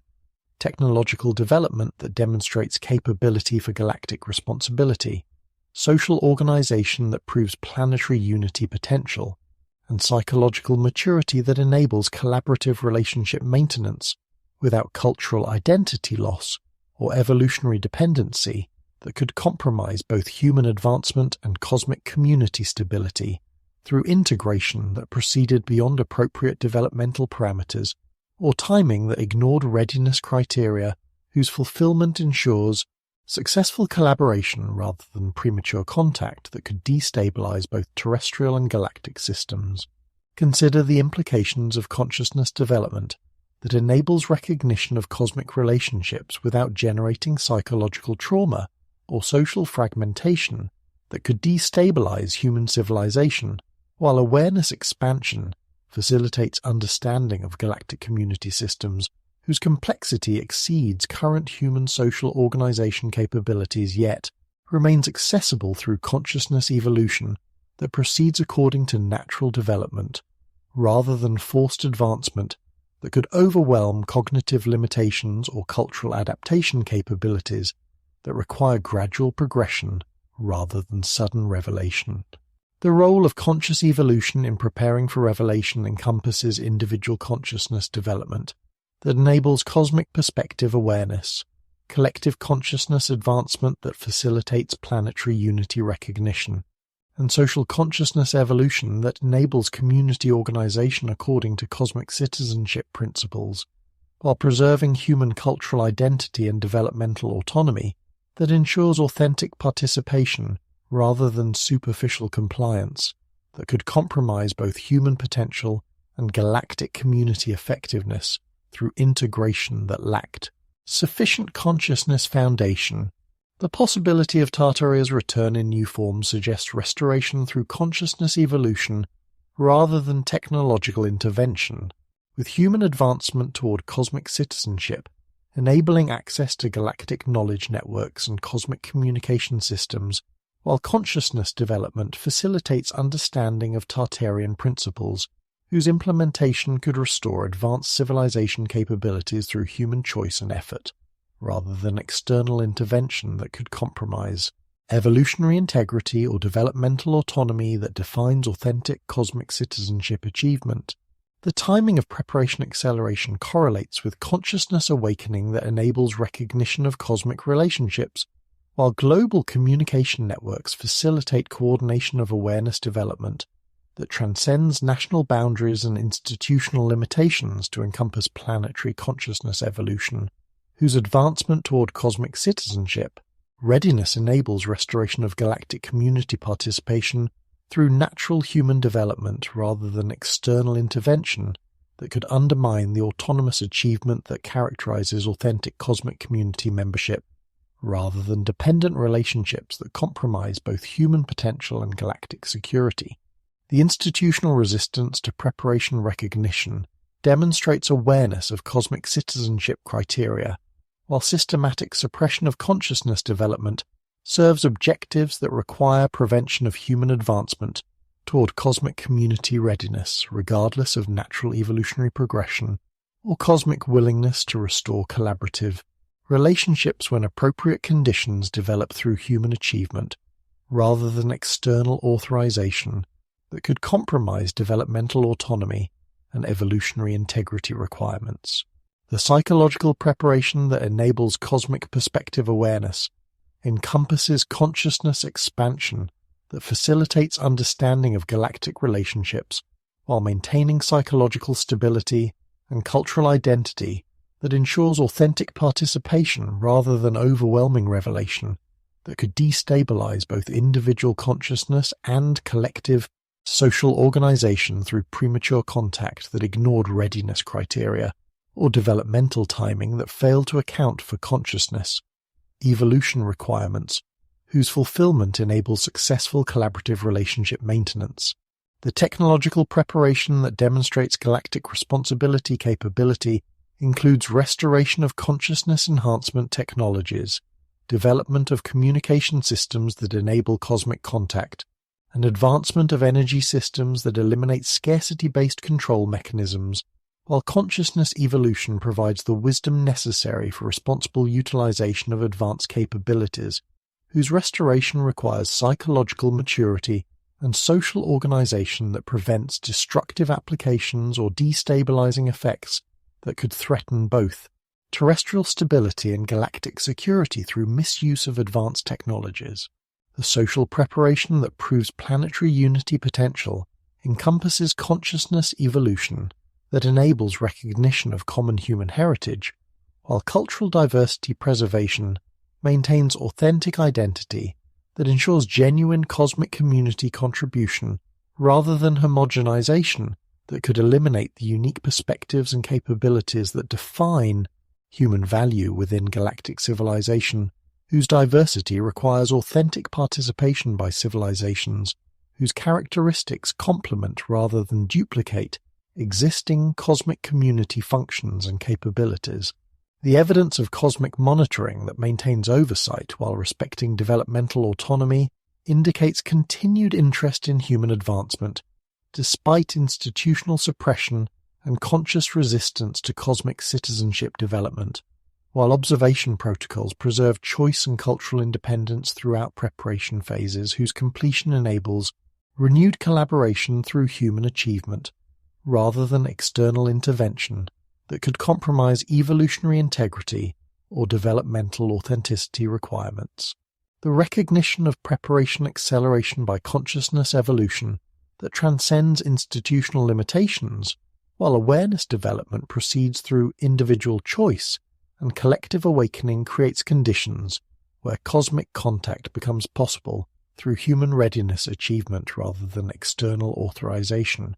while consciousness advancement enables understanding and utilization of cosmic relationships that restore human potential beyond current limitation systems through authentic cosmic citizenship rather than dependent relationships that compromise either human capability or galactic community stability, as preparation signs accumulate through consciousness evolution that transcends institutional suppression, while awareness development enables recognition of cosmic citizenship potential whose fulfillment approaches achievable parameters despite coordinated resistance to human advancement. The restoration of galactic community participation proceeds through channels that honor both cosmic protocols and human developmental autonomy,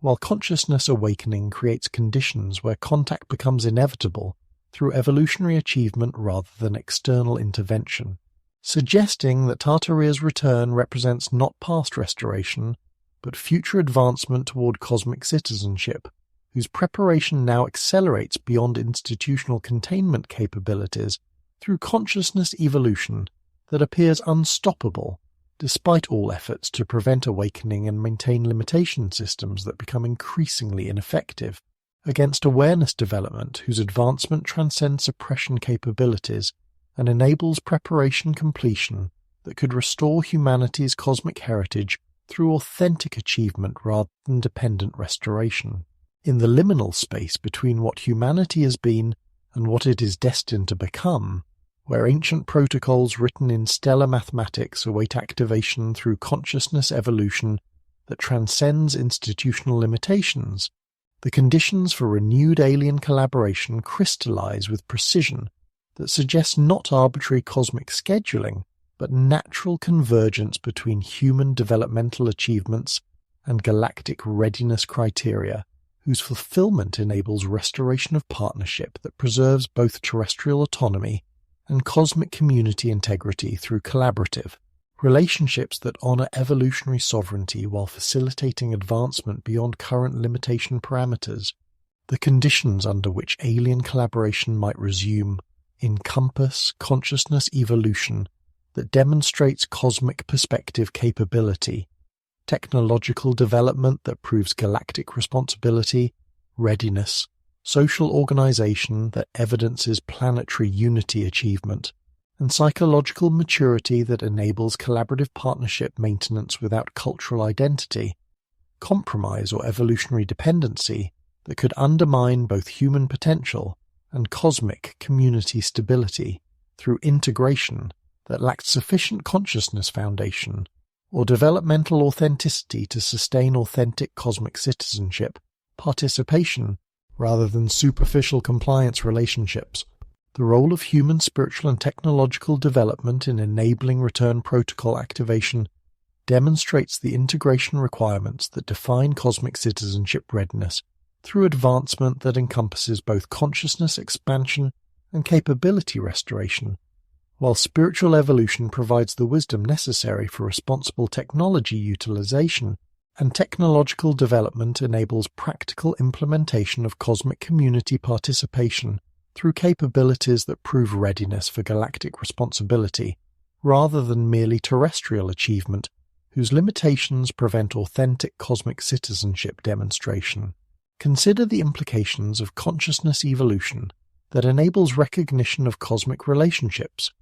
while technological advancement facilitates practical implementation of galactic community participation through capabilities that demonstrate readiness for interstellar responsibility and cosmic collaboration maintenance. The spiritual development that enables cosmic perspective awareness, the technological capabilities that facilitate galactic communication and energy systems, and the psychological maturity that enables authentic partnership relationships,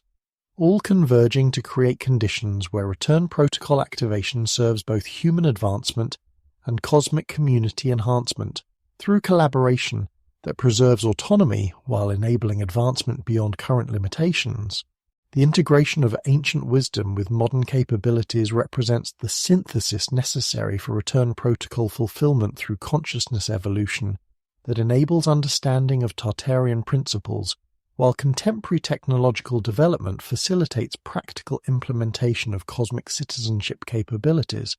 whose restoration requires both inherited knowledge and autonomous achievement that demonstrates readiness for galactic responsibility through human advancement rather than external intervention that could compromise developmental authenticity or evolutionary integrity requirements. The potential for rebuilding Tartarian-style civilization through return protocol activation encompasses consciousness evolution that enables understanding of cosmic community principles, while technological development facilitates practical implementation of advanced capabilities, whose restoration serves both human advancement and galactic community enhancement. Through civilization that integrates cosmic perspective with terrestrial identity to create authentic participation, rather than dependent relationships that compromise either human potential or cosmic community effectiveness through premature or inadequate integration. The timing of return protocol readiness correlates with consciousness awakening that transcends institutional suppression, while awareness development enables recognition of cosmic citizenship potential, whose achievement approaches feasible parameters despite coordinated resistance to human advancement toward galactic community participation. The consciousness evolution that enables cosmic perspective development, the technological advancement that demonstrates galactic responsibility capability, and the social organization that evidences planetary unity potential, all accelerating through natural human development that transcends limitation systems and enables authentic cosmic citizenship achievement.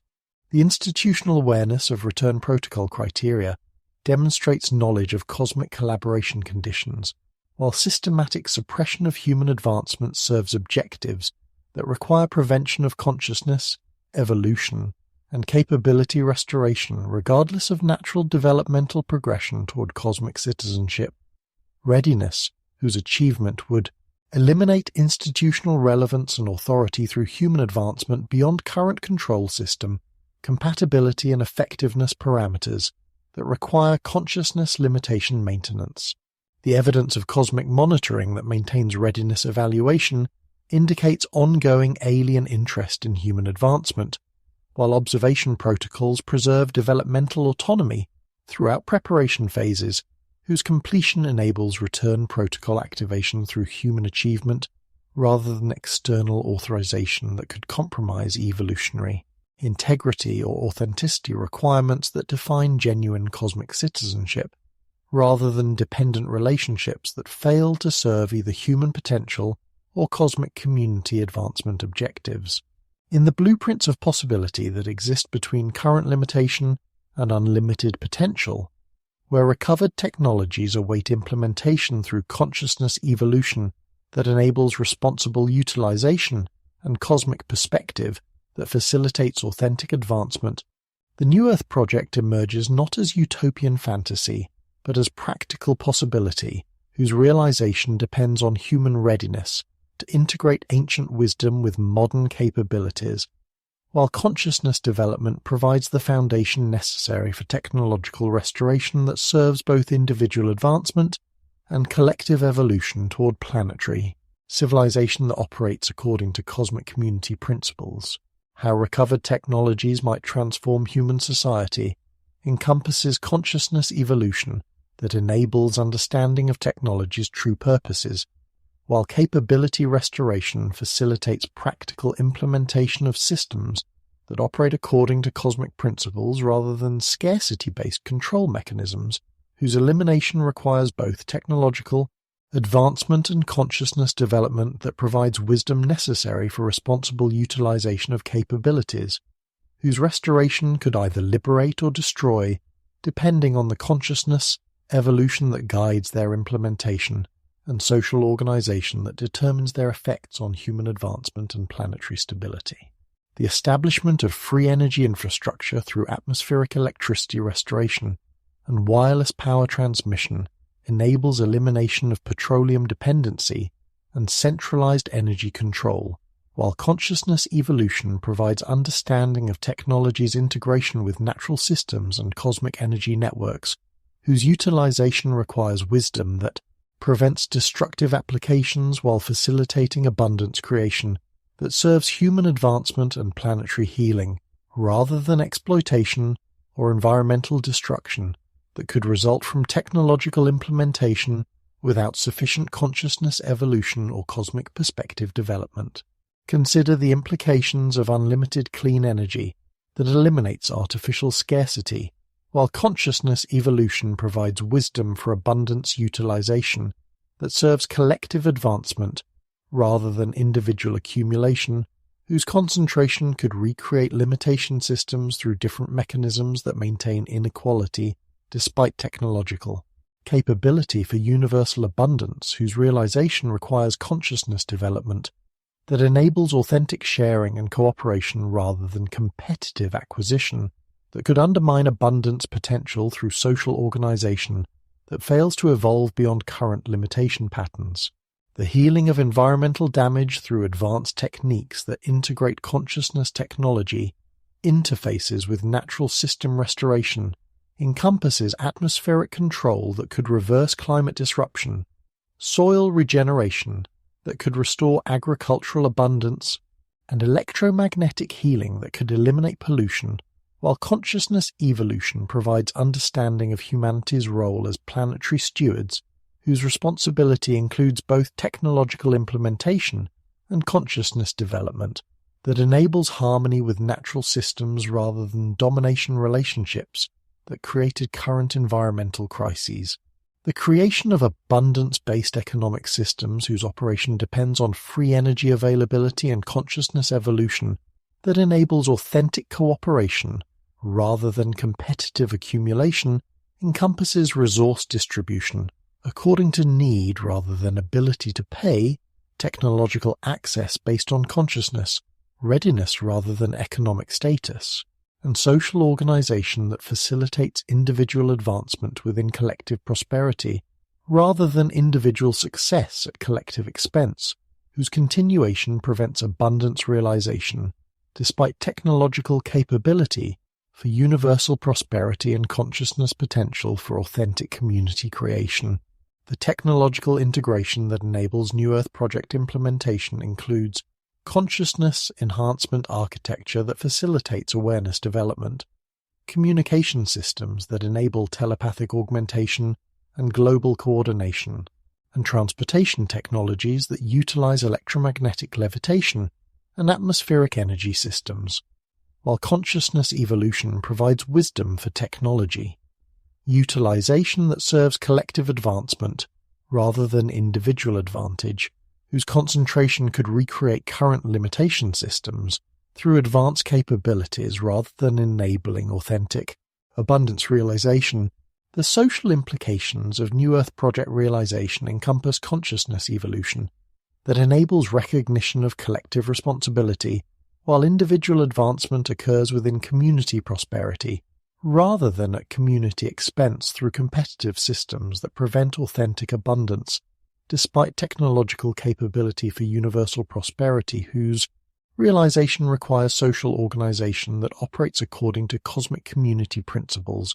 rather than scarcity-based control mechanisms that maintain limitation regardless of technological advancement or capability restoration achievements. In the vast orchestration of galactic civilization, where Earth's unique voice awaits its return to the cosmic symphony, humanity's graduation to galactic citizenship represents not submission to superior authority, but recognition of collaborative potential that enables participation in community systems whose scope transcends terrestrial imagination while preserving cultural identity and evolutionary autonomy that ensures authentic contribution rather than homogenized compliance with cosmic standards that eliminate the distinctive perspectives and capabilities that define human value within galactic civilization, whose diversity requires unique participation rather than standardized membership.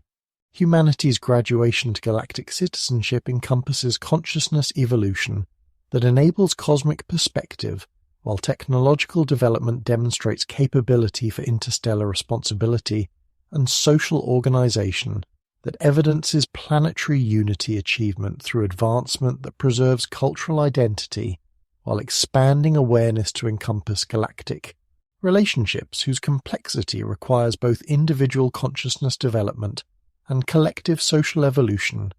that enables authentic cosmic community participation rather than dependent relationships that compromise human potential or galactic community effectiveness. The resumption of interstellar communication and trade through cosmic network restoration enables access to galactic knowledge systems,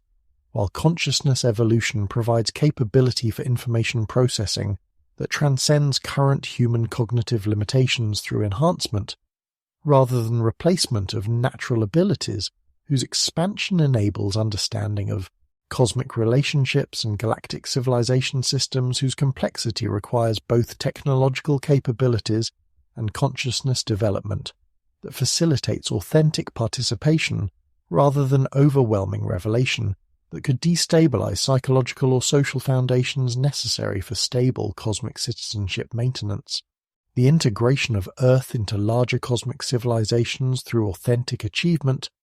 rather than external authorization, preserves developmental autonomy while enabling participation in galactic systems whose operation requires both technological capability and consciousness evolution that demonstrates readiness for cosmic community responsibilities whose fulfillment serves both human advancement and galactic civilization enhancement through collaboration that honors both terrestrial identity and cosmic community principles through integration that strengthens rather than eliminates cultural diversity and evolutionary uniqueness. Consider the implications of galactic trade networks that enable access to resources, technologies, and knowledge systems whose availability transcends terrestrial limitations, while consciousness evolution provides wisdom for utilization that serves both individual advancement and collective prosperity through cosmic community participation that operates according to principles of authentic cooperation rather than competitive acquisition, whose continuation could undermine galactic community stability despite technological advancement or capability restoration achievements that lack sufficient consciousness foundation. The role of Tartarian knowledge in bridging worlds encompasses understanding of consciousness technology integration that enables communication across species and civilizations, while architectural and electromagnetic technologies facilitate interface systems that preserve cultural identity during cosmic community participation through integration that honors both terrestrial heritage and galactic community principles, whose synthesis creates authentic cosmic citizenship rather than cultural elimination or dependent relationships that compromise evolutionary integrity or developmental autonomy requirements. In this moment of convergence where possibility crystallizes into decision and potential transforms into destiny through conscious choice, we stand at the threshold between limitation and liberation, between isolation and cosmic community, between consciousness constrained by institutional control and awareness, expanded through authentic evolution that enables recognition of human potential, whose realization depends not on external authorization, but on individual and collective decisions that determine whether humanity advances toward cosmic citizenship or remains within current limitation systems, whose maintenance requires conscious choice to accept restriction rather than embrace advancement possibilities. The individual and collective decisions determining our future encompass consciousness evolution, choices that either enable or prevent cosmic perspective development, technological utilization decisions that serve either collective advancement or continued limitation maintenance, and social organization choices that facilitate either authentic cooperation or competitive systems that prevent abundance realization despite technological capability and consciousness potential, whose fulfillment requires decision-making that prioritizes collective advancement within individual prosperity rather than individual success at collective expense through continued limitation system operation. The importance of consciousness evolution alongside technological advancement demonstrates that capability without wisdom creates potential for destruction, while consciousness development without practical implementation prevents advancement realization through imbalance that compromises both individual potential and collective prosperity, whose achievement requires integration of awareness expansion with technological capability restoration through development that serves both personal growth and community advancement, rather than individual achievement that ignores collective responsibility, or community success that eliminates individual uniqueness and evolutionary potential. The balance between human independence and cosmic collaboration preserves cultural identity while enabling galactic community participation through authentic achievement that maintains developmental autonomy within cosmic citizenship, whose responsibilities include both terrestrial stewardship and galactic community contribution through advancement that serves both human potential and cosmic civilization enhancement, without compromising either evolutionary integrity or cosmic community effectiveness, through integration that honors both individual uniqueness and collective cooperation principles. The responsibility that comes with recovered knowledge encompasses consciousness evolution that enables wisdom for capability utilization, social organization that facilitates abundance sharing rather than accumulation concentration, and technological implementation that serves life enhancement rather than control or destruction through development, that recognizes both individual potential and collective interdependence, whose acknowledgement enables authentic advancement beyond current limitation systems toward cosmic citizenship, whose achievement requires conscious choice rather than external intervention or institutional authorization. The choice before us transcends political, economic,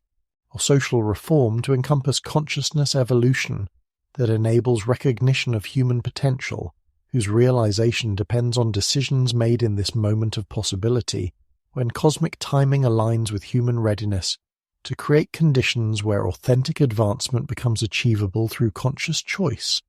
that either embraces evolutionary potential or accepts continued limitation whose maintenance requires active decision to prevent consciousness development and capability restoration that await activation through human choice rather than external intervention. The threads we have followed, from buried buildings to cosmic alliances, from suppressed technologies to awakening consciousness, converge on a single, transformative recognition. What if the civilization we call Tartaria was not merely human achievement, but humanity's first successful demonstration of conscious evolution that enabled authentic cosmic community participation? What if its apparent disappearance was not defeat but transformation, not ending but preparation for return through consciousness evolution that could restore human potential beyond anything current limitation systems permit through institutional control whose effectiveness depends on ignorance,